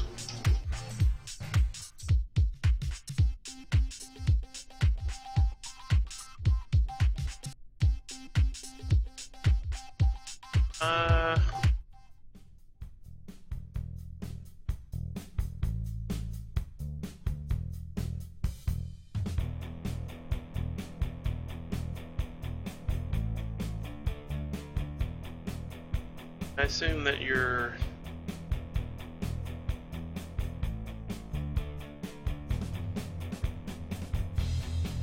If you didn't mess up any of, like, the parameters that are supposed to be numbers, they don't have any letters in them or anything like that, right? Pretty sure that they don't, but I'll take a look.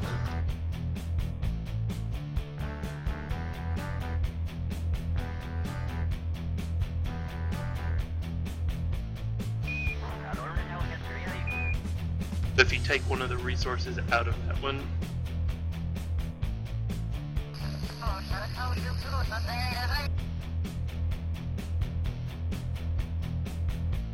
Well,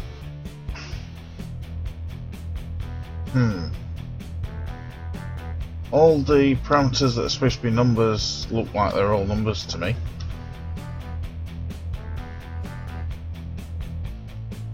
I'd say take one out.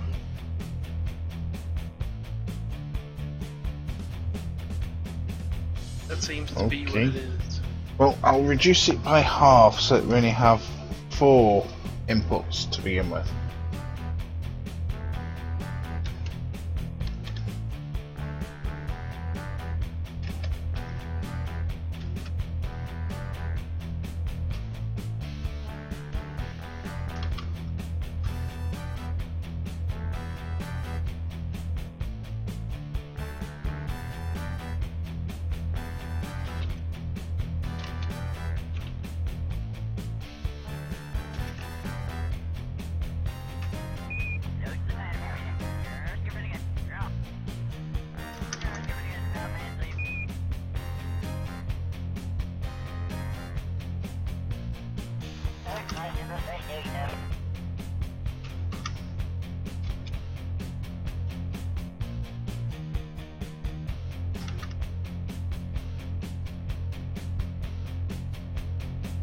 Got 1, 2, 3, 4, 5.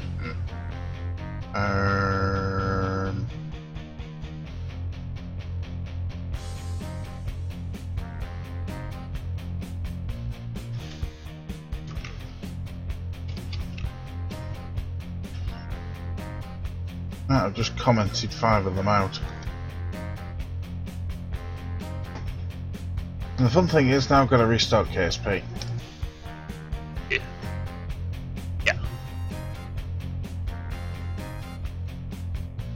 The only thing I can think of is that there's too many.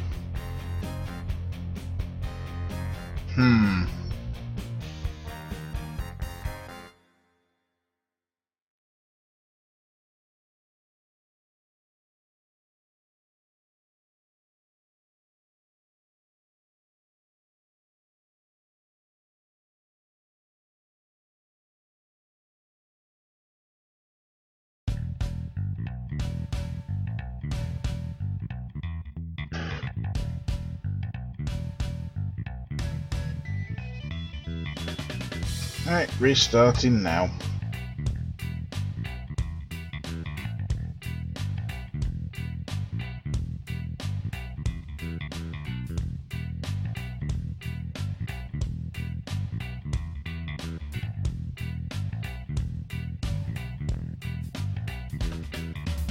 Oh, I've checked that I didn't spell a resource wrong. That's good. But other than that, the syntax for the organics refinery is the same as that for the greenhouse, and the greenhouse is working. The only difference between the two is the organics refinery is taking 9 resources, including electric charge, and combining them into one.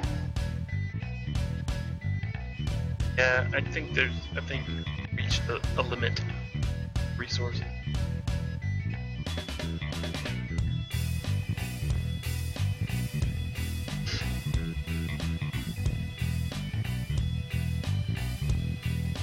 That would be a real pain if that was the case. Because the organics refinery basically makes organics from not only materials that can be mined, but also the wastes from life support. Now, the organics can then be fed into either the built-in sort of agriculture modules within MKS OKS, or it can be used by my super greenhouse that you've already seen. Yeah. Basically, this is to get around the issue of MKS OKS not being able to produce an excess of food, which is one of the seriously big flaws when using EPL as well, because your ships don't come with any resources at all. So you have to use the resources that are in the EPL platform to stock up the newly created ship. But if you can't produce an excess, then you're constantly halving what's on the base, what's on the EPL platform.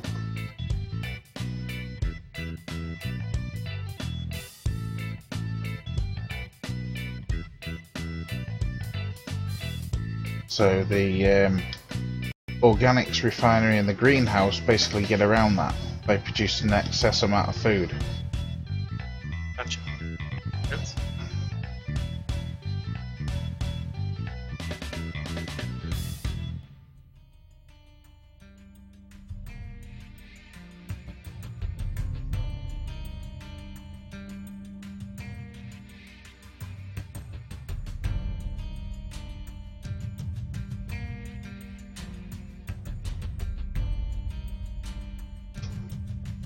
I was actually looking around at real life planetary data for our solar system, and the interesting thing is that the how can I put it? The compositions of planets that we have data for at the moment suggests that water was once present on the planet, and then it's now been split from being H2O, i.e. water, to being oxides and hydrocarbons. So one of the thoughts that I've had is to actually place trace amounts of water on all the planets. When I say trace amounts, I mean literally trace amounts, so that the drills can actually get hold of that and give you a slight excess on water. Except for Minmus, which is actually got lots of it. Makes sense, being made of ice cream and all. Well, there's also liquid oxygen as well in the flat zone mimics.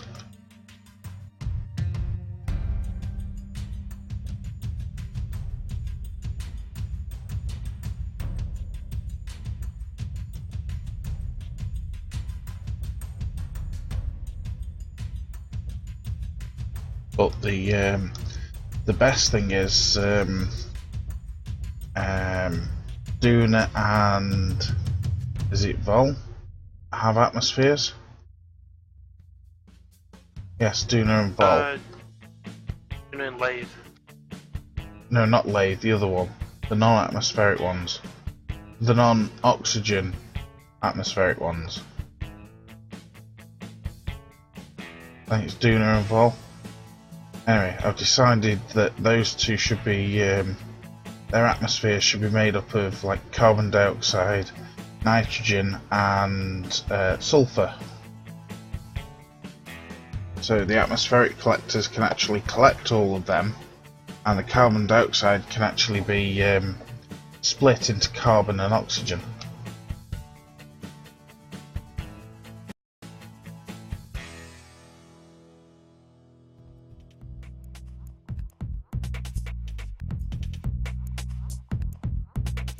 Not of course to mention the fact that Vol actually has it's Eve, not Vol, Eve. It's Eve. But also the explodium C's on Eve are actually made up of explodium, which when refined gives you liquid fuel, oxidizer, monoprop and a few other trace chemicals.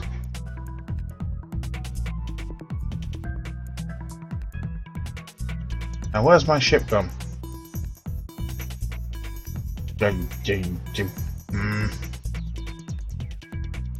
All riffing just made it go away. I guess the DMP server didn't want to keep it on the pad for me. Probably not.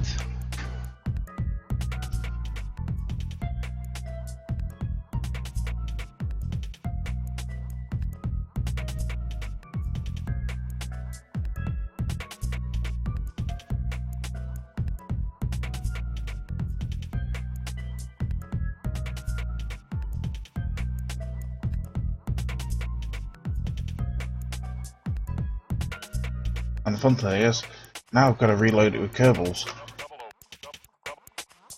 I gotta find all your engineers, huh? Yep.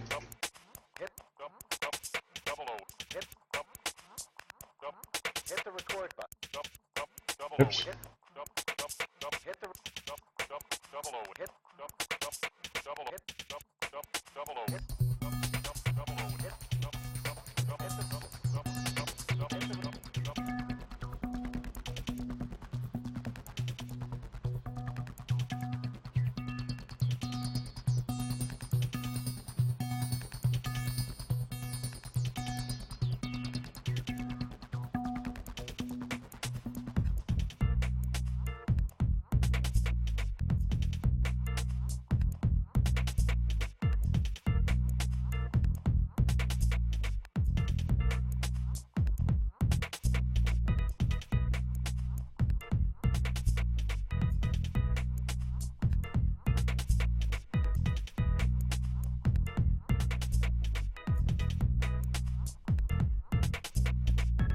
Right, let's try it now.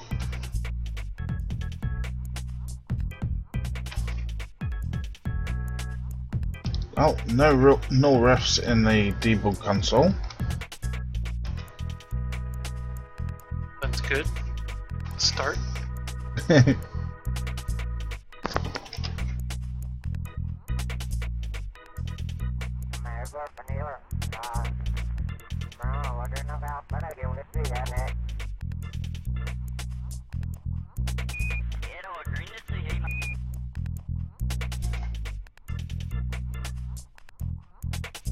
Nope, still there.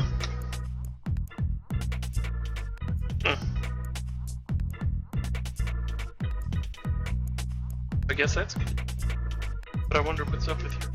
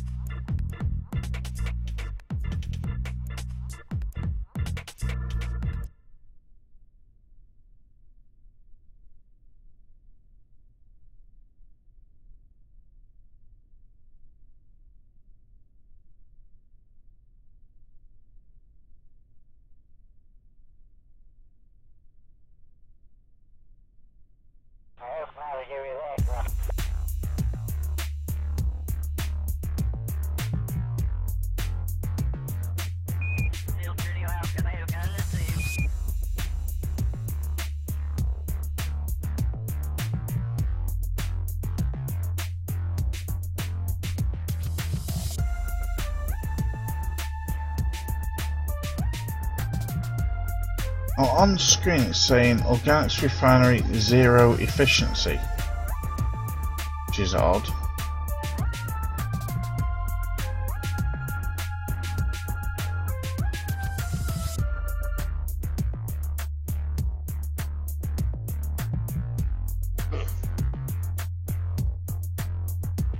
Turn heating back on for him.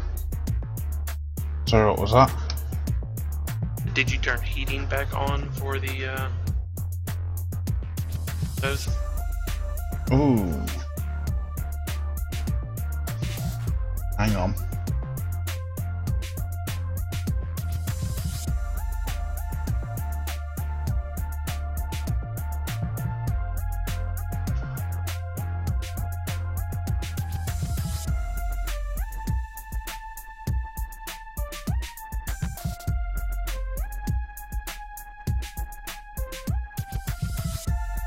I think we might have found it.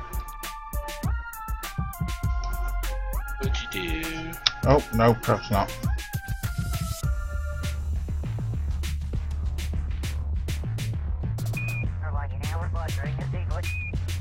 Nope, still does it.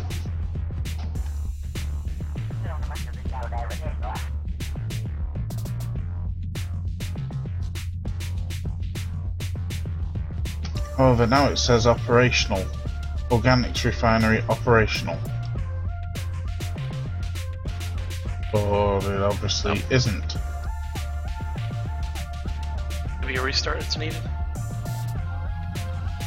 So say it again. And maybe you need a restart. I don't believe so. It was just in the F12 menu. There's said enable heat generation for resource parts. So I've just turned it off.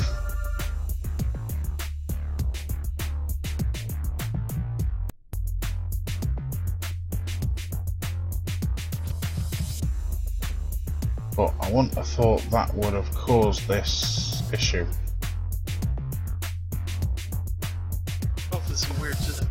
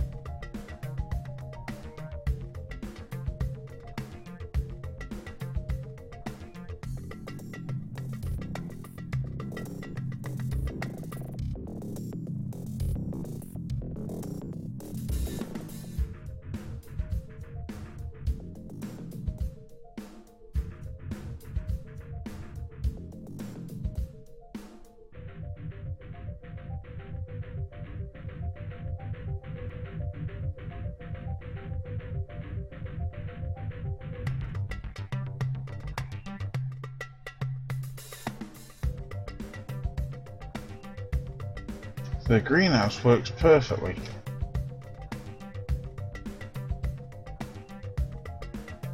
Let me try dropping the thing down to just one resource. Hope that's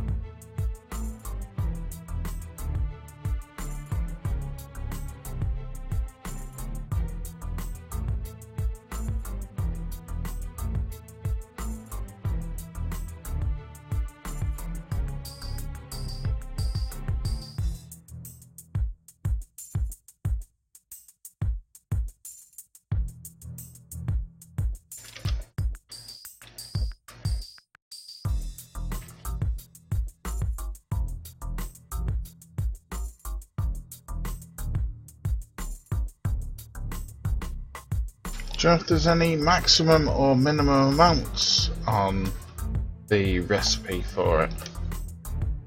I don't think so.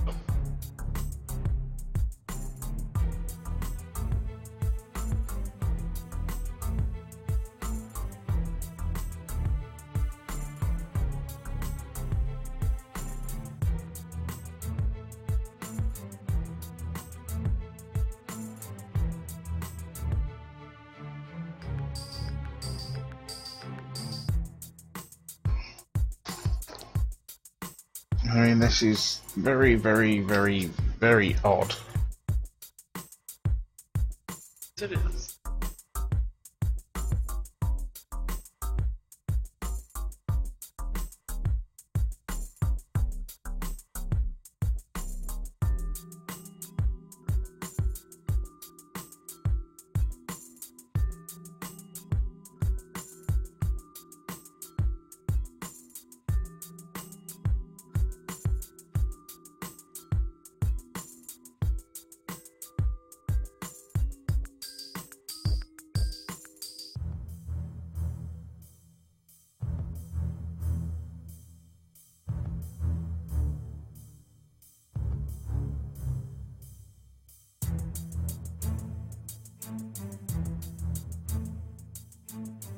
Yeah, I don't think there should be any minimum.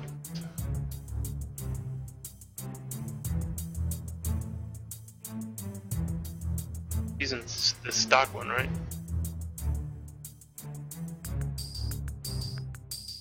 Yeah, module resource converter. Shouldn't be any minimums. It used to be known as Rego _ module resource converter. Right.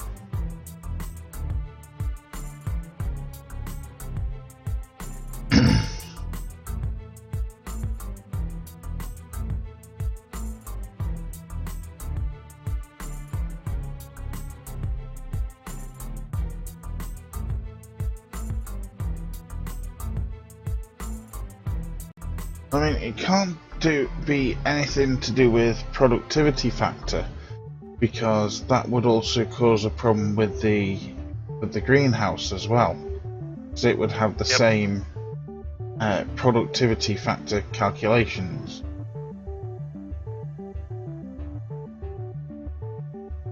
You are correct, sir.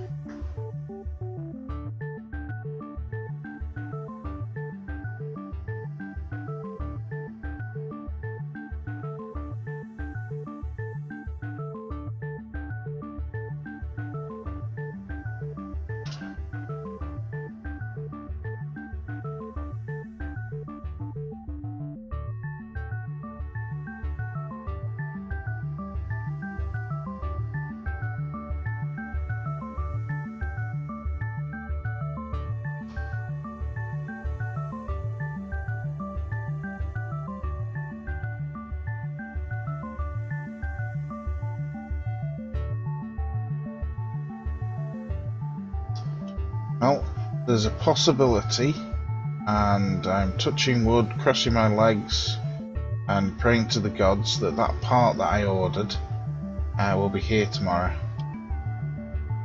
Awesome. Well, I mean, I there's don't just... have to work tomorrow, so yay. How did you wing that one? A vacation that I've earned. Now's as good a time as any. Well,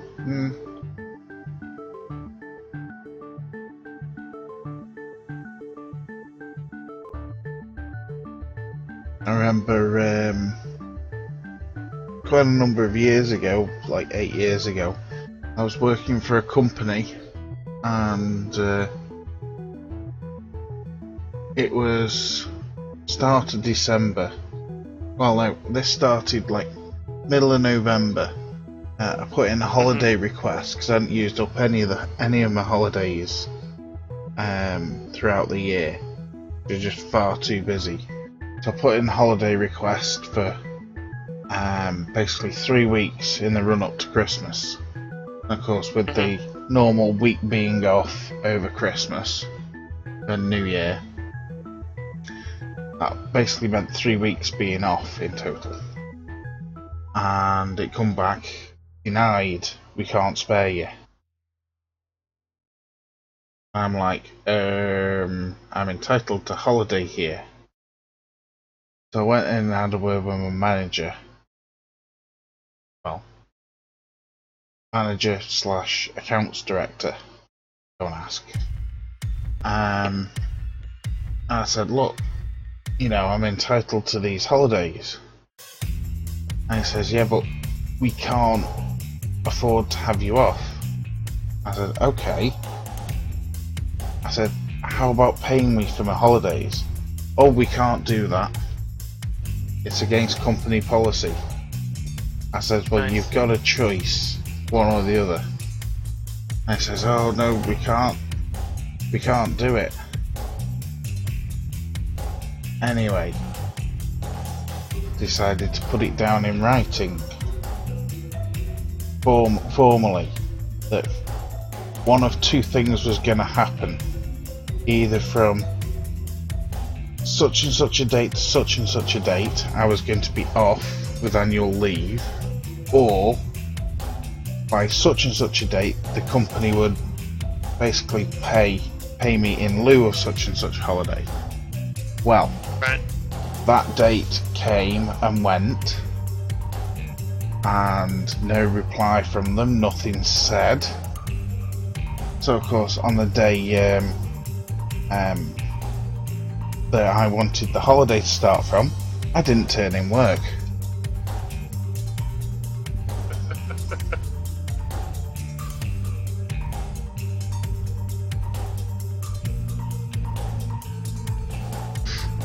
Yeah, they were not happy.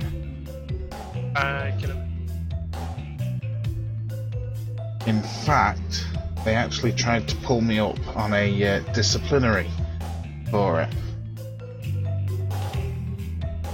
Being absent without, basically without leave, without authorization. Yeah. Except the disciplinary was being held during my holiday.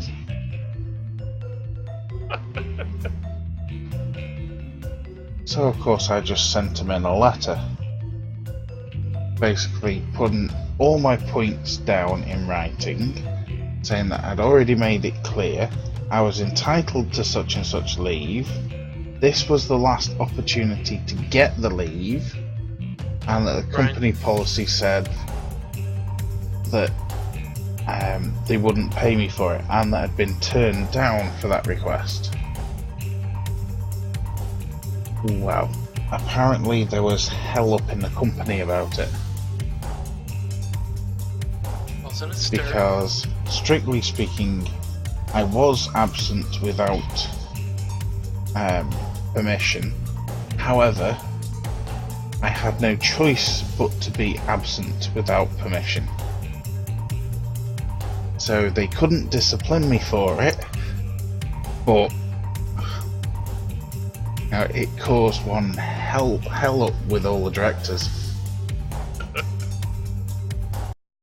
Causing problems.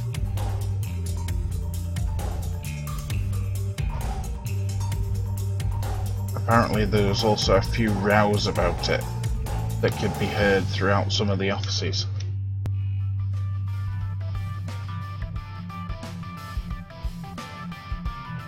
The troublemaker.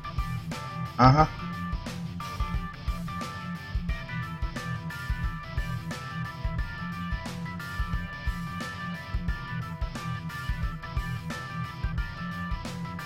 Right, let's try this. Check I've got Kerbals on board first. And I don't. That is getting annoying. The fact that my ship does not being on board. Yeah, the fact that my ship does not remember what Kerbals I've assigned to it.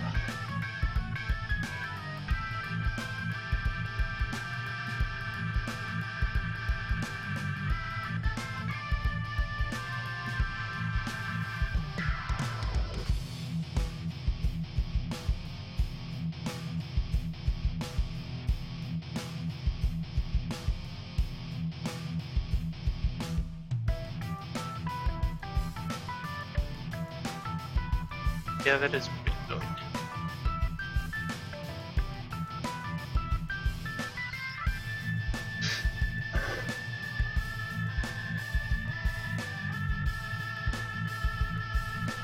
Yeah, I could understand that if I'd assigned 2 Kerbals and they were in use somewhere else when I loaded the ship, then I could understand it putting other Kerbals in, or just not putting the Kerbals in, but when they are available.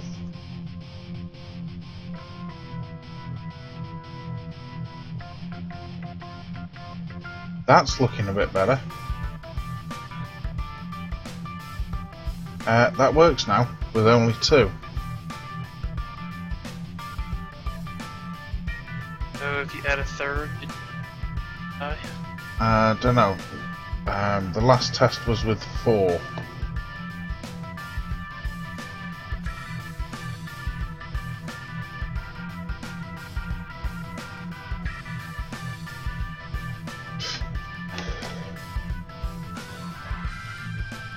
So I'll add 1 more in.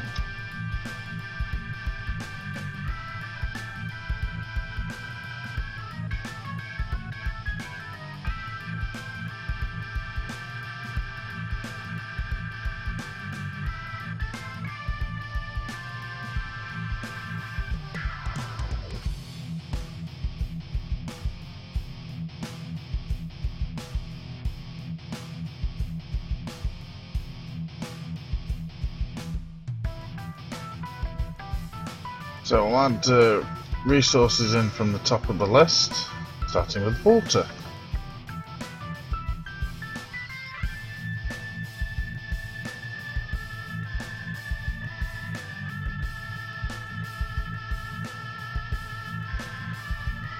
And then we wait 3 years for it to load.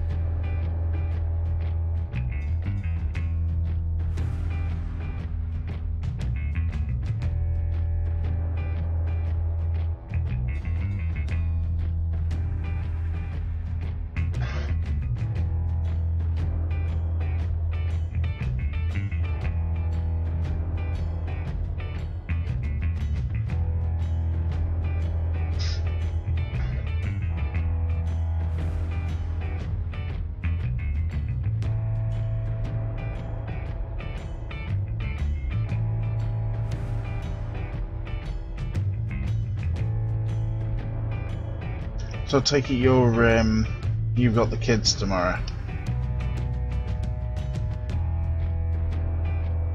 Yeah, well, still, yeah, I'll probably be the one to wake up, but I'll get up early anyway. Did you take my suggestion? Find some duct tape. Oh, yeah.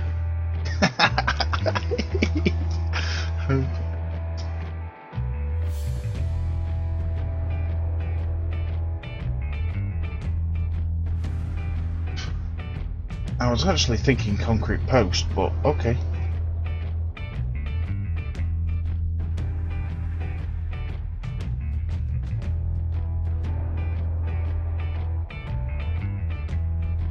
Just for the benefit of my stream, we are kidding. We are.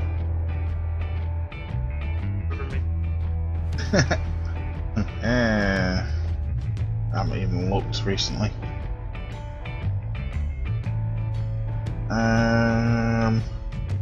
Well, in chat there's Bobs Van Loon, Trig, me, the bot, Ghost, and you. Ghost? Uh-huh. But Ghost said he would be right back, like 3 hours ago.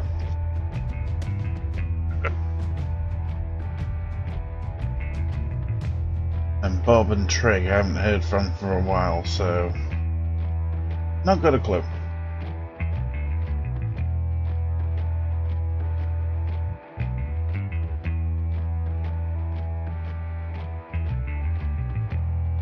What I do know is that I've been streaming for 5.5 hours on this one. Getting up there. With about an hour and a half, 2 hours I think it was, of Minecraft this afternoon. Oh, Trig is actually here. What's up, Craig?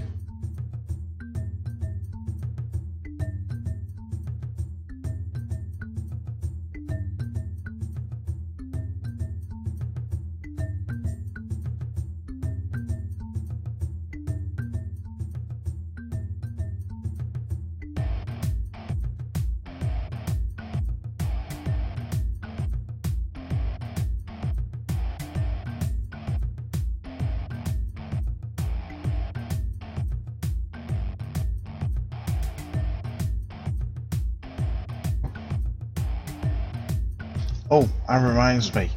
I was looking at Skit's processor on a parts list, and I realised that all the FX line of processors actually have a level 3 cache on board. Which is kind of interesting. I didn't think any processors had a level 3 cache. Very few. That's what's running my media server is got a FX 8350.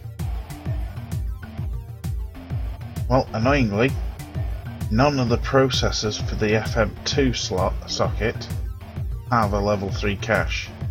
In fact, the best processors are the Athlons. Yeah. They don't do an FX series for the FM2.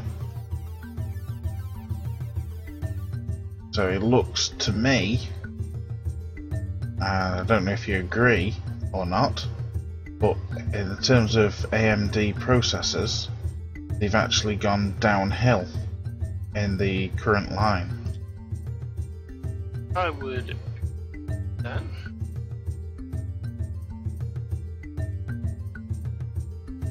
You know, logic would have said that if they'd have taken like the Athlon core and the FX core and bolted on the GPU and called that an APU processor, that would have been a step forward. Yeah.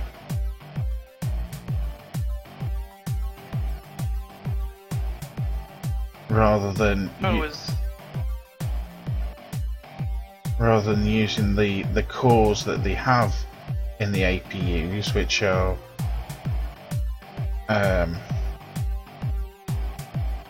well, the benchmarks say the better, but as we've found in reality, they're a pile of.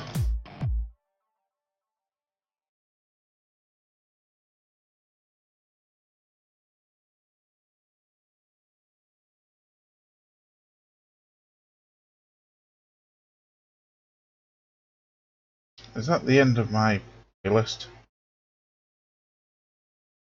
Oh. Just media player taking a while to switch over. Probably because I'm maxing out this processor.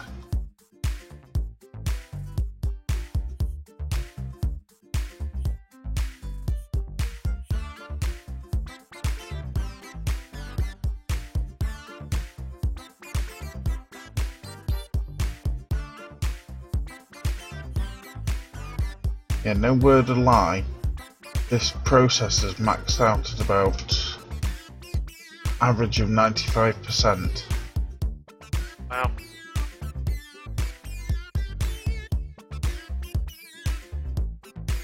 And yet KSP is using between 30 and 40%, OBS is using between 25 and 30.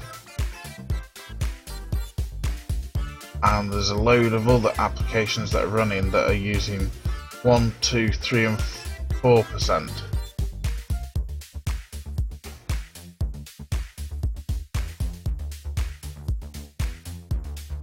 Which I'm not entirely sure how that's even possible, but oh well.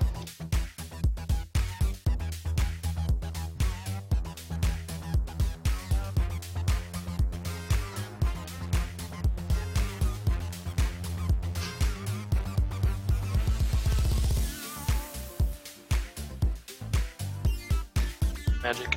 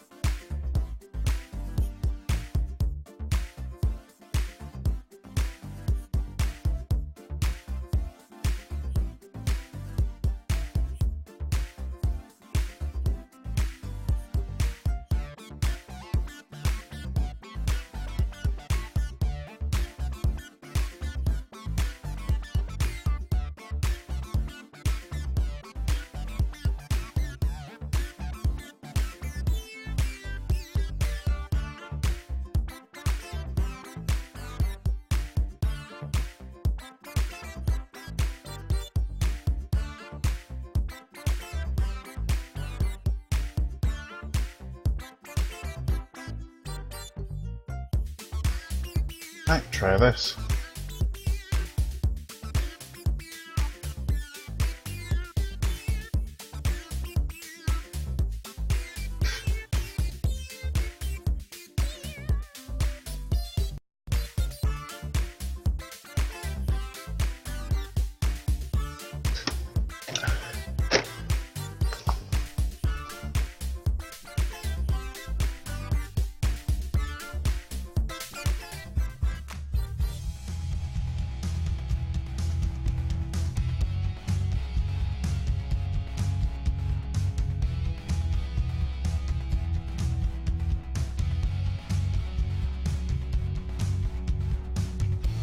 Oh, that's working with 3. It looks like your maximum is 3. Okay.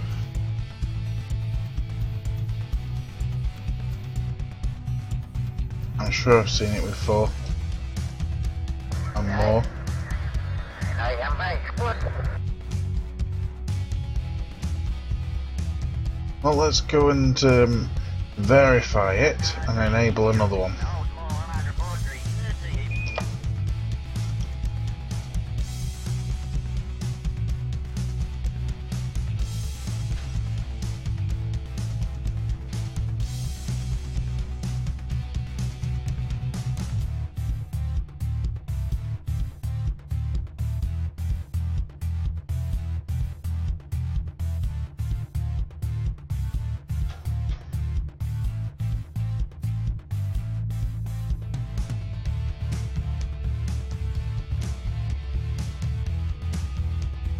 You know what the interesting thing is going to be?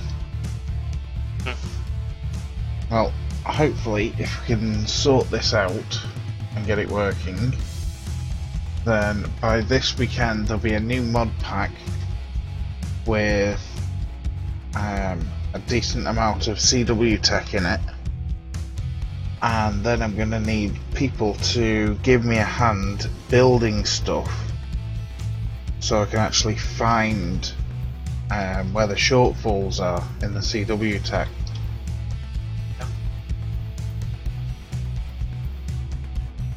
Otherwise it's going to take me the best part of a week to build stuff and get it tested.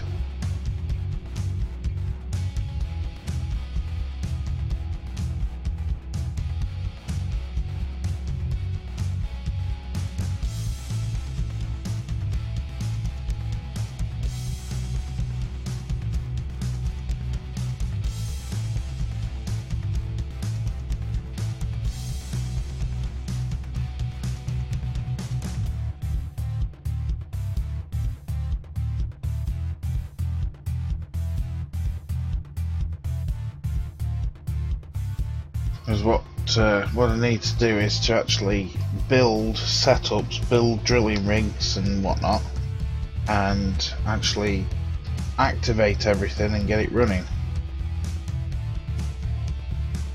Make sure it all plays nice with each other.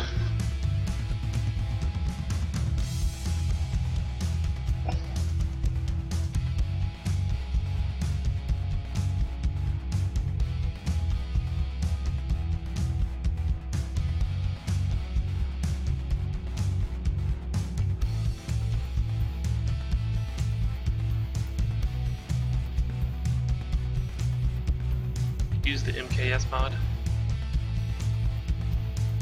Got a question in the chat. Yep.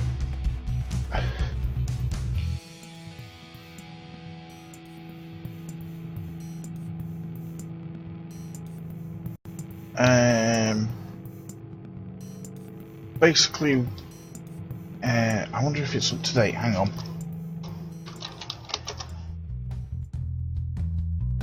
Oh.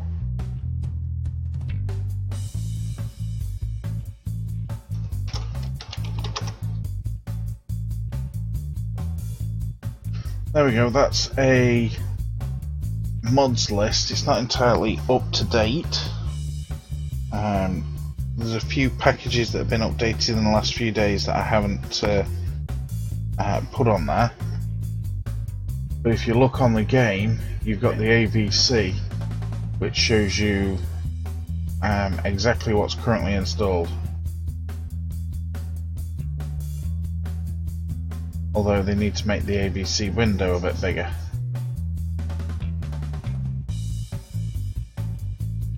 But the answer to your question, Darude, is yes, we have MKS OKS installed and we have EPL installed.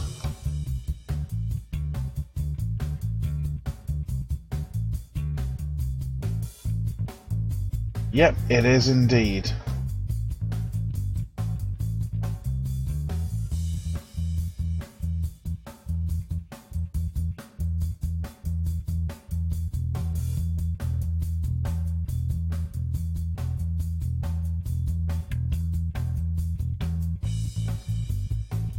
Second line up on the list in chat, right hand side.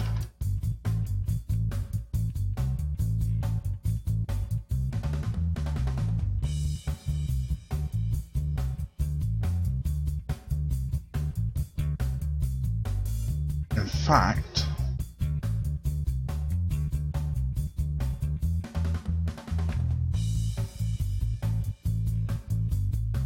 oh, gotta wait for module manager.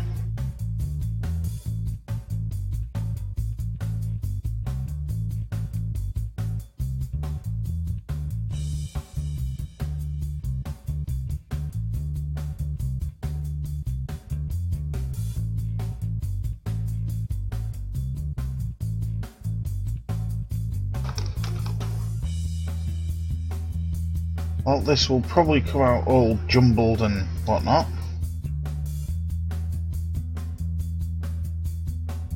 It's not too bad.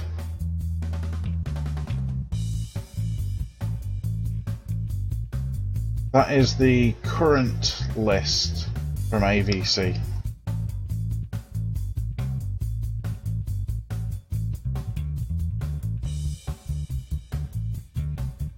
And complete with my PC specs. Sort of.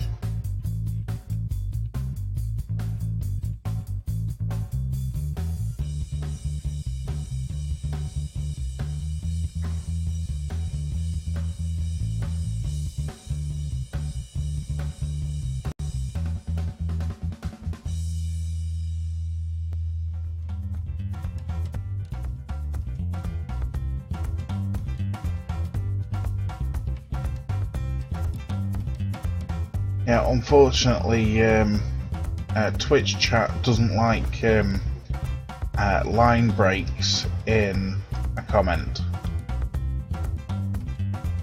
which is really annoying.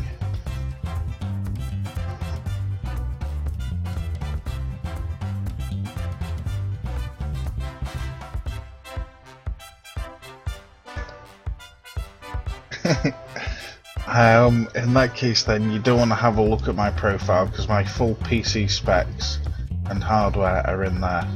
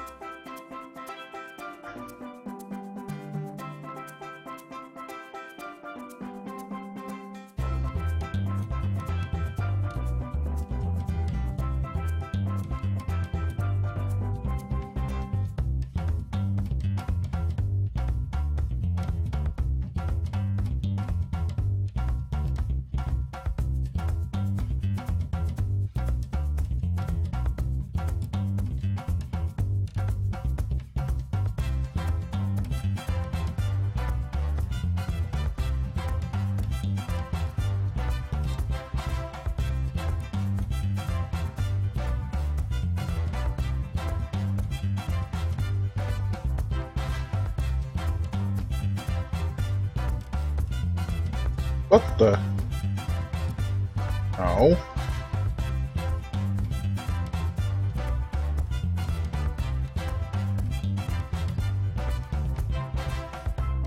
AUSW, do you know if that issue with being able to click through transparent menus has been reported as a bug?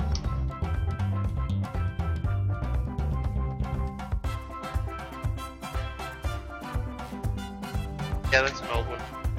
Which menu are you having trouble with? The stock ones, like the F12 menu.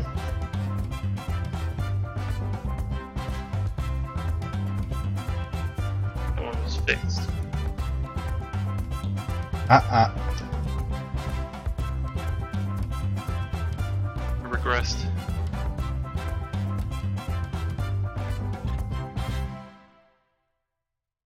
In fact, I can show you on live stream.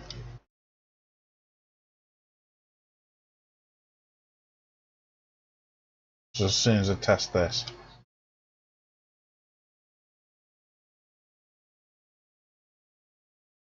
I assume you're watching the live stream. Yep.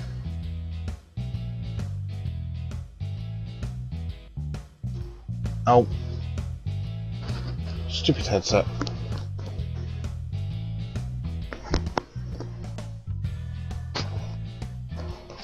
There we go.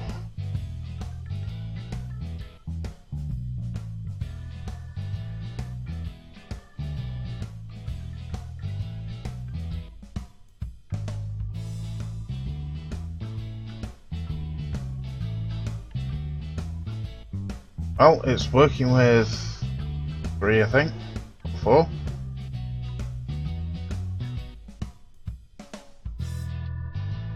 Did 4 before. 1, 2, 3. Yep, it's got 4 in. Very odd.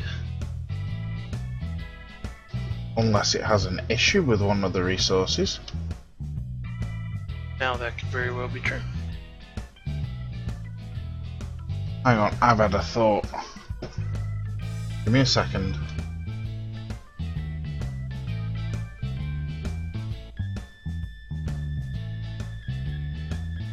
Oh! Figured out? I'm so stupid.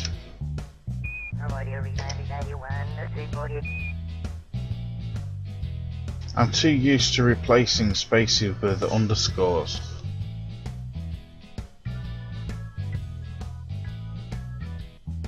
So when it came to one of the resources that was waste water, I put waste underscore water, and it's actually waste water without the space at all.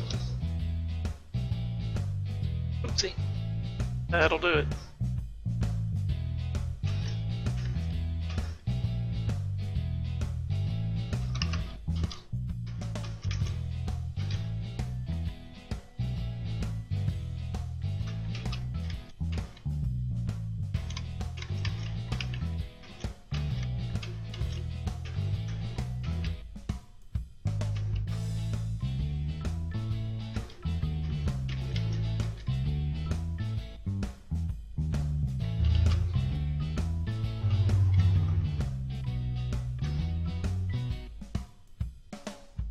Right, okay, that's that one done. Right, I'll show you the F12 thing.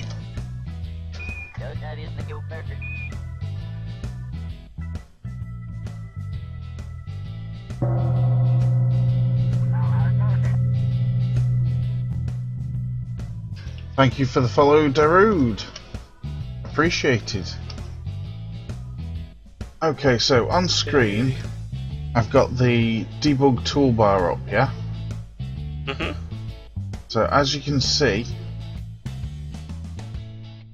I'm mousing over the buttons, and that center console thing is popping down.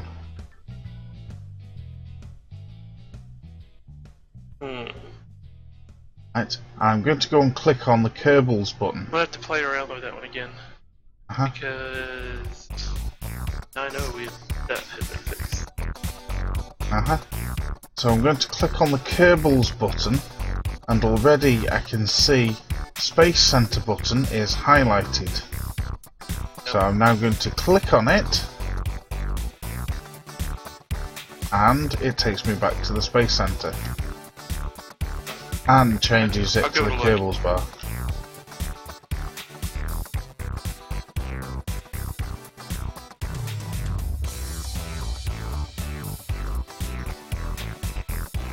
And there we go.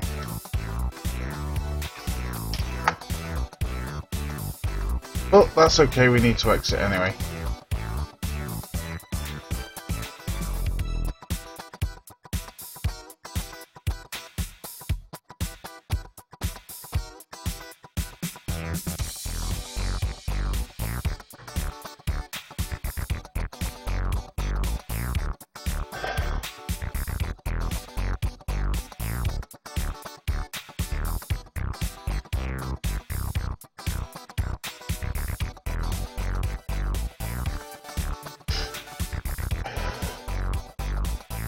Darude, what mod is the Organics Refinery?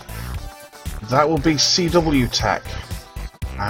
It's parts that I'm creating myself.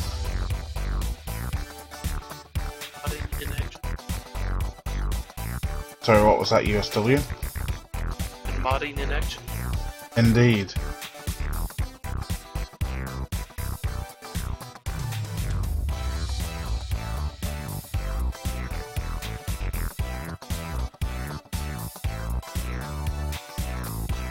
Fire trucks are Illuminati. I don't get it. I don't either.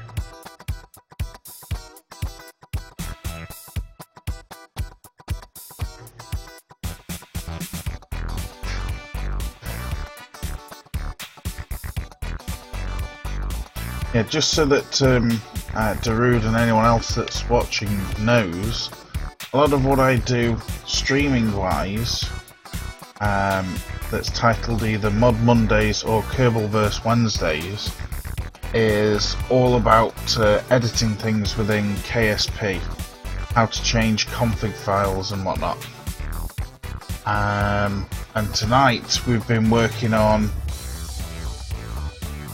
various refineries for converting the resources that we've created within KSP into something more usable. Darude, that's CW tech, not CW, it's CW, as in Com Warrior Tech.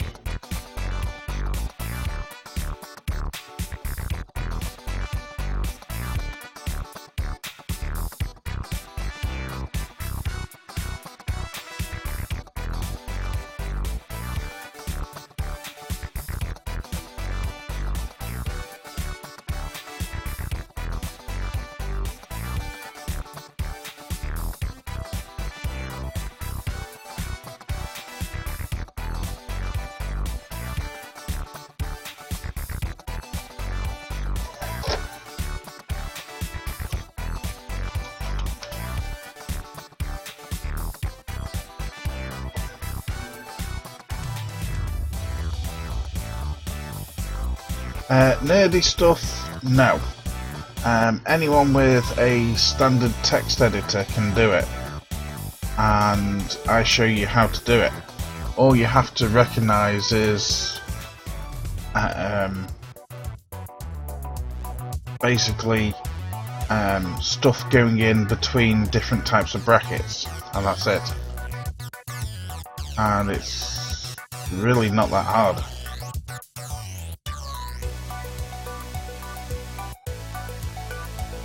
Unfortunately, from time to time, as I've already demonstrated, you can make mistakes with the names of stuff.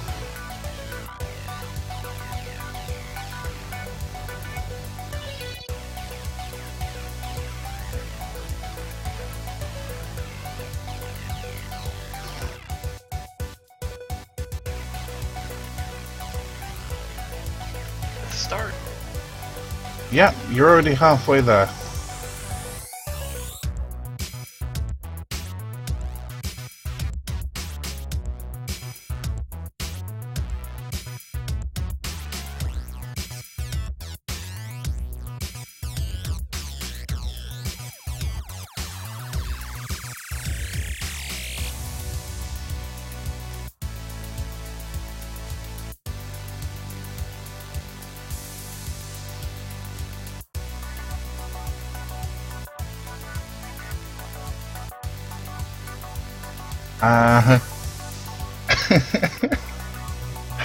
That's because I'm creating the mod live on stream, right in front of everybody's eyes.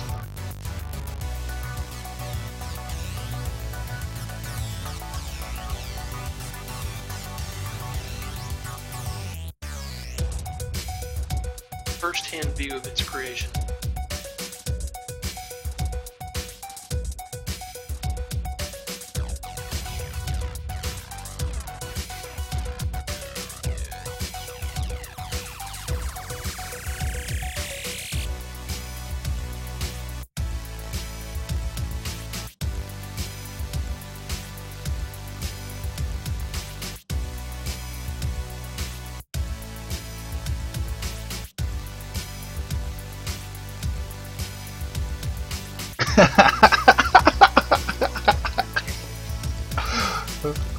No, to the best of my knowledge, I am the only streamer on Twitch that will live stream creating something.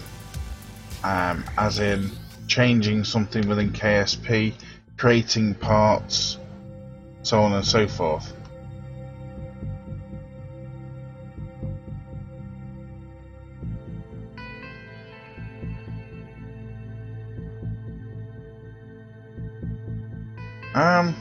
That's actually an interesting question. What would you say to that one, USW?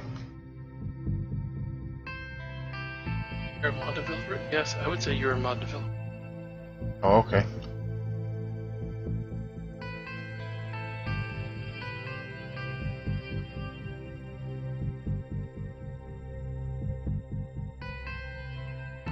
Troll wall. PW stands for Calm Warrior.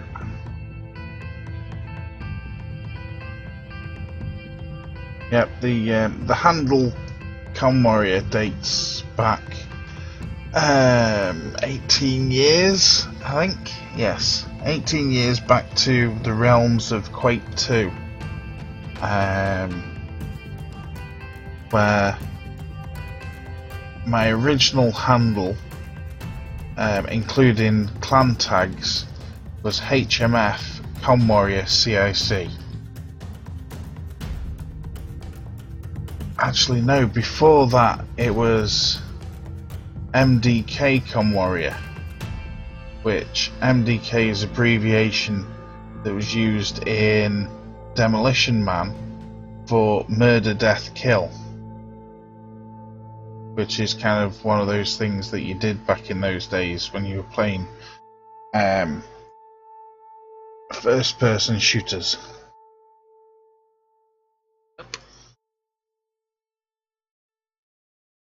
So it used to be one heck of a long tag.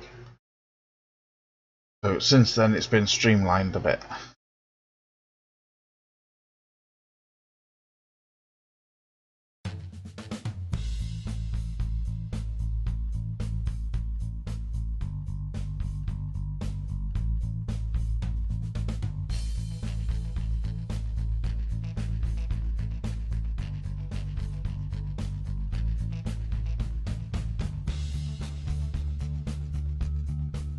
Well, just broke the 6-hour mark.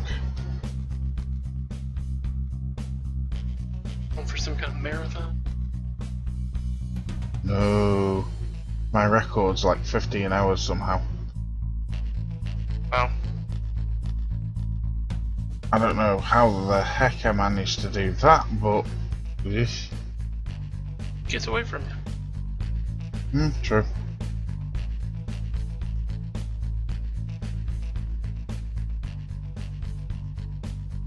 I think I slept for at least 12 hours afterwards.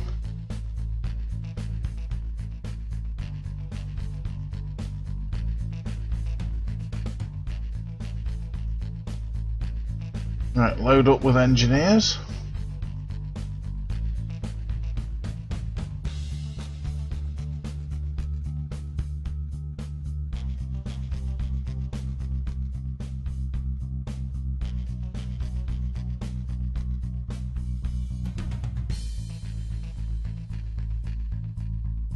And launch.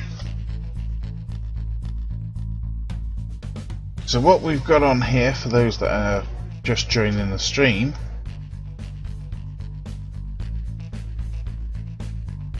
is basically we have a organics refinery which takes in some of my custom resources and creates the resource organics, and a greenhouse which is just a supersized version of the one that's in Lackluster Labs, but has the custom module on for basically taking organics and producing food and oxygen.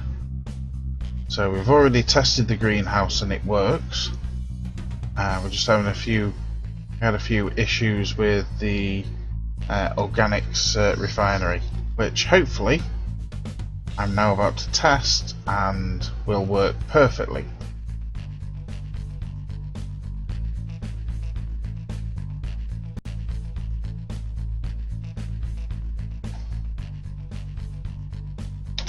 Nope.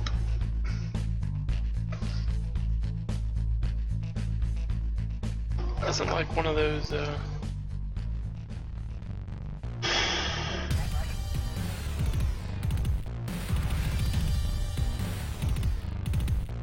resources. Doesn't like something.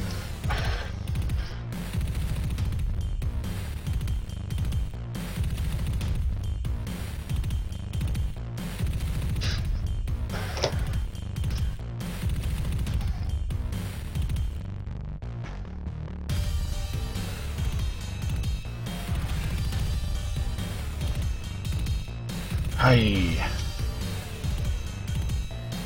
Well, if you USW, if you can cast your eye over my stream still, I'll chuck it over to right hand monitor and bring up the config.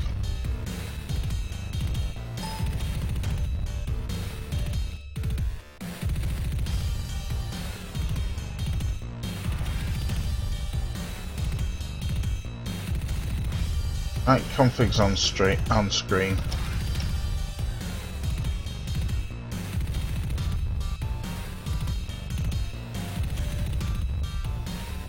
What kind of link is it?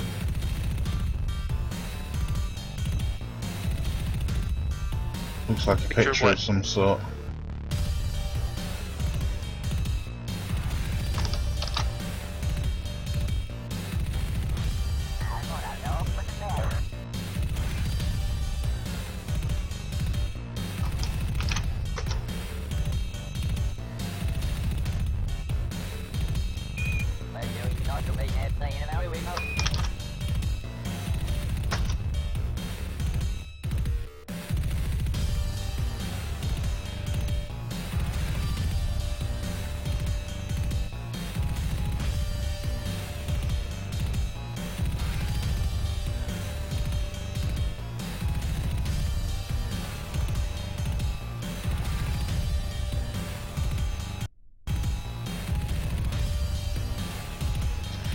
Yep, you can have permission for that one.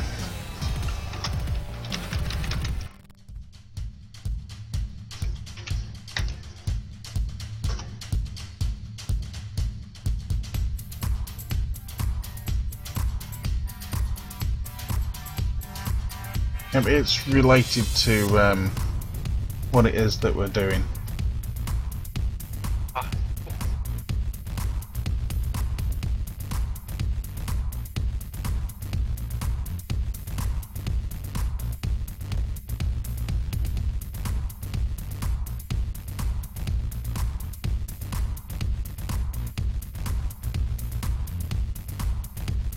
Had to purge your last message because this is a family-friendly stream.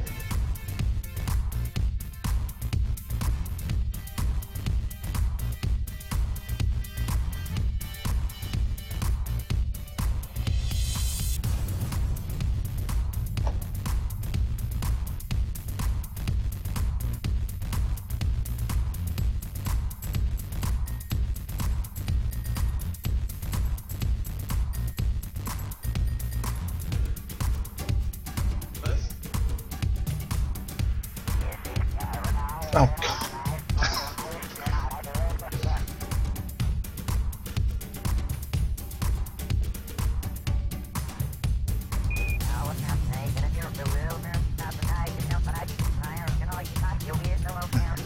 Right.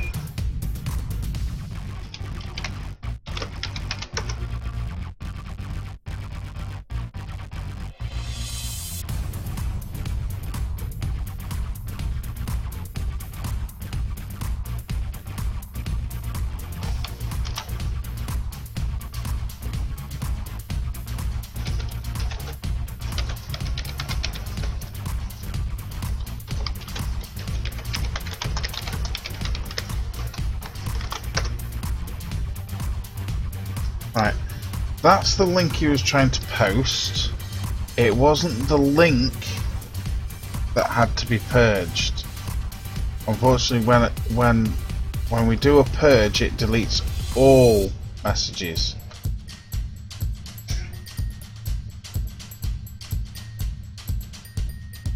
But I'm not too concerned about who's stealing what, because I know of about 4 different ideas for the same sort of issues.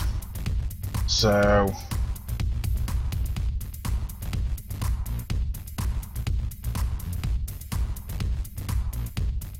but I mean, yeah, biomass, algae farms, greenhouses, it's kind of all the same thing, really. Right, so USW, have you taken a look at that? Do you want me to scroll down? Okay, then.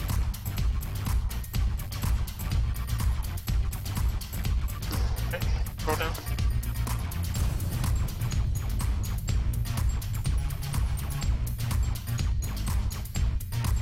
There you go, that's the next page.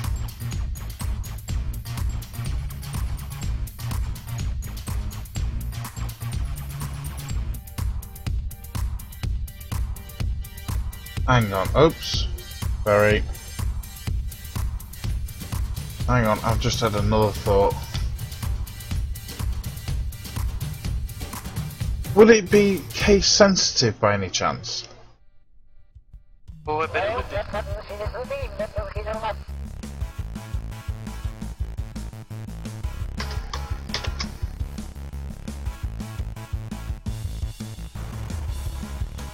Oops.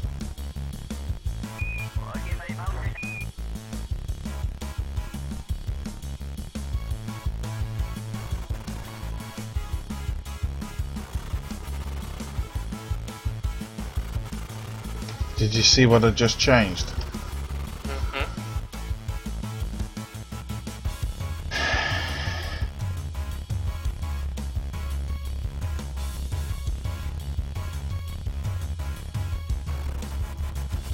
I hate case sensitivity.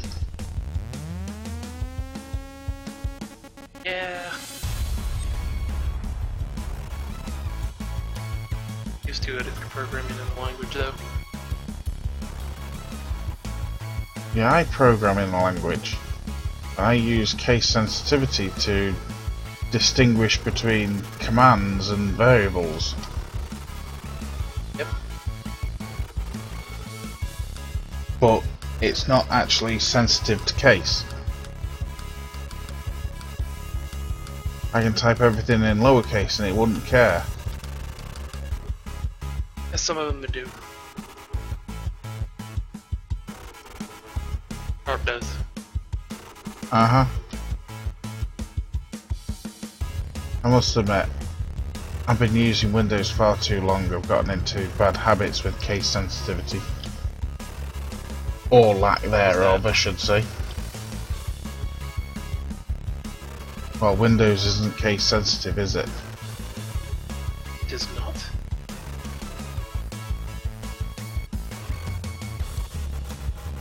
But the good thing about having PC upgrade is I've now got a pretty impressive build rig sat on the desk beside me that I can build Linux from scratch systems on.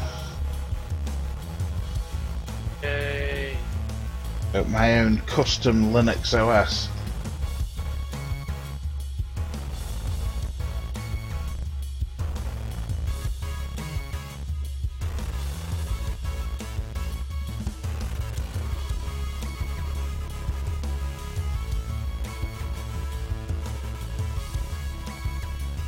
Do you want to answer that one, USW?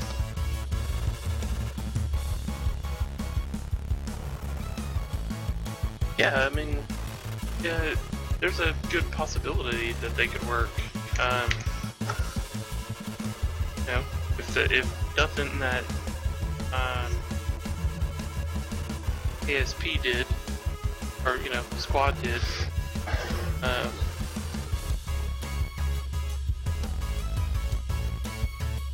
then you know, broke mods, then yeah, they work pretty well.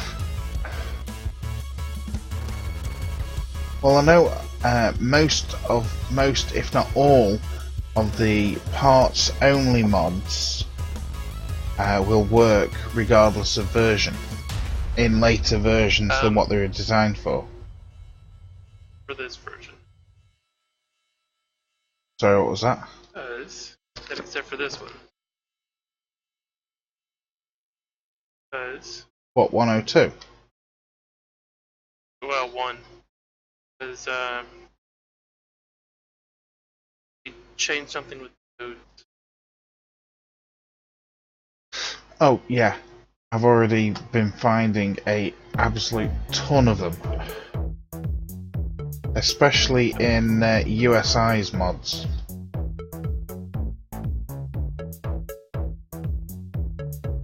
Basically, the nodes on parts now have directions. They do.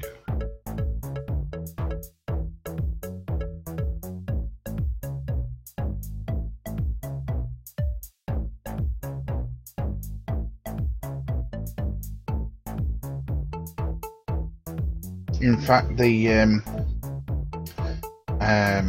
organics refinery, when I originally loaded it in, came from the Interstellar mod for 0.9, I think it was.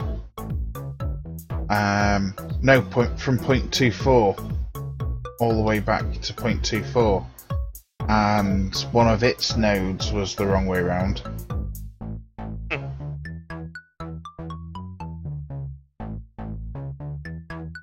It was the down node was actually pointing upwards. Yep. Right.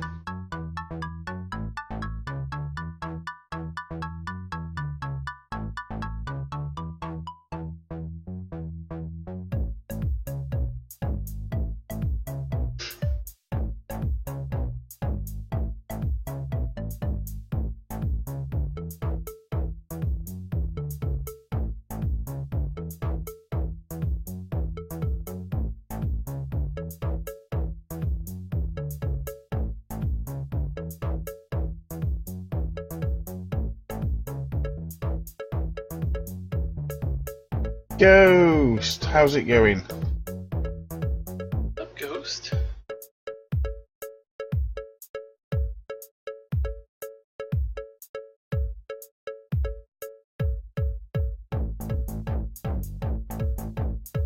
The problem with doing that, Darude, is that all the mods need to be tested together at the same time. Otherwise, it's not a valid test. Well, valid/accurate. Right.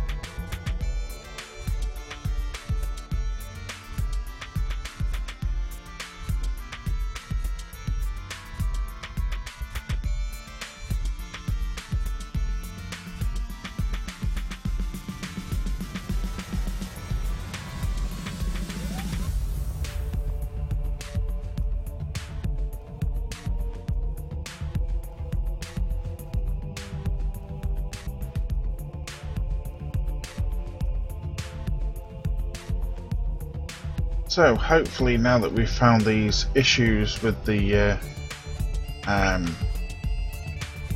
shall we say spelling of resources within the config file, hopefully this will work now.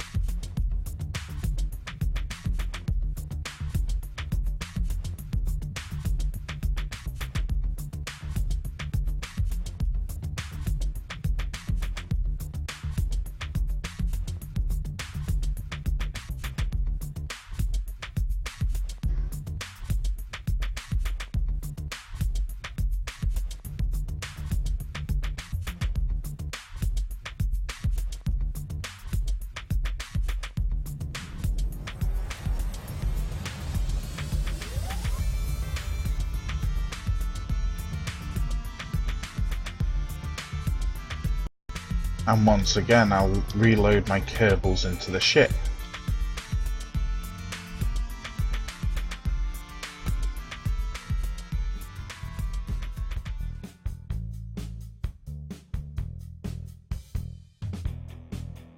Engineers, where are you?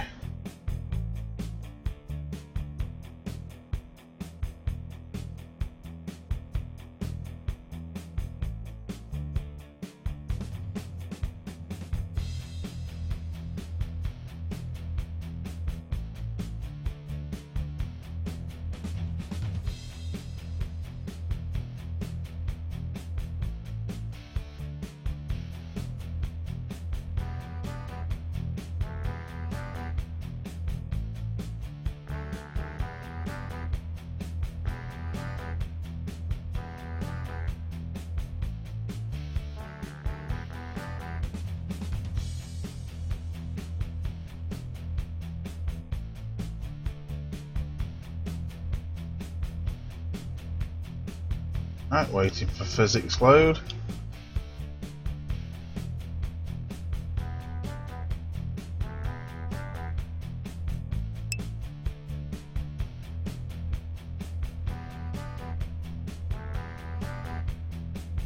It works now.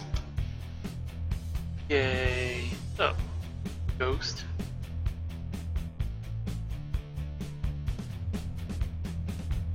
Ghost hug.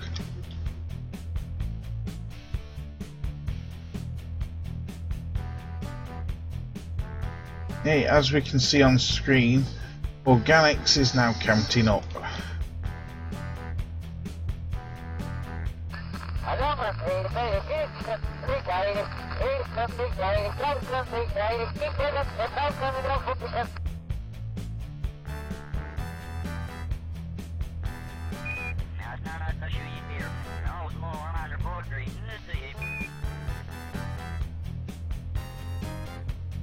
I'll just start the power generators.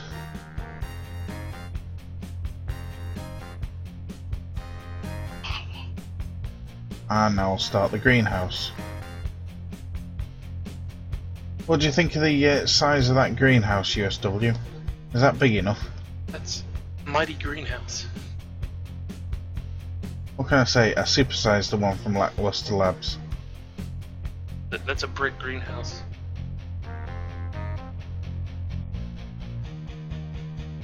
It doesn't half just consume CO2 as well.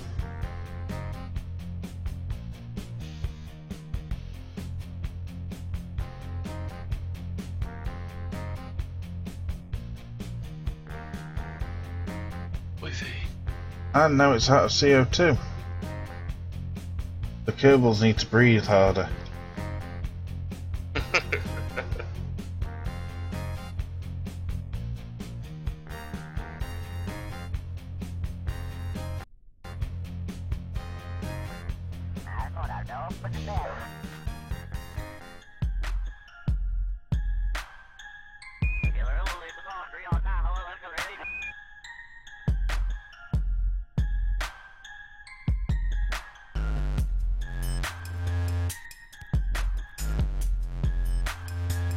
So just sitting here for a moment, making sure both the organics refinery and the greenhouse behave themselves with each other.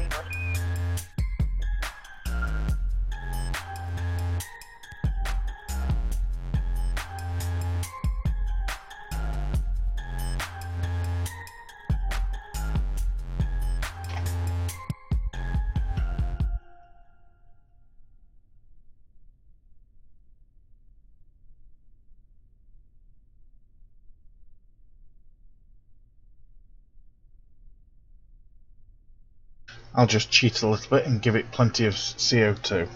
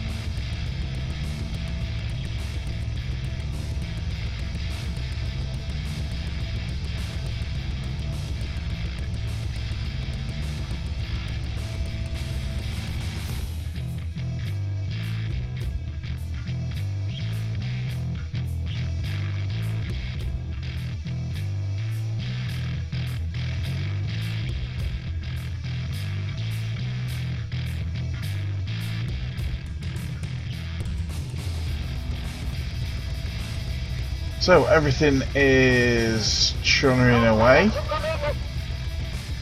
complete with Chatterer.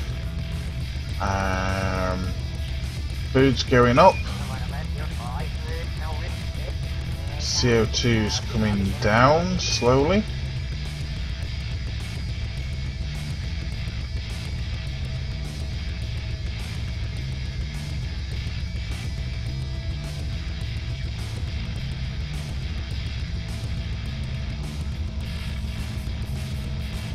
Just having a look at loads on everything else. So the power generator is at 11.67% load.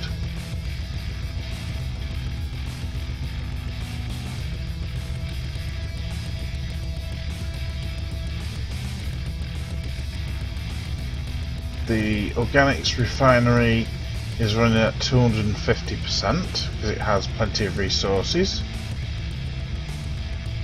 The greenhouse is also running at 250% because it has plenty of resources. So I'm going to do a little stint of physics acceleration, which is where my PC probably explodes.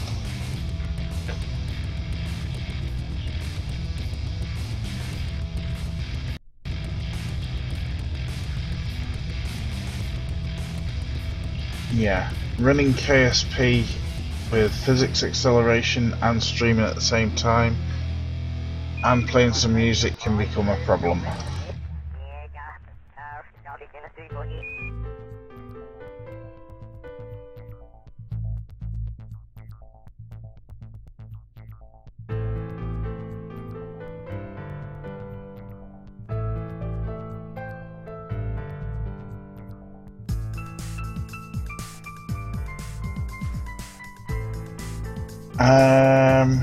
The rude calculator there is. I can't remember where you can download other people's ships. What was it called? Kerbal X. That was it. Gonna chuck a link up in my chat, Laura.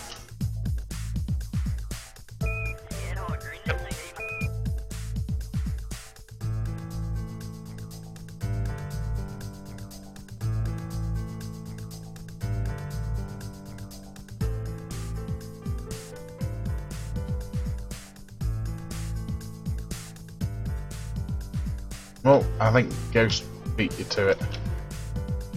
Trick. Actual link in there though.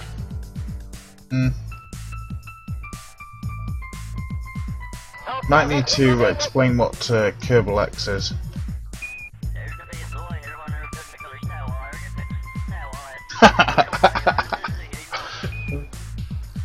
Oh, never pass somebody else's work off as your own. Never.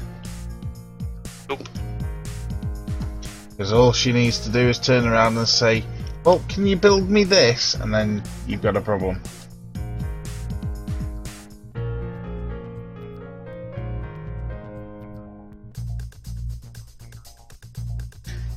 In the F12 menu USW, is there a...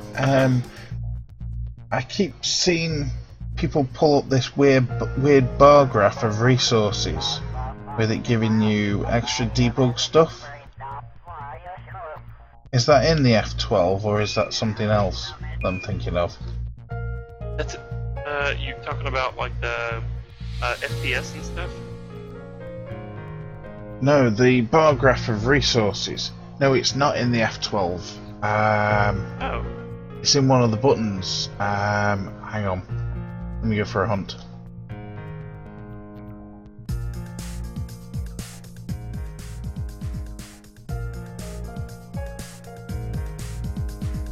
Yes. Roger. Or is this a...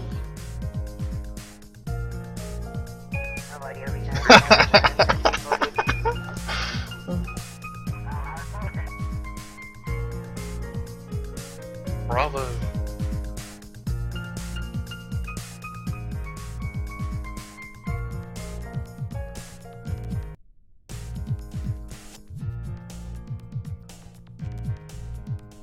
Ah, there it is.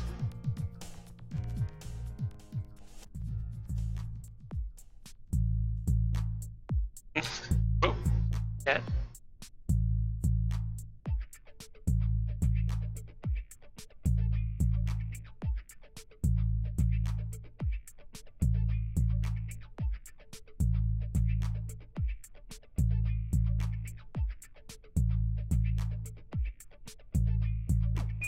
Yeah, that's the purge for symbols.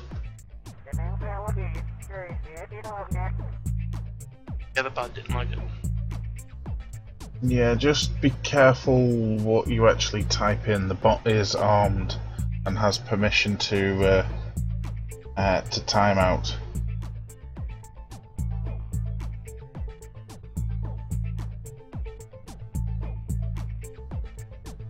And not to mention there's actually 2 moderators in chat as well. Lost his own interest. Although I could actually do with someone actually testing the bot for me. So I tried to do that earlier, as you noticed, and it didn't go off.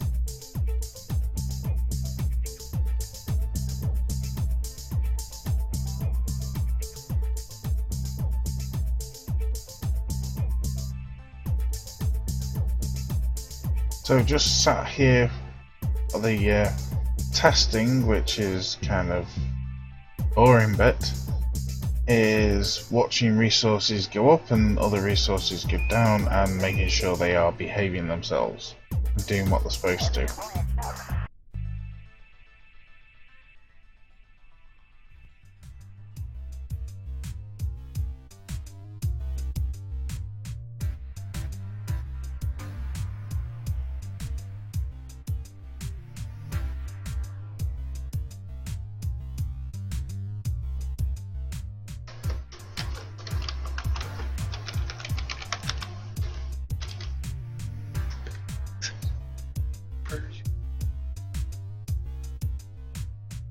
What is sentient?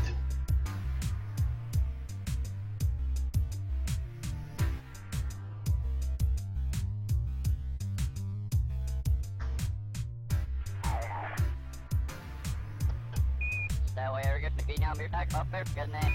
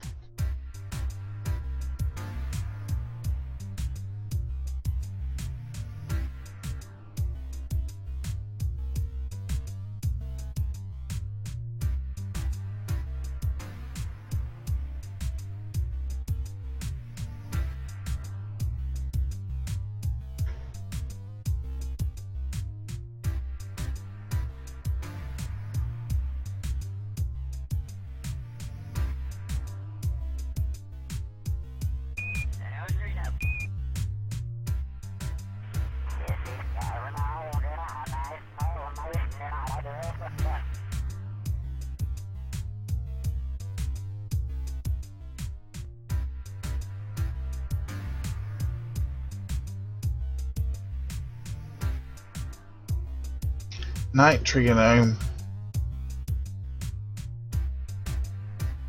Trignum.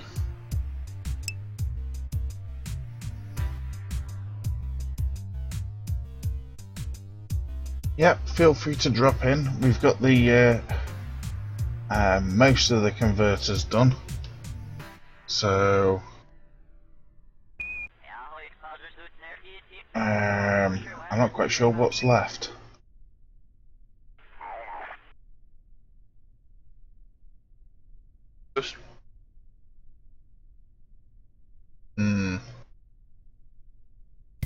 Yep. That's the chore. Next up is ghost proofing.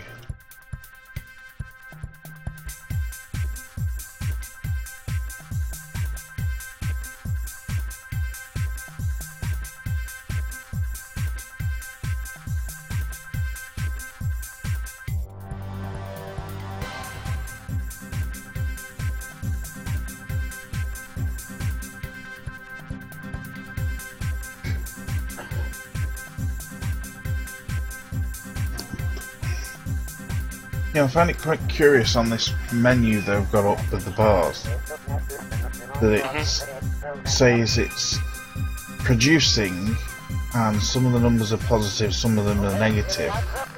But the more humorous bit is like until empty, and it gives a time that's counting up, and yet some of them say until full, and the time is counting down.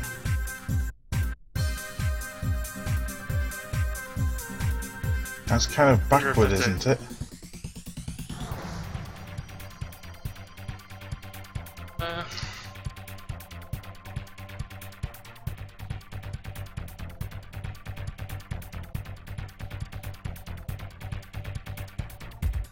Negative 270 until.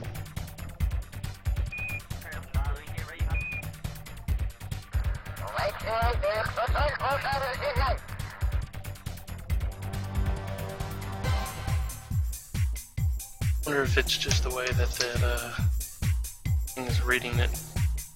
I think there's a bug here. Hey, more bugs.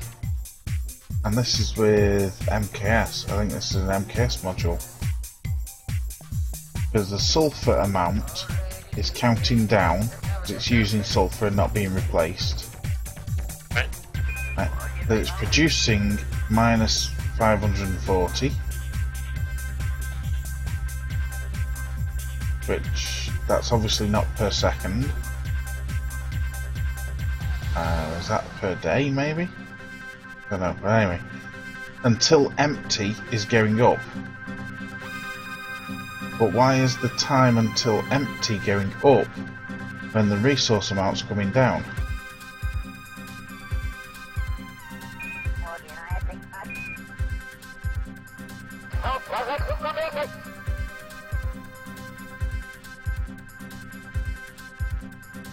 That doesn't make any sense. That doesn't make any sense.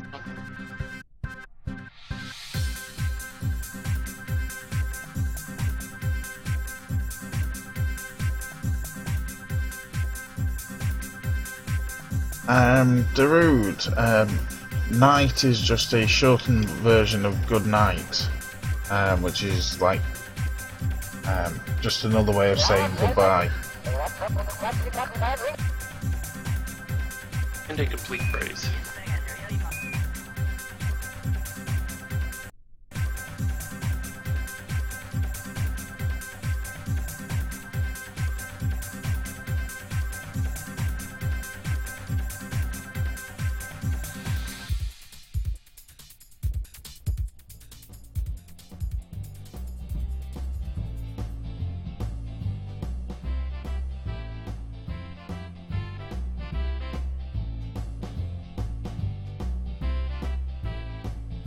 Now, I've also got a production of xenon gas, which is from the reactor.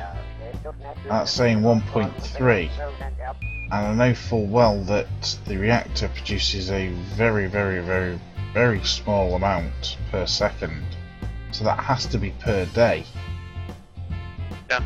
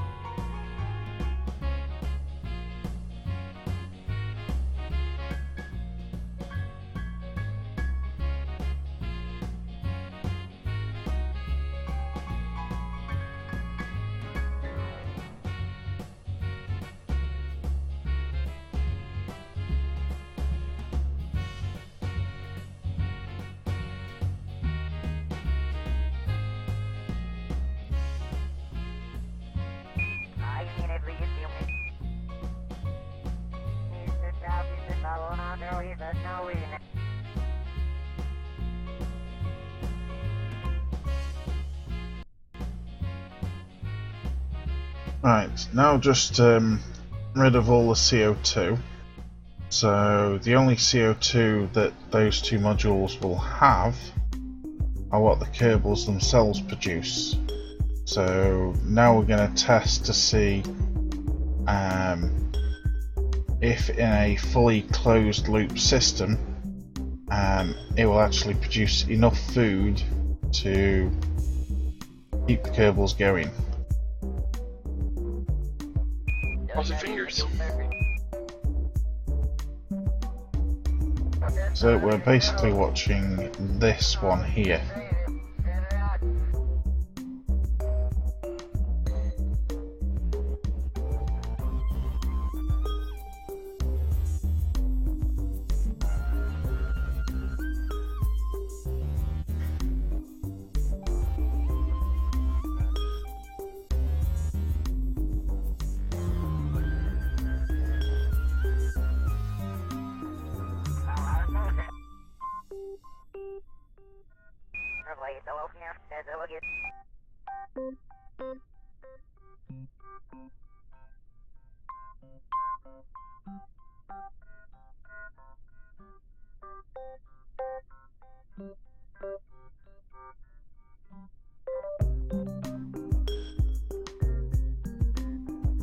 Well, the good thing is the actual number doesn't appear to be going down or up. I might have actually got it about right. Good. Nice and steady. Especially considering the number of Kerbals that have actually loaded into this thing.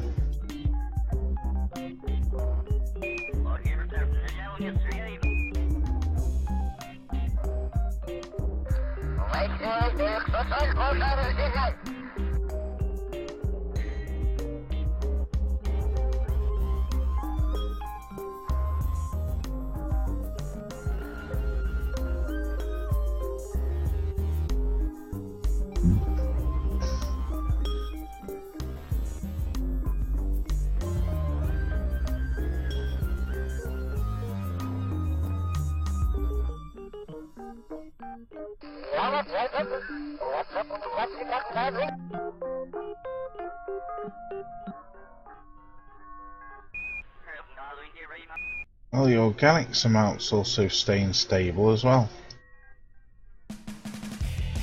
That's good.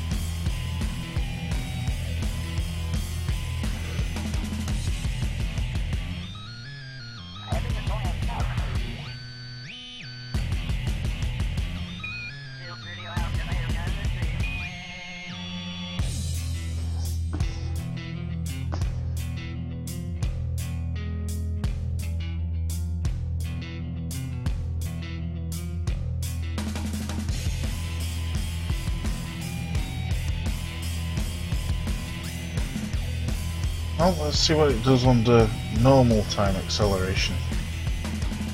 It should still work as if it's under physics acceleration.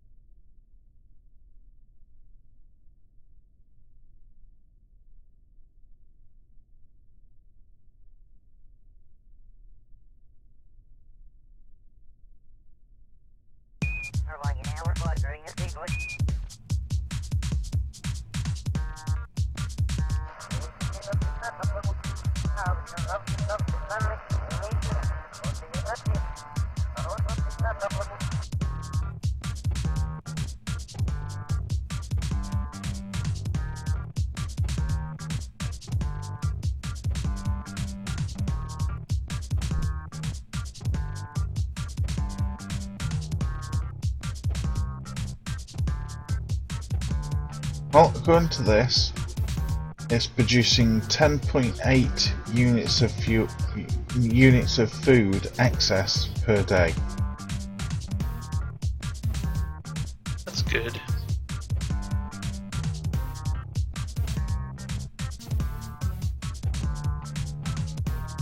But wastewater is still coming down, and one of the, I think it's the greenhouse. One of them. No, it's not the greenhouse. It's the organics refinery uses wastewater, so that will slow down.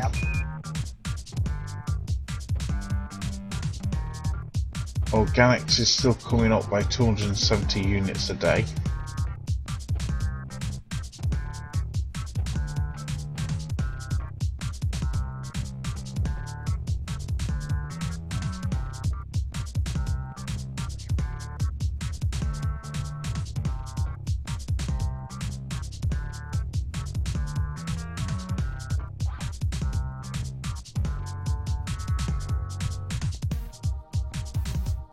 Well, that looks quite stable to me. What would you say, USW? I think it looks pretty good.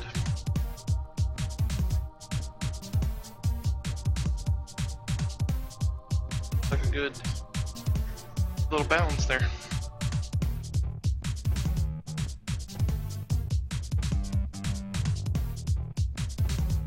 But the interesting thing is, if you had this on, say, a station or something, and you docked a craft that doesn't have any sort of CO2 recycling, it would suddenly get an infusion of CO2 and waste and whatnot, and would immediately kick off and start producing a ton more oxygen of food. It actually kick up to its maximum production rate. Right.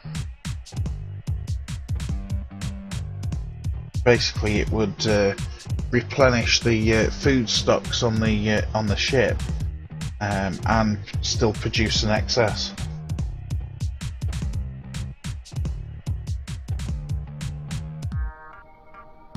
You always want to see from your closed loop. It's not exactly a closed loop system. It requires the other resources like sulfur, nitrogen, carbon, etc. to produce the organics.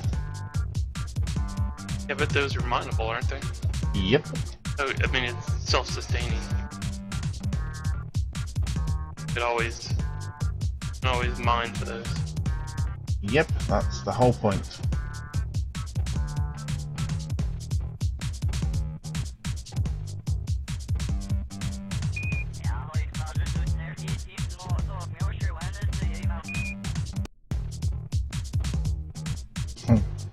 And the reactor's producing 1.3 units of xenon gas per day. That's going to take an awfully long time to refuel any xenon-based ship. That is.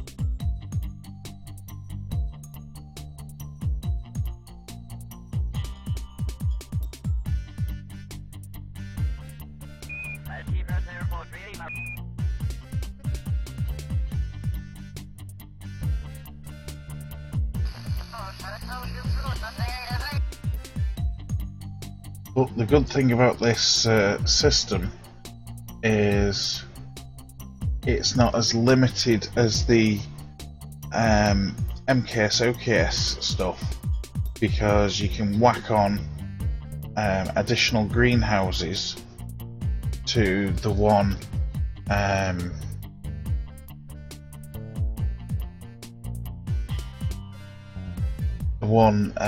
organics refinery, and the organics refinery will just pick up the organics rate, assuming it's able to.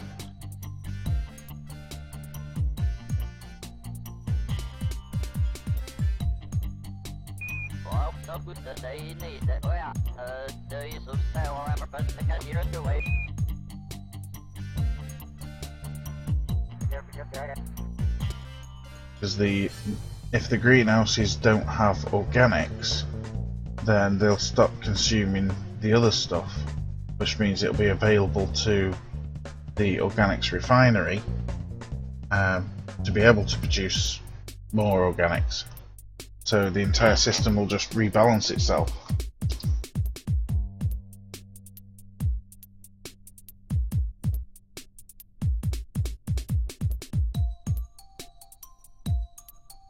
That's definitely a good.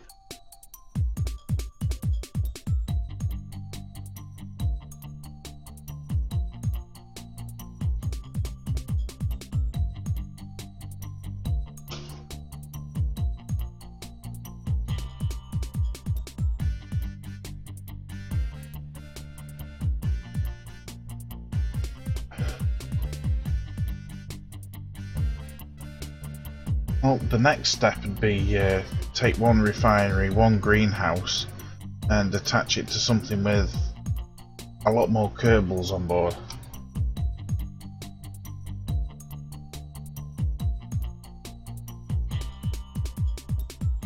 And just see how it does.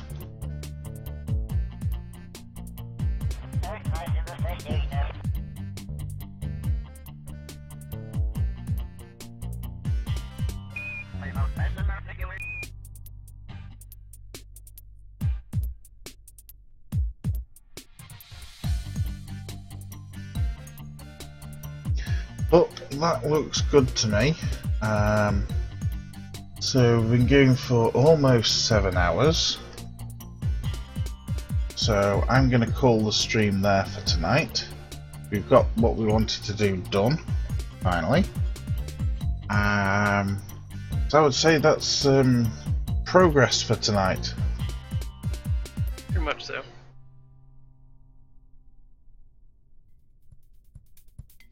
Are you going to be on for a bit longer, USW? Yeah, a little bit.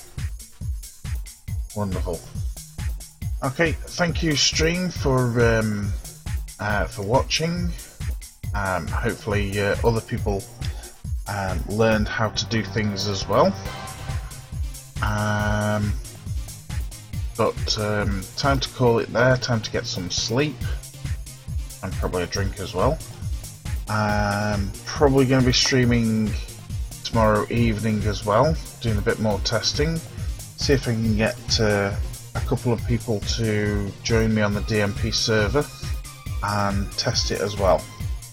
That's all from me and USW. I will see you tomorrow.